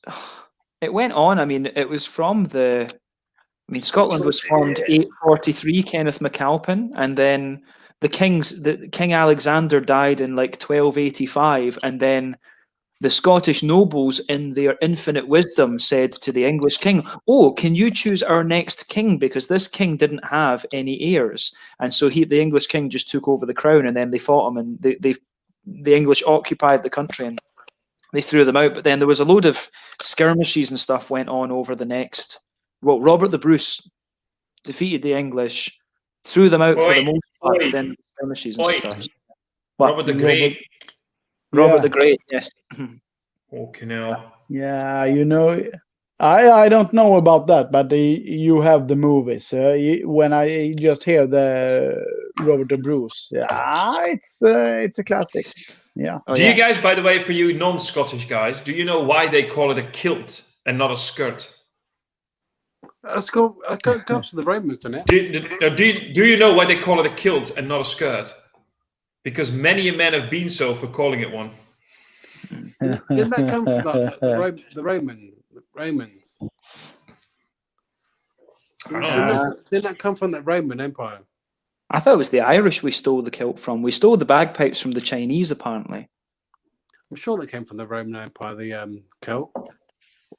Don't know. It might have been. Yeah, I don't know. I actually got the kilt of my 40th birthday. I have it still. I use it sometimes. Yeah. Oh, it's good fun. It's good fun to go to wear it in random countries, and they're like, "What?" Yeah. It's great. Yeah. Yeah. I love. They thought I never should wear it, but yeah, what the fuck? I'm not. I do. One of the things I love doing when I go home, and it's quite funny, I get people that come and look at me because the blonde hair, the blue eyes, the beard. They come up when you get people that have had a few beers. They're just like, "You're Swedish, aren't you?" And I'm just, and then I'm just like, no. And then they're like, "Yeah, you are. Stop lying to me, yeah." So they get really angry about it, but then it's quite. Like they get really angry, like show me the ID, so I just show them the Swedish driver's license at the end. I love it. Of course you do. Yeah. I love trolling the shit out of them with that. Well, here's an interesting thing. We've got 2 interesting comments on the weird beer thing. So Okay. the most unbalanced one for me was a limited edition from Brewdog. I can't remember its name, but first seconds it was hoppy and then peppers and very hot. That's probably one of the dog D, like one of these dog beers. They always put imperial chili stouts. Not a great fan of chili stouts, I have to say. Not a great fan. Yeah. That's a style I've never taken to. I've actually not the taste, but I like the hotness. Not the beer as beer, but as an issue, that I like. Then I like the hot because I like so hot stuff. But you are completely right. But the beer doesn't fix it. No. See, I have the same thing. I am being interested in things like sambal and hot sauces and stuff like that. It's literally an addiction. Because as with anything you get addicted to, at some point you need more to get the same effect.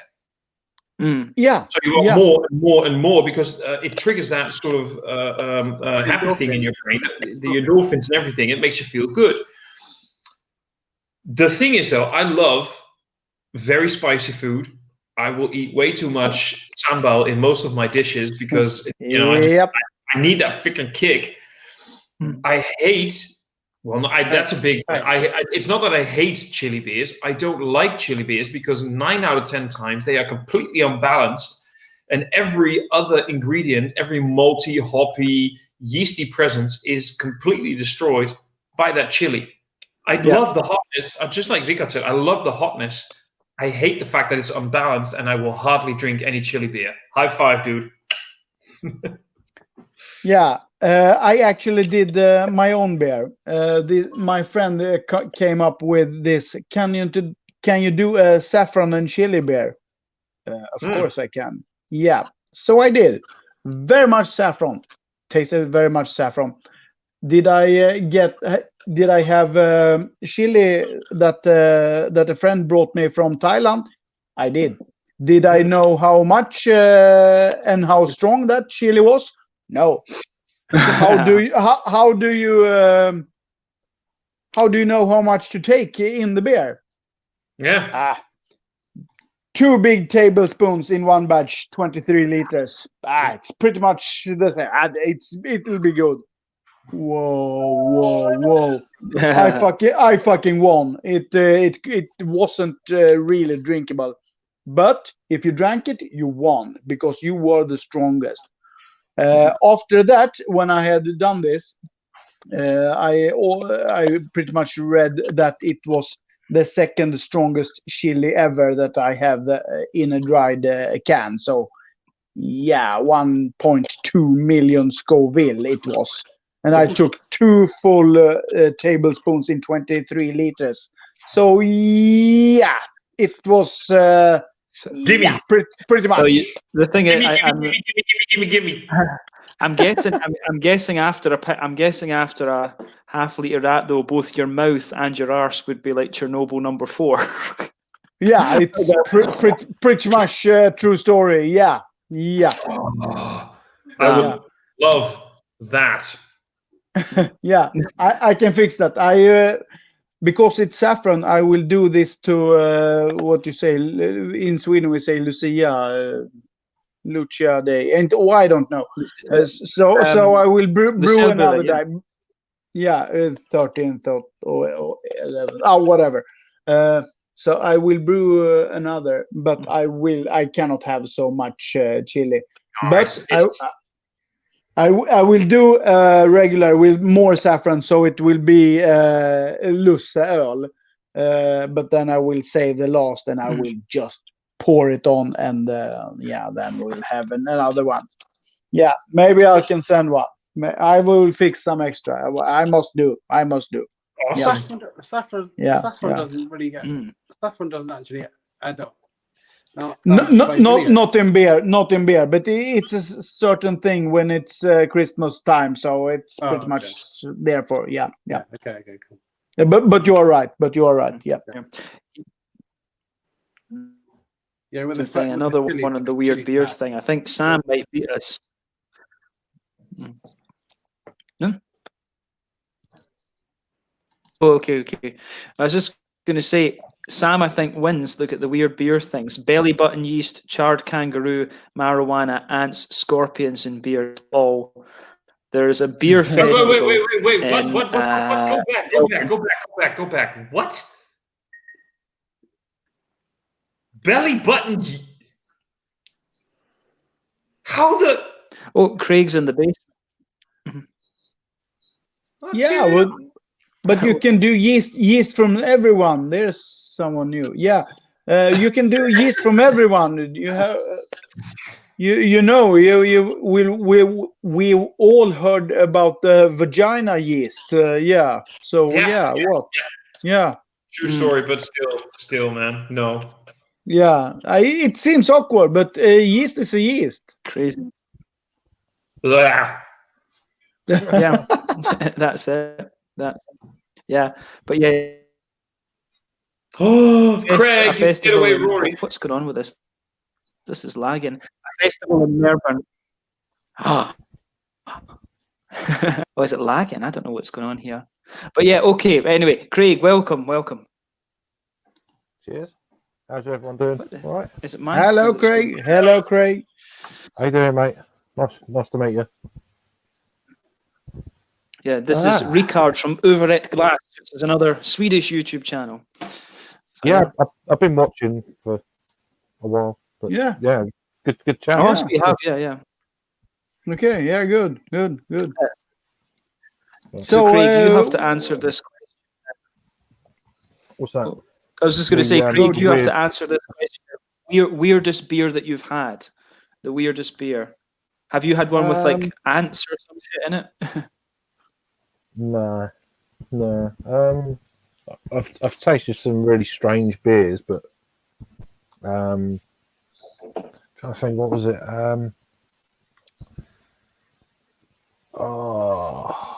Let me have a think.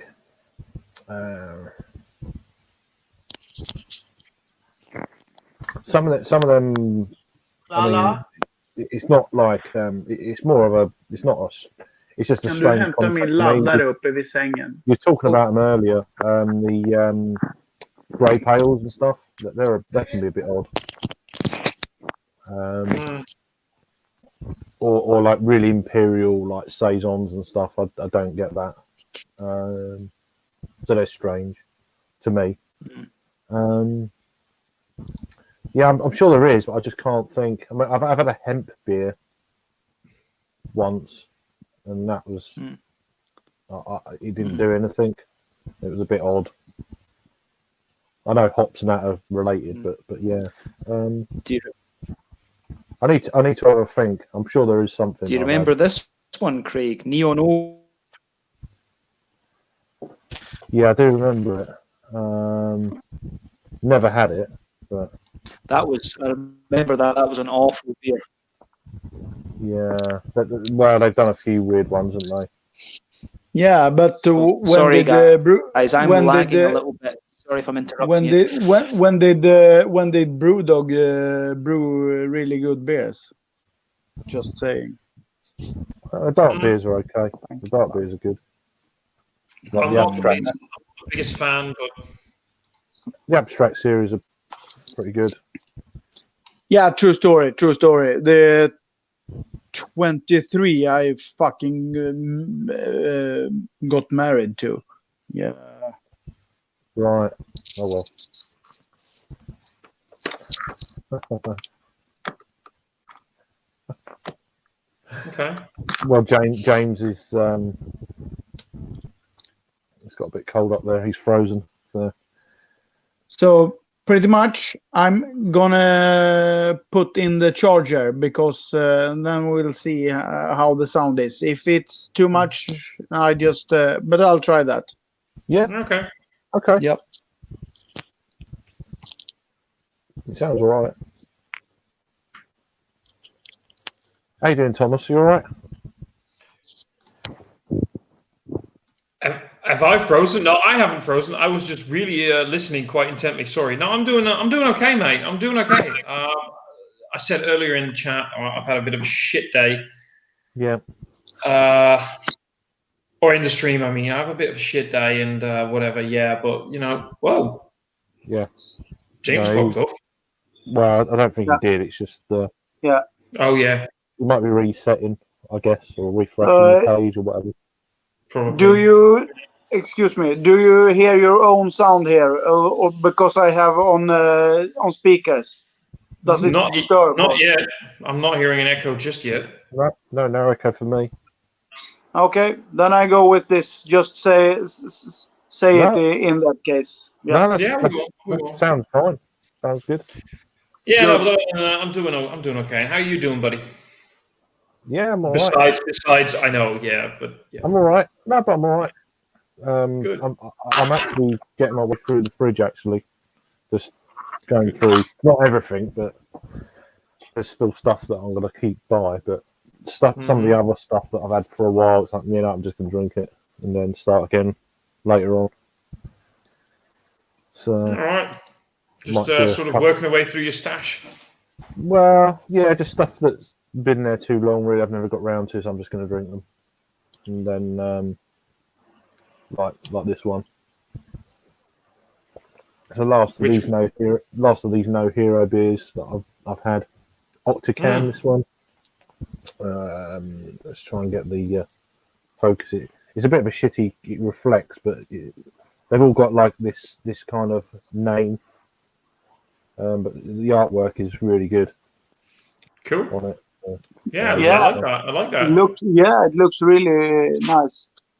Yeah, it's just a bit reflectory, with the light and stuff. But yeah, it's pretty cool. It's a kind of the art thing. Yeah, it's only a 4.5. That's the thing they never got at the Arsenal club. They just have this cannon.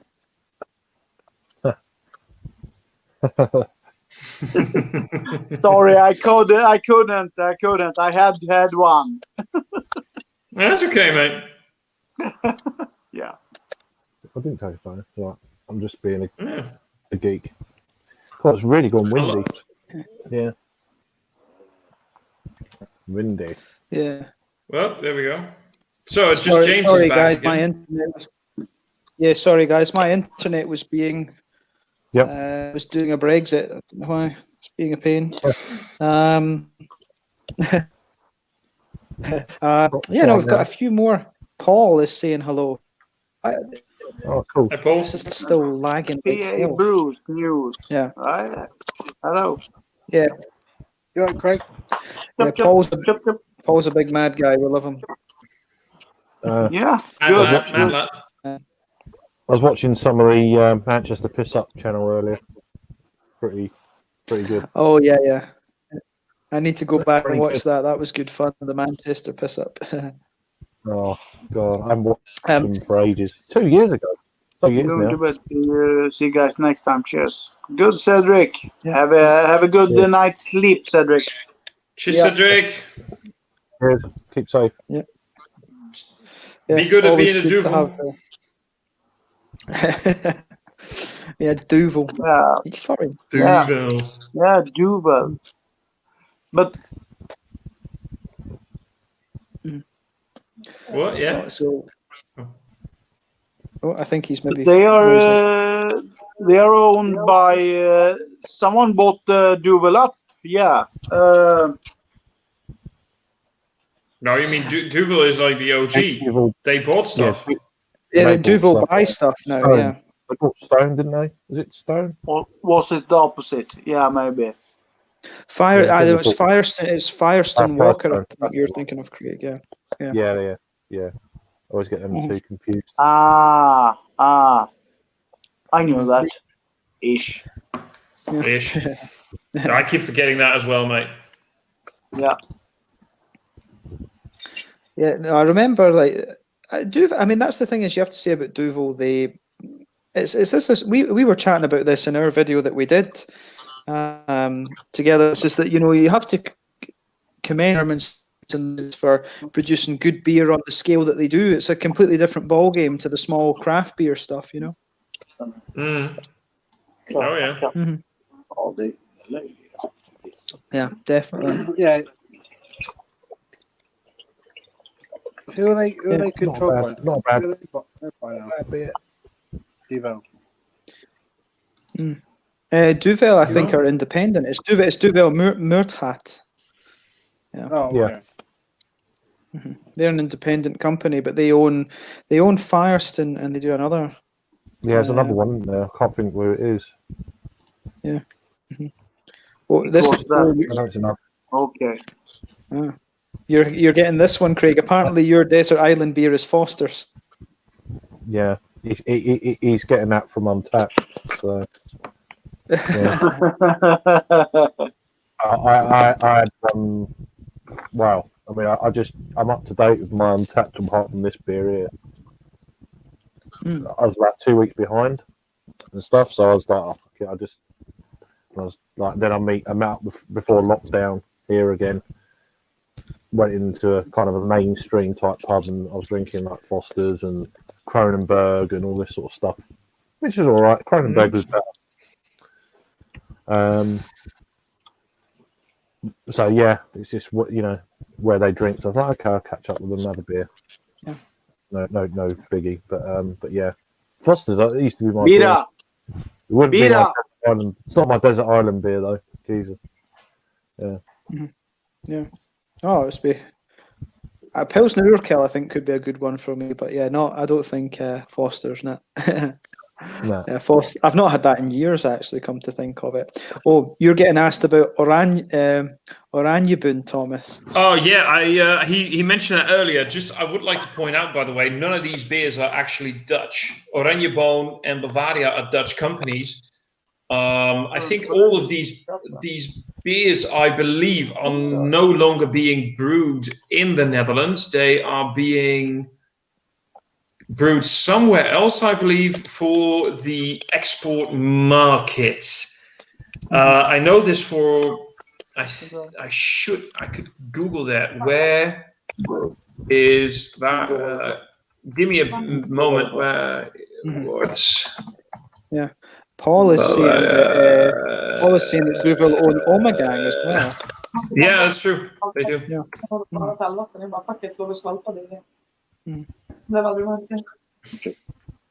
1 second. Oh yeah, no worries. Well, that's quick talking. Wow. Ja, det är svenska. Man kan prata snabbt med det. Yeah. Yeah. Thought so. Very rhythmic. I don't think any of those beers, the beers that Saverio is mentioning, I don't think any of those are actually being brewed in the Netherlands. I think they're all being brewed in other places. Jimmy, Harry wants to know when are you guys going to have a bum? He just said that in chat. He wants to know when you're available. How long are you going to be available for a bum? As in, how long is the stream going to last? Yeah. I don't know. I thought maybe take it off about 11 o'clock or something. But if Harry wants to join, I guess we could go for another hour or something. So yeah. Tell him he has. You've got 30 minutes. Tell him 30 minutes, so you're not getting a bum. Davor's been commenting. I sent Davor the link, but he's not seen it. I don't know what he's doing. Davor, we need to get Davor always gets. I might piss off in a little bit because I do want to just chill for a few moments before I'm going to go to bed for the morning. So I just might piss off in a little bit, but depends on what Harry's going to do. Because I haven't spoken to Harry in a long time.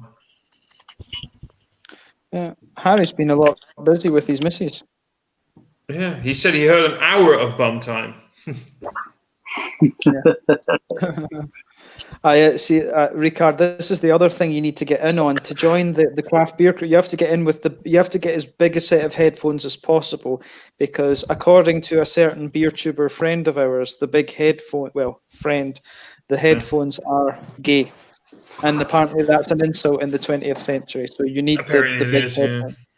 He's going to be there. He's going to be there in 5 minutes, so I'm just going to get a quick lager because I do have I've got a work day tomorrow. I don't want to get too pissed. I'll be there in a few. I'll be back in a few moments. All right? Yeah. No worries. Cheers, guys. I have these headphones, but I've just got a new cell phone, Huawei. and it doesn't have a 3-point. So I just have this headphone. So yeah, maybe I will get some bigger. I can get bigger than yours. Oh yeah. No, it was. Yeah. Yeah, no, it's we got like Harry and I got accused of being bum boys, and we just embrace. So this is why there's the whole thing about bumming and all of this sort of thing. We just embraced it because it was intended as an insult, and we just thought it was funny. So yeah, you just go with it. What's the problem?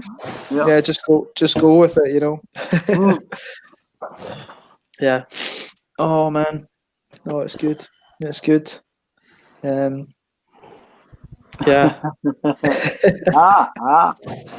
Well, we lost Rory, but yeah, Harry needs to get in. Davor needs to get in as well. What's he doing? He's cutting out. Harry said it. Rory. He's in and out like yo-yo. Yeah, I don't know what's up with Rory's internet or what, but yeah. He's in and out like a bum. Yeah. That's crazy. Harry should be here in a few minutes. That'll be good. That'll be good. I don't know what happened to Peter. Was in the chat as well. I don't know why Peter's not joining. I've not had Peter on the channel, and I've not seen his messages because I've blocked him. So what the hell? What? Wait, what? I accidentally blocked him last night in the chat because I was doing a screen share. I couldn't see the comments coming in, and when I come back, there was about 3 or 4 bots, and he commented within that kind of 15 messages, and I just delete the whole lot, and then I looked, and I was like, the clueless thing. I blocked him, so I don't know how you reversed it. I have no idea. No idea. So, I've got no idea. Sorry. I don't know. I didn't know what to do. I was like, oh, for fuck's sake. Yeah.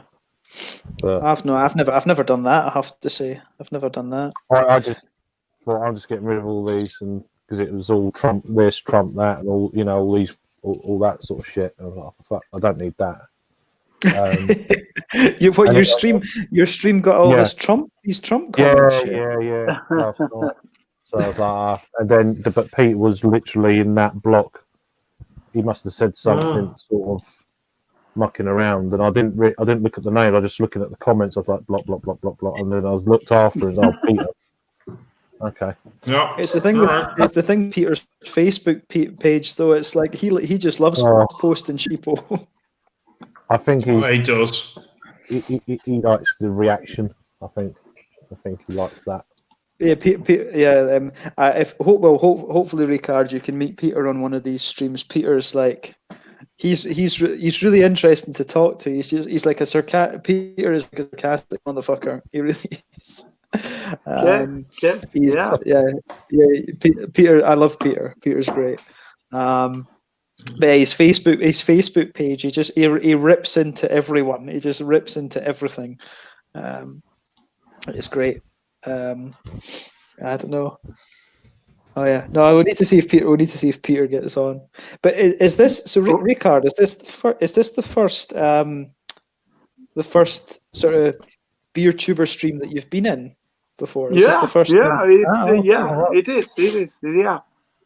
I wish it was my first one. I did not actually know that this thing existed until you wrote to me for a couple of hours ago. Yeah.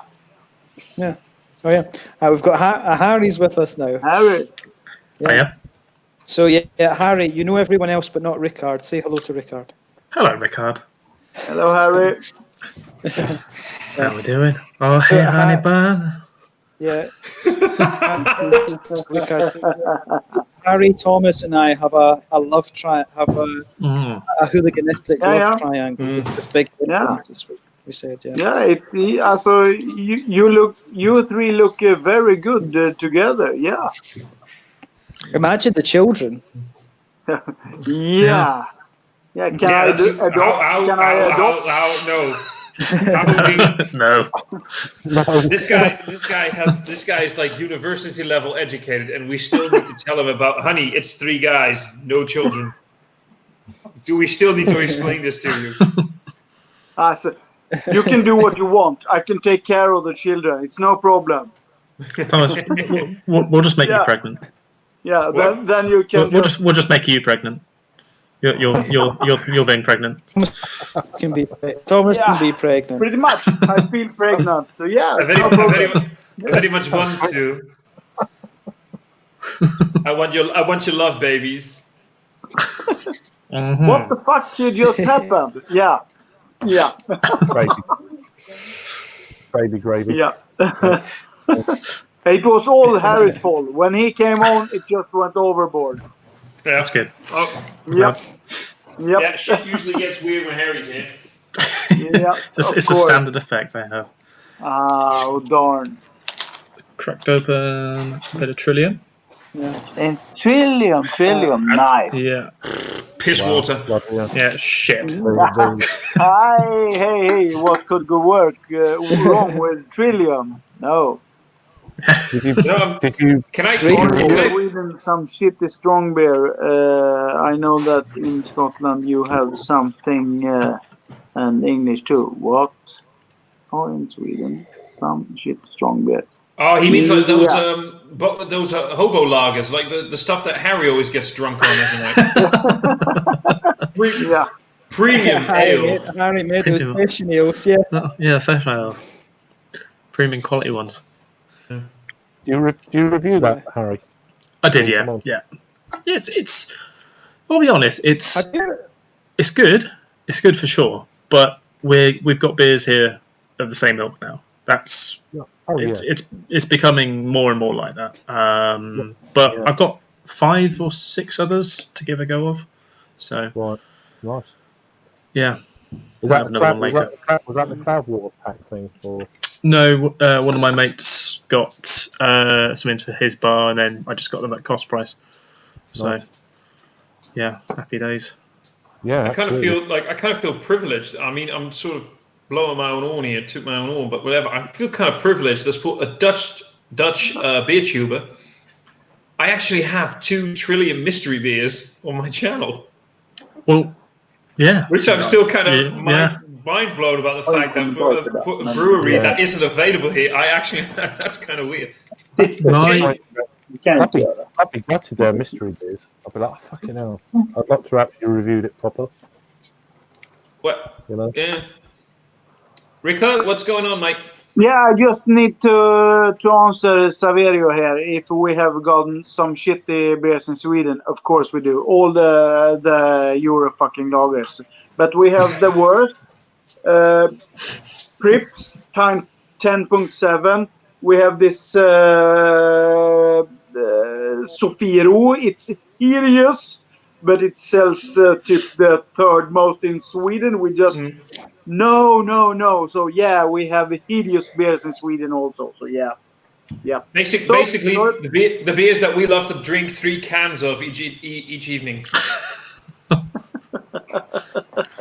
Each evening, each morning. Each morning. It's breakfast. It's like your day. Yeah. Each morning. Yeah, with my cereal. Cereal and your glass of juice and your coffee. Ah, there's cereal beer. Did not know. Yes. What your serial number? Yeah. Serial number. Yeah. I like how Jim's just gone. Yeah, I mean, he couldn't be sexy. Yeah. His internet's a bit. Harry. Mm-hmm. Harry. Oh, that is a premium quality lager, which I can't get here anymore. What is it? What's that? 6. It's Felton's. Oh, right. In cans. Yeah, Aldi actually had 6 cans for €3 last week. I figured I need to bring some of this shit. Yeah, that's all right. That is 50 cents a can for a Felton's lager. That's not bad. That's good. Well, enlighten me. I don't know anything. I haven't heard of it. Enlighten me. Felton's is a German. It's basically a macro lager, but what I like about it, it's one of the few macro lagers that is basically just water, barley malt, and hops. None of that malt extract, no hop extract, no corn in there, none of that bullshit. It really is just like a real clean cut lager, and it's not as good as like a real Czech Pilsner or anything, or like the high quality German lagers. But come on, this was 50 cents a can. That ain't bad. Yeah, no, I have those Swedish beers with a nice taste, and also you have to have some go-to easy drinking pills also. Yeah, you have to have that. You cannot always drink the good. You cannot do. I agree. I wholeheartedly agree. Yeah. Are you gonna drink that now, Greg, or is that in your? No, I'm just finishing this up. I'm going to crack this in a minute. I was curious because really want to know what you think about that. Is that a new one, or is it just an old? An M&S jobby. I was going to say, yeah. The new one. I think I've had it in 330 before. I've never had it before. I mean, when it first came out in 330ml bottles, I was like, I want to get on that. That was 3 or 4 years ago. Det gör jag ju, men jag hörde det. And yeah. I've probably got round. Well, I've had this beer for probably best part of April, May. So no, for like basically just get rid of it. Those gozers are like that's the kettle sour gozer. It's basically kettle sour. So, I mean, I would kind of consider that like an IPA. I would drink it as fresh as you can. Yeah. But then again, 6 months ain't bad. And I think to Earl, I mean, it's of course they're like a gypsy, but to Earl kind of knows what they're doing, and the breweries that they work with know what they're doing. So I'd say that has a decent shelf life, right? Yeah, I mean, it's got until best before March. So. Oh yeah, man, you're okay. So I'm just going to drink it though. I'll get a fresher one if I want to review it in the future. Not a biggie. Yeah. Yeah. All right. Yeah. Tash had some 2-0 this evening. The 40 days Pilsner or whatever it is. All right. Yeah. Well. Yeah. Which is quite nice. Yeah, 45 days organic. That's it. Yeah. Yeah. I've had a few. Here's an They're doing more lagers now. I think there are a few more lagers. I read parts. Could you say that again, James? It's a good day when Jim gets some decent internet. I'm getting tough. No, I don't know what one. He's got too many beers and a shit. So maybe Skåne is not funkar så bra. I don't know, man. Just this entire live stream feels exactly like me having a bum with James, where James every 2 seconds goes like, "Can you feel me now?" Yeah, but you know, Skåne in Sweden is like the shithole of Sweden. So yeah, I just let that go. But yeah, just so you know. Did I say that out loud? Yes, you did. Oh, fuck. Yeah, okay. Oh, this guy's great. Cheers, buddy. Yeah, cheers, mates. Cheers. Nice to meet you. Cool. Cheers. Nazdarovia. James, we miss you. Nazdarovia. Yeah. He might have been in still mode, yeah. So maybe if we can... Well, there's 2 James. Yeah, there's 2 of me now. Threesome! Yeah, there we go. Foursome. Threesome. James, somebody told James to go fuck yourself. Yeah. He was like, okay.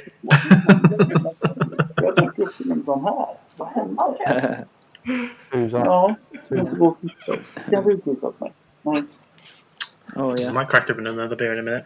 Probably something less special. Harry. Yes.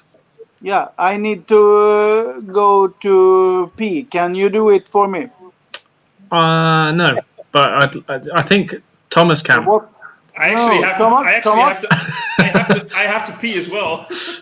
Yeah, you see. Huh? Well, you go together Thomas, then. do it. You can do it for me. Yeah, I'll take the laptop into the loo. How about that one? Cross swords. Cross Yes. swords, please. Then I cannot go from here.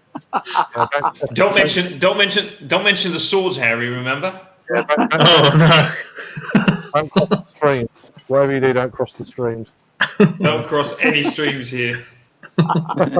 We'll be banned. We will be. No, I actually am going to take a quick loo visit, so I'll be right back. Yeah, Okay. pretty much here too. We've got an interesting comment then from Big G. 2939 babies. I'm 67, drank since I was 16, 50 years coughing ale, wine, whiskey. There's a massive snobbery within wine and Scotch circles, in my opinion. I don't know about wine, but I think whiskey, yes. So that's a Scottish name if you've ever seen one. It's great. Why is this lagging? Yeah, there's always been a. Oh wait, no. He's saying wine anyway. I wouldn't know about whiskey, but certainly wine. Mm-hmm. Mm-hmm. But there is in beer as well. Yeah, no, I think. So. I think.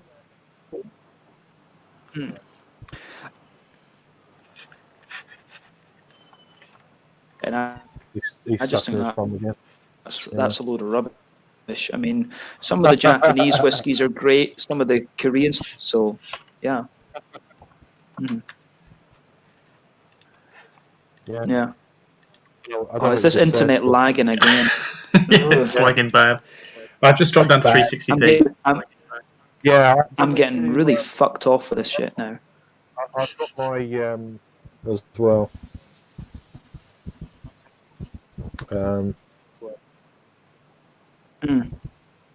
360 any better. Oh, you see me in 360.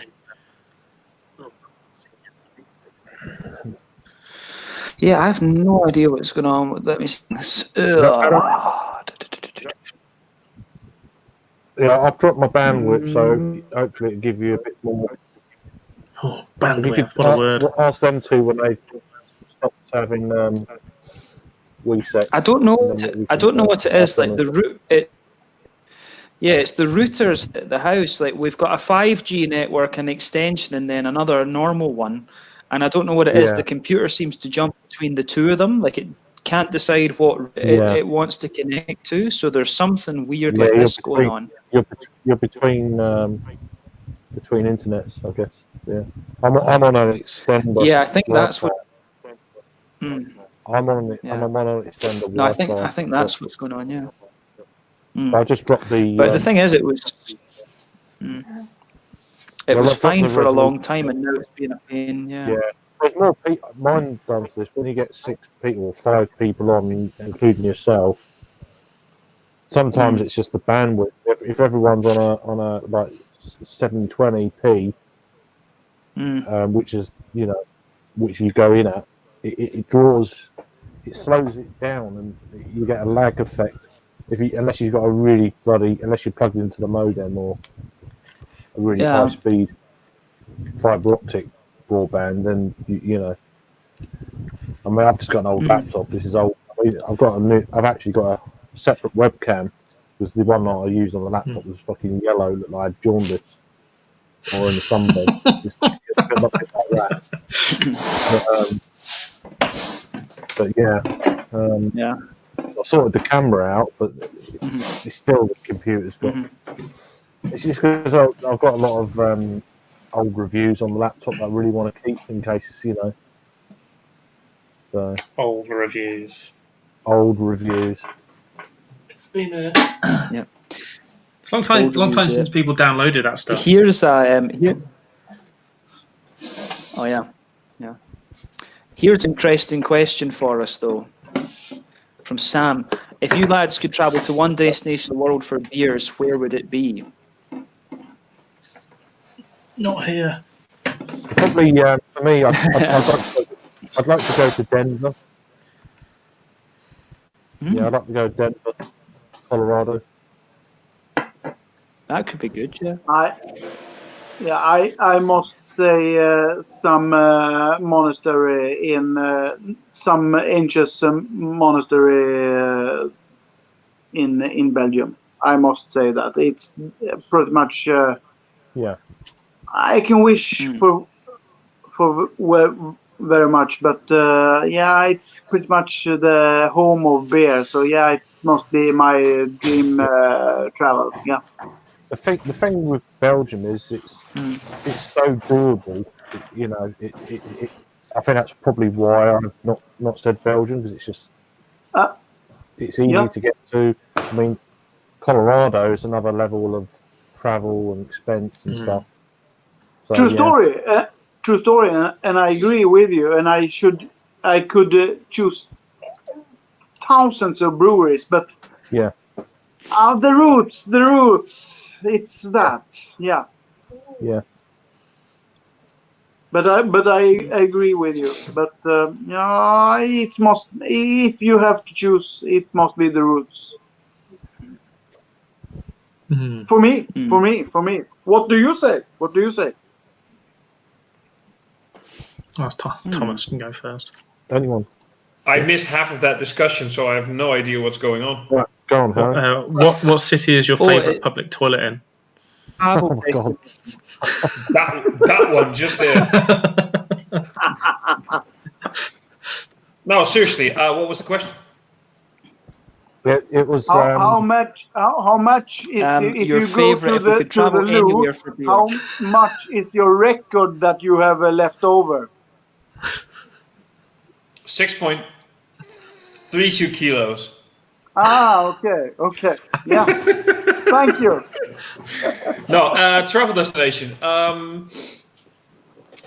Jesus, that is just. It really depends on what kind of beer I'd like. I mean, for some of the best barrel-aged stouts, I'd like to do sort of like a trip in America.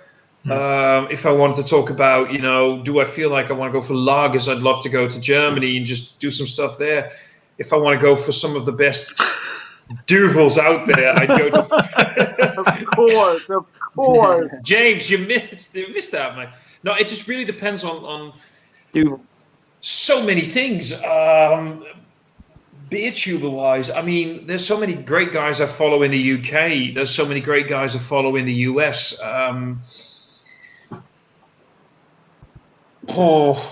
Russia. There's some great Russian breweries out there. I mean, Bakunin, AF Brew. I'd love to go there.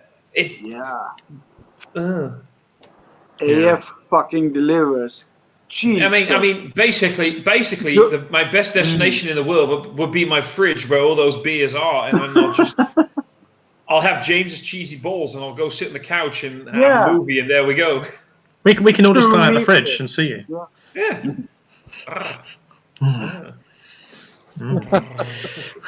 I'm feeling sensual. Yeah. We should. Go for it.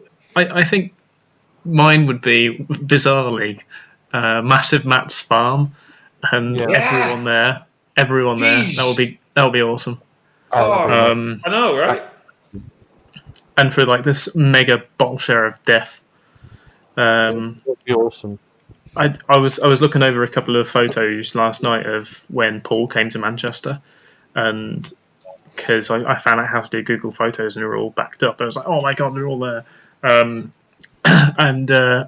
finding the little video of Peter and his cantaloupes just took me back. But yeah.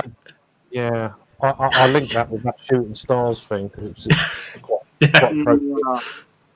yeah. I'm sorry for that. There were no stars there. All the stars were in Tottenham. So it was a really boring game. Yeah. Yeah. I think. So that he's deleted. Yep. Fuck him. Yep. Yep. It's your fault, Peter. Yep.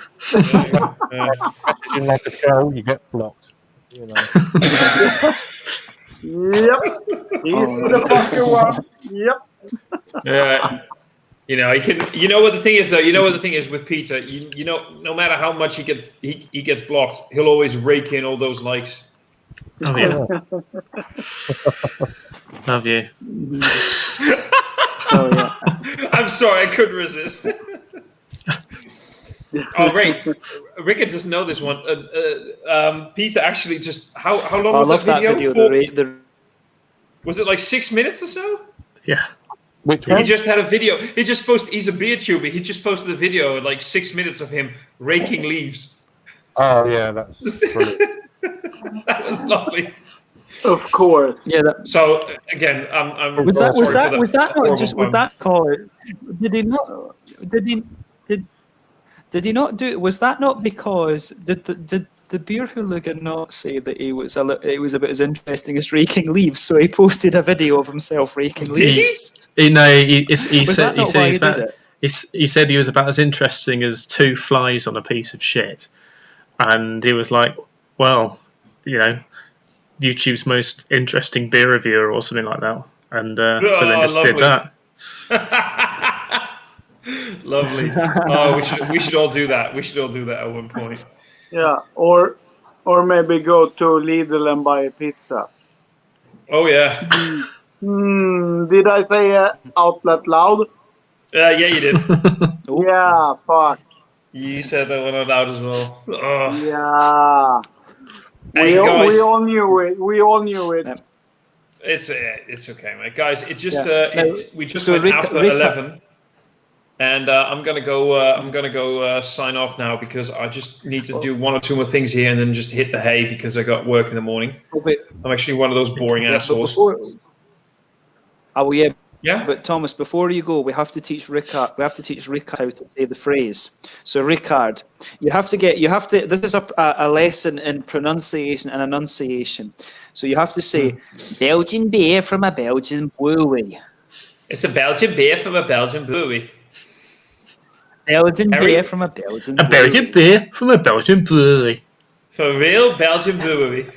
I'm just thinking if I if I actually had a Belgian beer, but I don't have. But it's a Belgian beer. No. Yeah, almost. Yeah. Go for it. Almost. Brewery. It's a Belgian beer from a. For fuck! It's a Belgian beer from.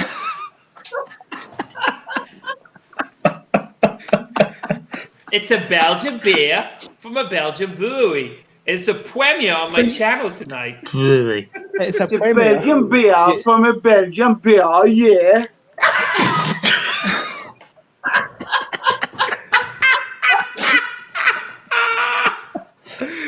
Oh, it's just this Craig. Did you get that on cam? I love Craig there, just going like, "Oh, this fucking shit all over again." Here we go. Thomas, this is very nice. Is it good, mate? Is it very orangey? It's you know. Belgian beer from the Belgian beer. Nah, they go. I don't have it in me. Okay, Craig. No, Craig. You were saying, right. guys, Craig. Yeah. It's all right. It's not. It's good, right? Is it? It's good. I'm gonna piss you off right now, mate. But if I'm right, isn't that to Earl brewed at a Belgian brewery? I don't know. Is it from the proof?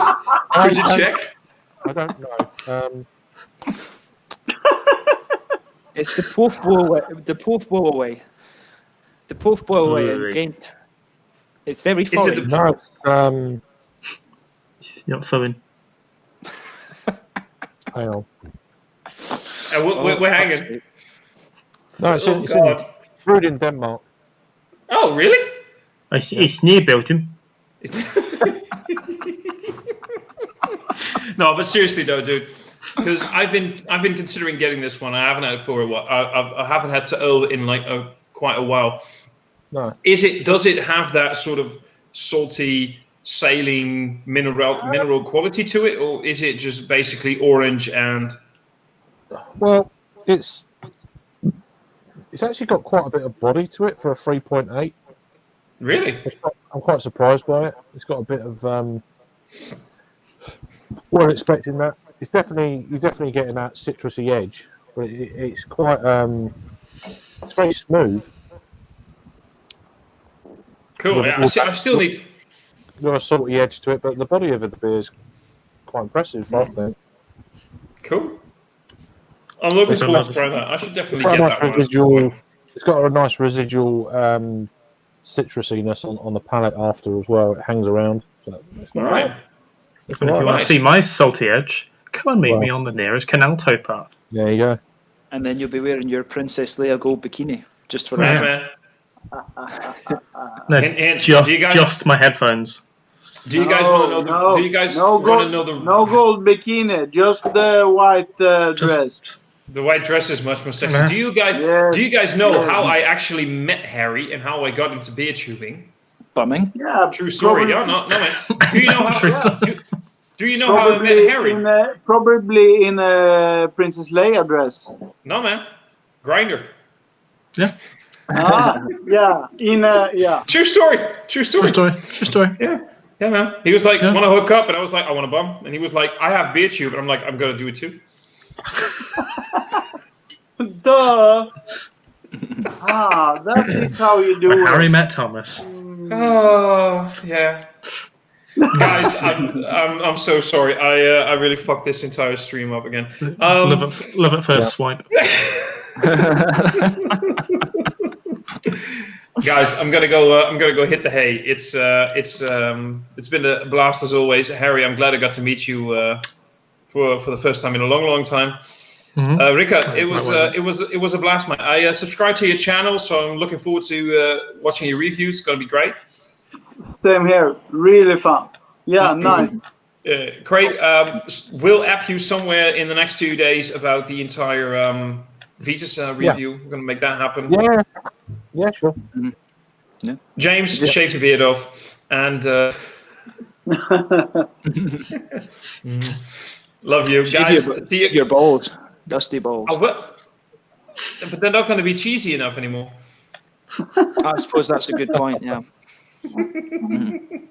Do please explain Harry and to Harry and Craig about the cheesy balls, okay?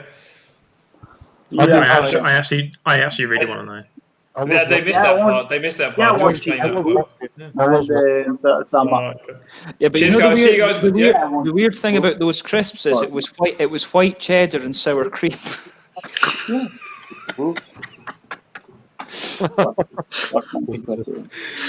Guys, really do tell them about the cheesy balls, guys. I'll see you guys later. Have a great stream and cheers, mate. See you. Rock on. Keep safe. Oh yeah, no.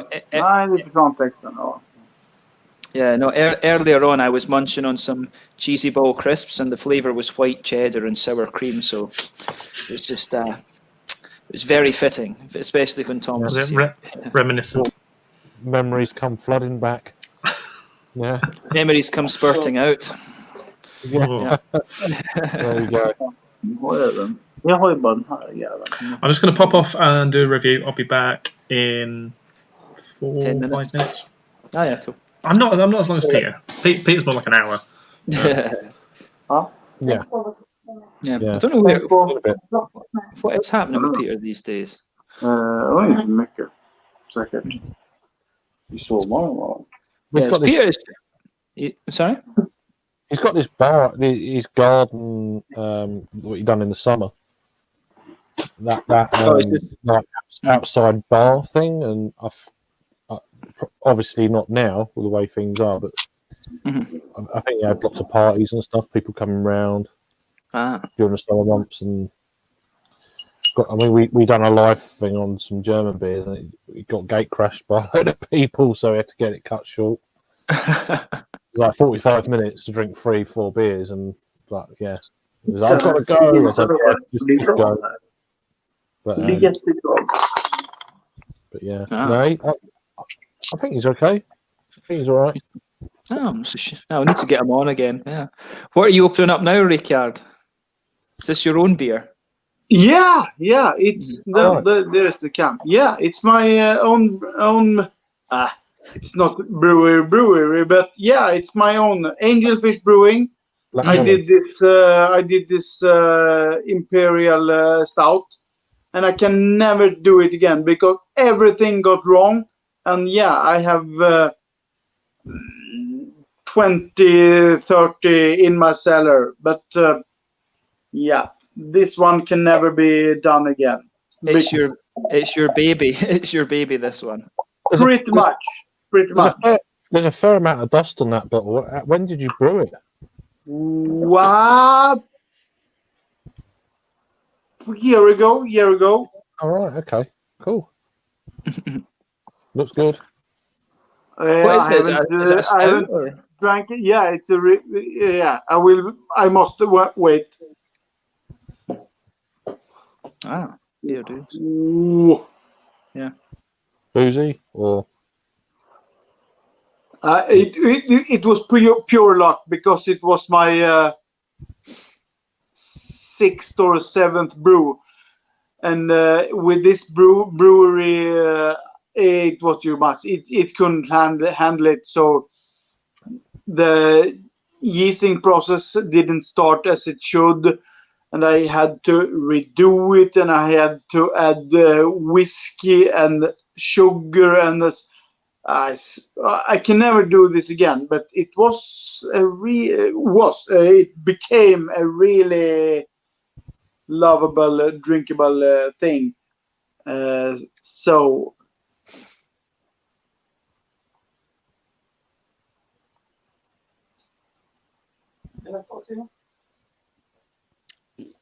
nope, it's pure porn.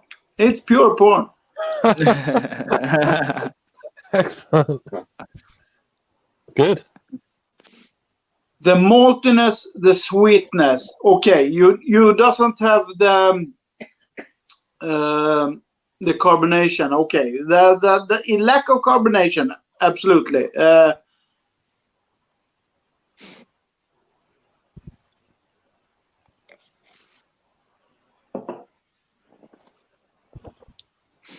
Yeah, but with the carbonation of whatever it would. You can't say that to your own beer. It's almost on taste. The fucking mouthfeel. It's amazing. Just Do like you think it's like more rounded now? It's more complex. Alcohol's gone down, maybe. It's so sweet. You have the coffee, the brown sugar. Yeah, with carbonation, this would be fucking amazing. Yeah, it hasn't. Yeah, you should have added more sugar to this one. Yeah, but it's pure porn. So let that go. There is not that way is we are here. So no. Yeah. Cool. Oh, that's good. Sounds good. Yeah. Are you up to date with the comments, James, or I don't know? I know you're getting panicky. So. Oh no, it's good. I think we've got a few. We've still got Adam's been here. That was I think we were up to here. I've jumped a few, obviously, because I think people are having conversations themselves. What's this one? Crafter looks at the Yank and says, "You're learning, son." Yeah, a bit learning. Yeah. Gav's Gordon's enjoying his beers. I do some home brewing, but I made a dry stout, a bitter ale, or a Christmas spice ale. Nothing impressive. Okay, but homebrew is is quite fun. Yeah, but Xavier? Yeah, but Xavier, that is an unorthodox style. You need to do it. That style is pretty much basic, so you don't have to do it so much fancy. You have to do a drinkable beer in that style, and that's quite easy with the malt base and modest hops. Then you can do it quite easy. It's you can get a good beer with no fussiness to get it quite easy. Yeah. So yeah, that's pretty much. Yeah, that's it. It's all good. It's all a bit of fun. That's it. Yeah. Absolutely. We've got Joe saying he's away off now, so yeah, nice to have you on. And thanks for all the comments as well. Gordon saying Simon does all that chili pepper food stuff on Real Ale Craft Beers. Didn't get it myself. yeah. No, I have to say, I still love his comments. Every single comment, Big G, Sunny Leaf. I still love that. It's brilliant. You do.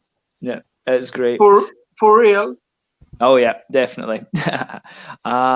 If I have to travel maybe to Norway, Nugna most one. I mean, see, to be honest, that's the thing. The Nugna beers are not what they once were. To be honest, if you want to try the Nugna beers, I would say go to Crete in Greece, and then visit Solo Beer, because that's where Kjetil Yikjun is now. But he's also got another brewery somewhere, from what I heard. He's also involved in something else, but I can't remember where. Yeah. So yeah, Solo Beer from Crete. That is where the original Nugna brewer is now brewing. Kjetil Yikjun, if I probably butchering his name, but as part of the agreement when he left Nugna, his beer is not allowed to be exported or something like that. So it's only available in Greece, from what I understand. Could be wrong on that. Could be wrong. These appeared when you were trying to do Belgian brewery, Ricard.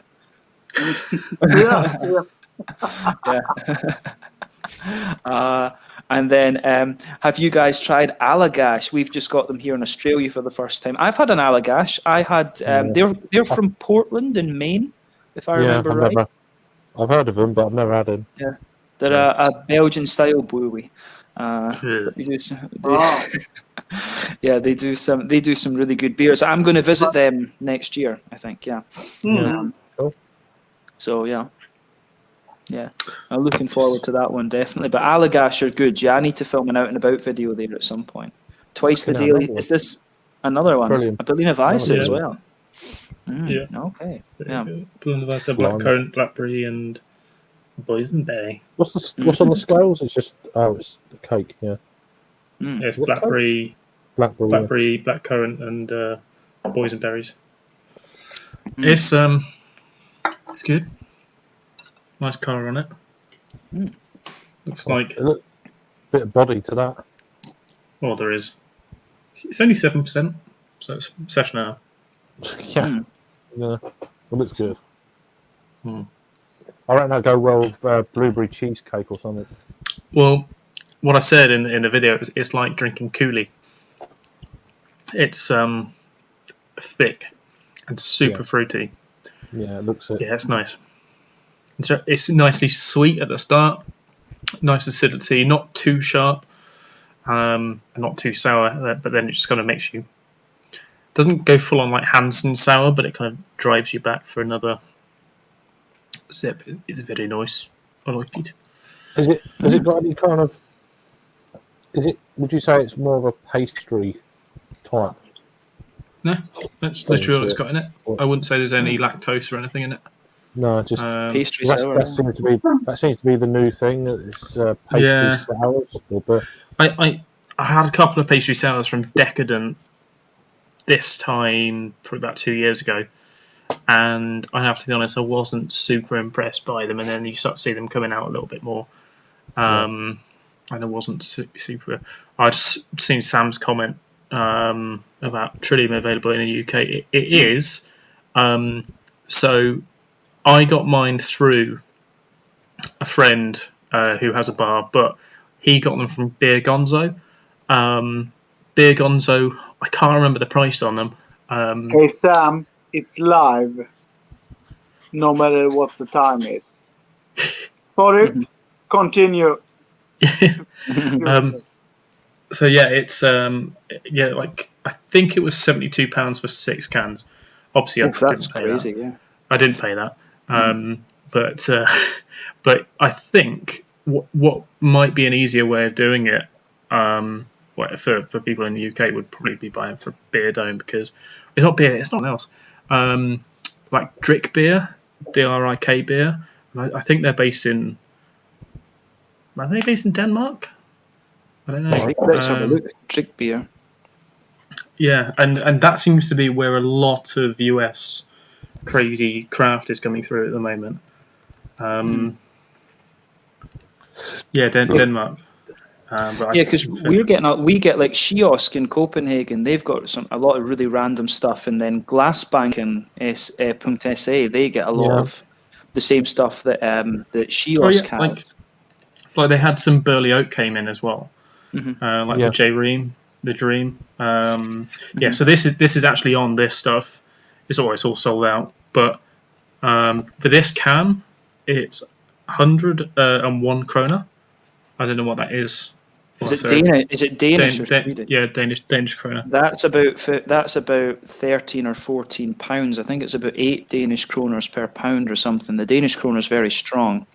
DKK to GBP. I'll tell you what it is. The 6-pack, which is the same as what I've got, which I paid cost price £48. Do you have a 6-pack? I do not have a 6-pack. I couldn't let that go. Sorry, continue. Sorry, my bad. Excuse me. Yeah, it's good. But yeah, the Trillium October 20 bundle, as they're calling it, which had the Arnold Arboretum, which I've just had. I've also got Vicinity, Fort Point, Galaxy Dry Hop, Dart Avenue, Double IPA, and then DDH Stilling Street, and then this one. That's on for 500. Well, it's sold out, but it was on for 539 Danish kroner. But I'm fairly sure Beer Gonzo still have it. Well, that's the thing in the Danish. When you actually go over to Denmark and you buy the gammas and the dry and bitters and stuff, they're about 50 Danish, which is reasonable. And that is one of the things I think. I mean, I was looking some of these Stigbergets beers that I and Ricardo get. They, if you buy them like 2 weeks before they come out from Glassbanken, you literally pay about double the price for them. And I'm sure, I'm sure I've seen some of them. They'll sell you. You'll get a Stigbergets 440 for 45 Swedish, which is about £4, and then it'll be on Glassbanken 2 weeks earlier, and you'll pay like 90 Swedish for it. So it's like literally double the price. It's kind of crazy. I mean, in Denmark, you do get quite a bit of interesting stuff. I mean, I've got some American beers, the ones that I've posted over the last little while, from Moonraker and stuff. I got those in Kiosk, and they were a bit more expensive. I think I paid like 70 Danish for those. So yeah, a bit more pricey, but I hadn't tried any of these breweries. I hadn't reviewed some American stuff for a while. So I just thought, why not? You never know. So yeah. But yeah, you can get the Norwegian stuff for fairly reasonable price as well. Yeah. And Sam's other comment. Yeah. If we didn't have these Nazi rules, we could buy beers from everywhere. But I think I have to say, because I think on that note as well, we are fairly lucky in Sweden in terms of Nope. See, I actually think Systembolaget in terms of the pricing keeps it a good level. Yeah. No. I can shop what beer I want. That's why it's like China. Nope. I can't buy what beer I want. Neither can I. No. That's the States, I can, but I should just order by. No. I'm like China.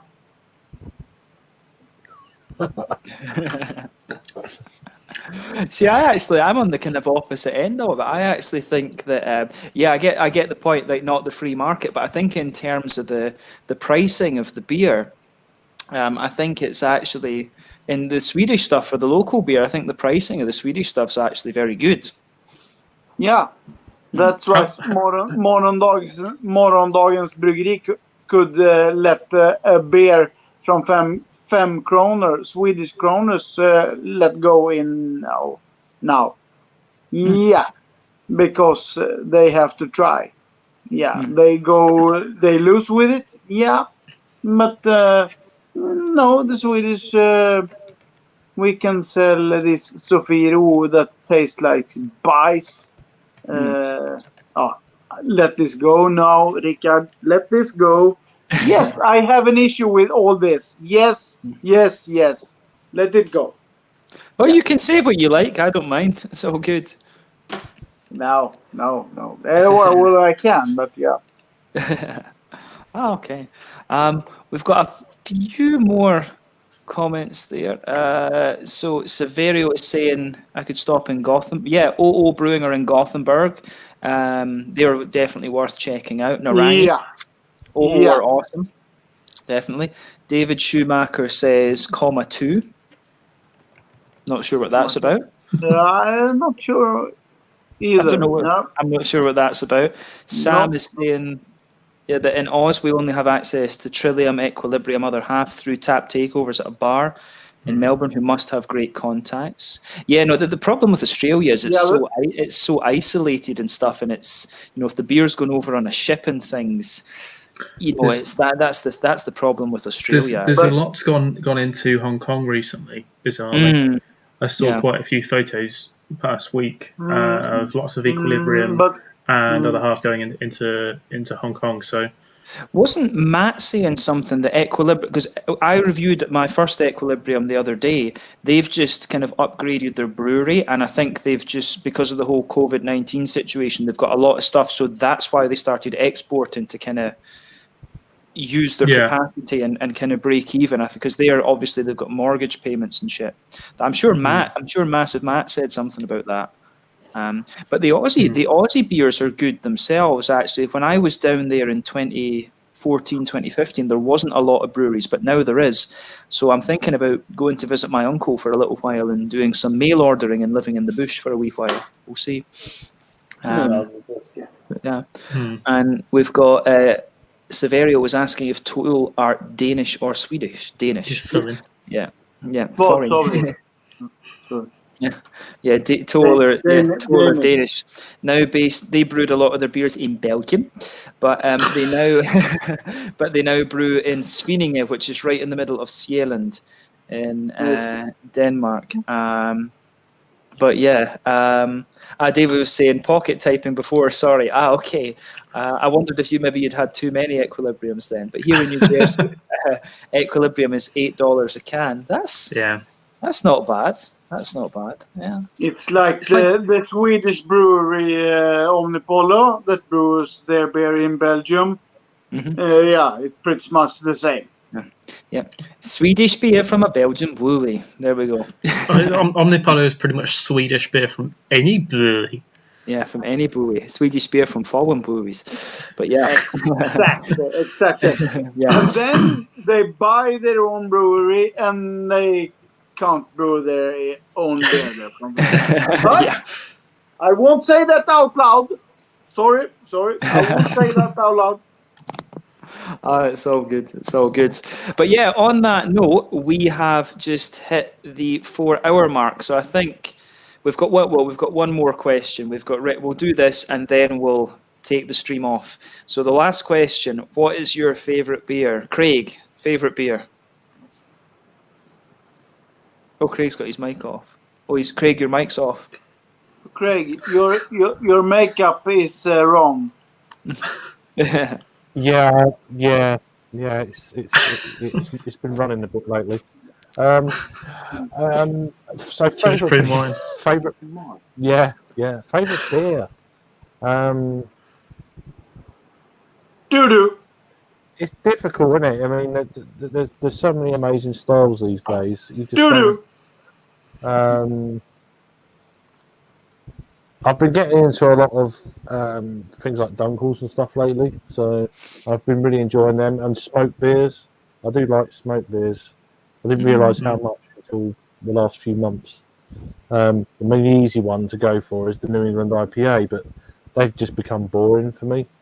I like them still, but so many of them, yeah.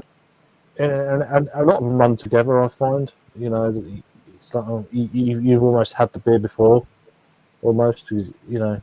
all of such a high standard these days that, I mean, but that's what everyone will go for. But I've just been really getting into the darker stuff, like, you know, Dunkel Weisses and, you know, Mertzens and stuff like that. Just really, that's more of a recent thing. Perhaps it's my palate's just not had many of them, and I appreciate them a lot more. Perhaps it's just a phase or whatever. But yeah, it's difficult, isn't it? I like imperial stouts. I like barley wines. I like a good IPA that's juicy, but not crazy sweet. Bit of balance to them. Yeah. I don't know. It's very difficult. It's a difficult. It's like that. It goes back to that kind of desert island beer thing, doesn't it? It's. I've really enjoyed some pilsners this year.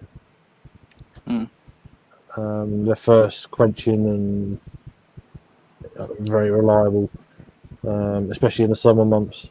So I don't know. It's a difficult one. It's a difficult one to. Also, I like all kind of styles. So, like sours. It's just what one you're going to pick. I don't know. Yeah. It's difficult. Yeah. I'll probably say the same as Craig. It's kind of like hard to pick one individual style or one individual beer when the certain styles I prefer more than others. Unlike Craig, I cannot get on with smoked beers or Rauch beers. I just can't stand them.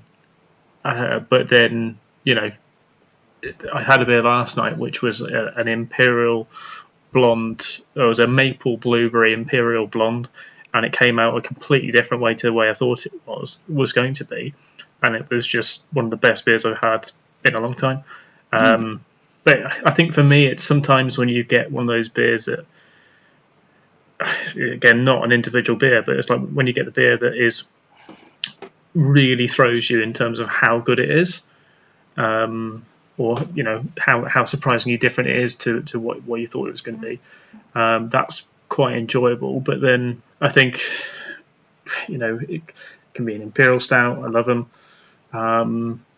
Silly shilling beer, Trek House. That will live long in the memory of that 160 shilling beer. And then also at the same time, just nice traditional styles done well.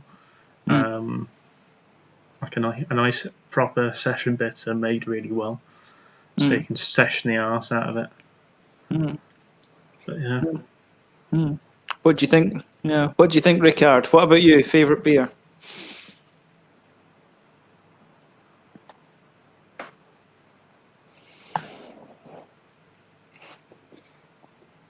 I can't say specifically. It must be pastry stout. So much taste. No.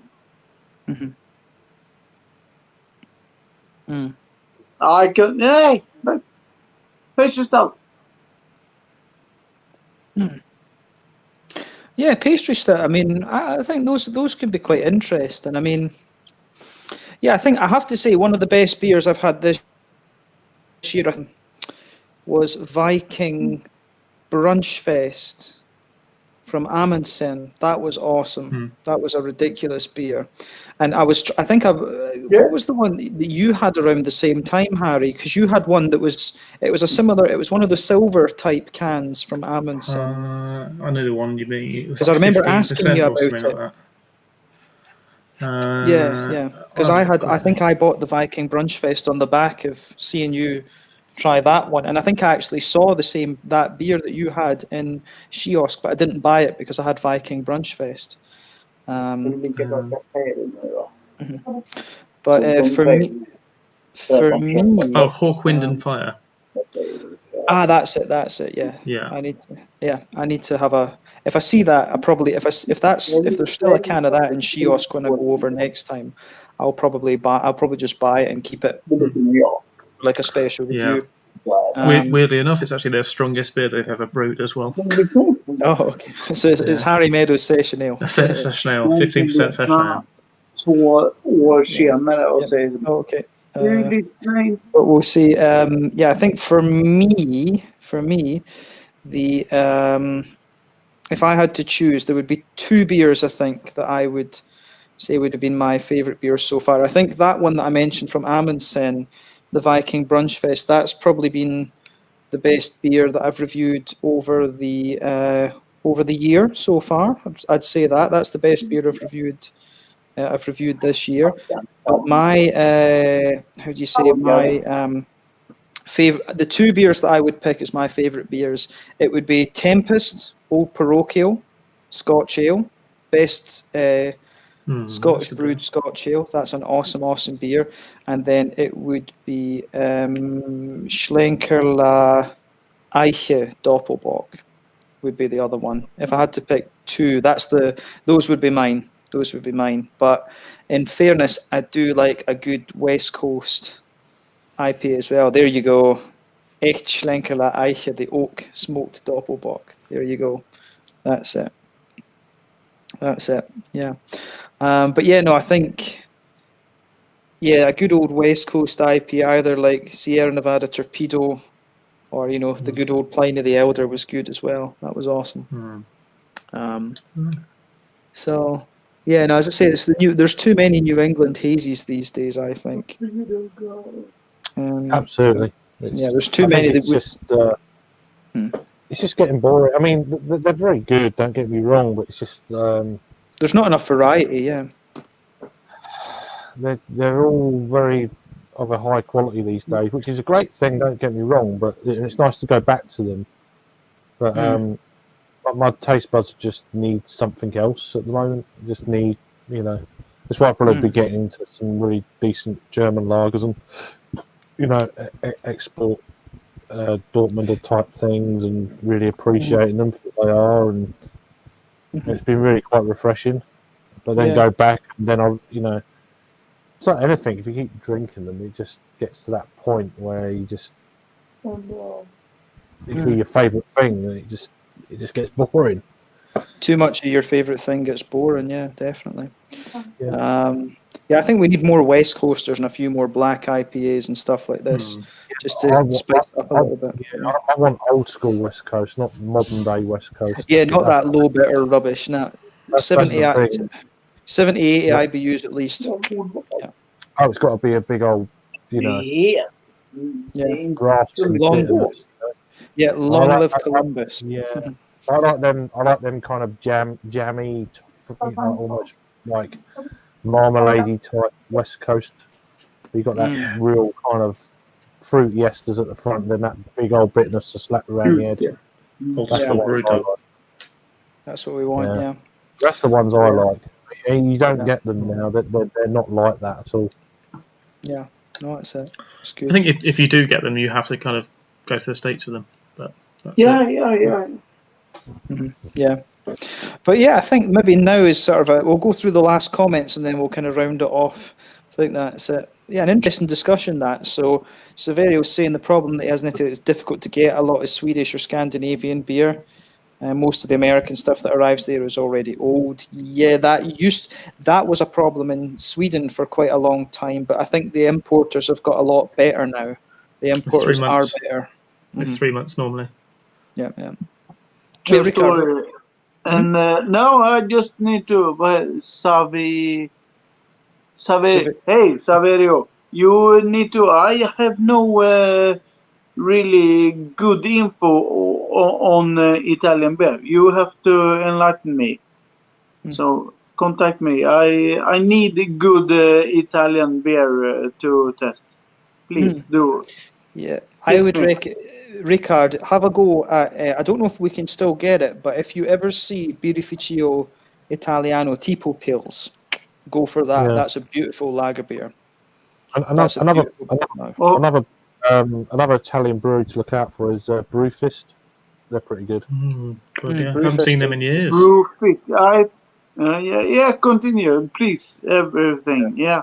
They've got a collaboration beer called Spaghetti Western. Was it Cigar City? I can't remember. Yeah, that was it. That's a really good imperial stout. I need to try that one actually. I always want to try that one. Yeah. Okay. That's pretty good. Yeah. Yeah, but yeah, no, Saverio's going to sort out an Italian box for me at some stage next year with some of his local stuff. So I'm looking forward to that. I've just got too much beer at the moment, too much to deal with just now. Yeah. Get drinking, son. Just chug them all. Chug them all, they don't have room.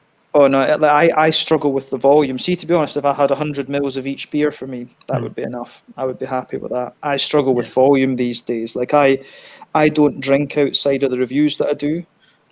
Just chug them and then vomit them and then chug more. Yeah, no, it's always good when it's good when I'm at home with my dad because I can share the beer. I only drink a little bit of it and give him the rest. Get my dad pissed. Yeah, but yeah, Redwater. Thanks so much for your time. Yeah, no worries. No, glad you enjoyed it. Do the take. Oh, that's a triple, is it not? That's a triple. Yeah, I think so. TV. That's a good beer. That I remember. That was that Brouwerij de Dole. Yeah, I was watching some Dole TV earlier as well. Yeah. The Dole Brothers, or whatever. Is it the Dole Brothers or something like that? Brewery the Dole Brothers. Yeah, Brouwerij de Dole. No, that's it. De Dole Brewers. Yeah, De Dole. That's it. De Dole Brewers. Yeah. Yeah, that's a good beer. That one. We got that through a small party here in Sweden. I have planned to plan a trip with a big van for all the beer. Yep, that'd be a hell of a drive, definitely. But and Duff Blimp saying 100 IBUs. I always remember one of my favourite beers back in the day was the original Mikkeller 1000 IBU. Yeah. That was one of the best West Coast IPAs around. Another one. 1000 IBU. Oh yeah, another one that was awesome was Amar Batch 1000. Amar Brouwerij Batch 1000. That was one of the best West Coast IPAs in Europe. I think that was. Nej. Yeah. Alltså nu gick ju Sven Wollter bort. Men alltså låt bara barnen titta på Raskens. Det är så vi är hemma. What was that, Rickard? Sorry? Låt barnen titta på Raskens. Let the children watch Raskens. Raskens? Yes.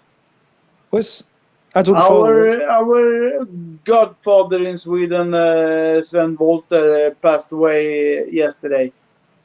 Just let our children look at Raskens and then they understand what Sweden was before it evaporated.